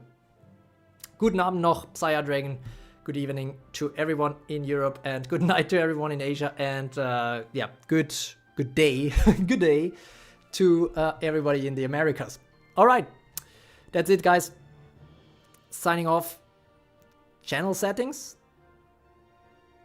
I don't get that comment from Player345, but yeah, like and subscribe if you haven't already, guys. Become a true carrot. It's great for your eyesight.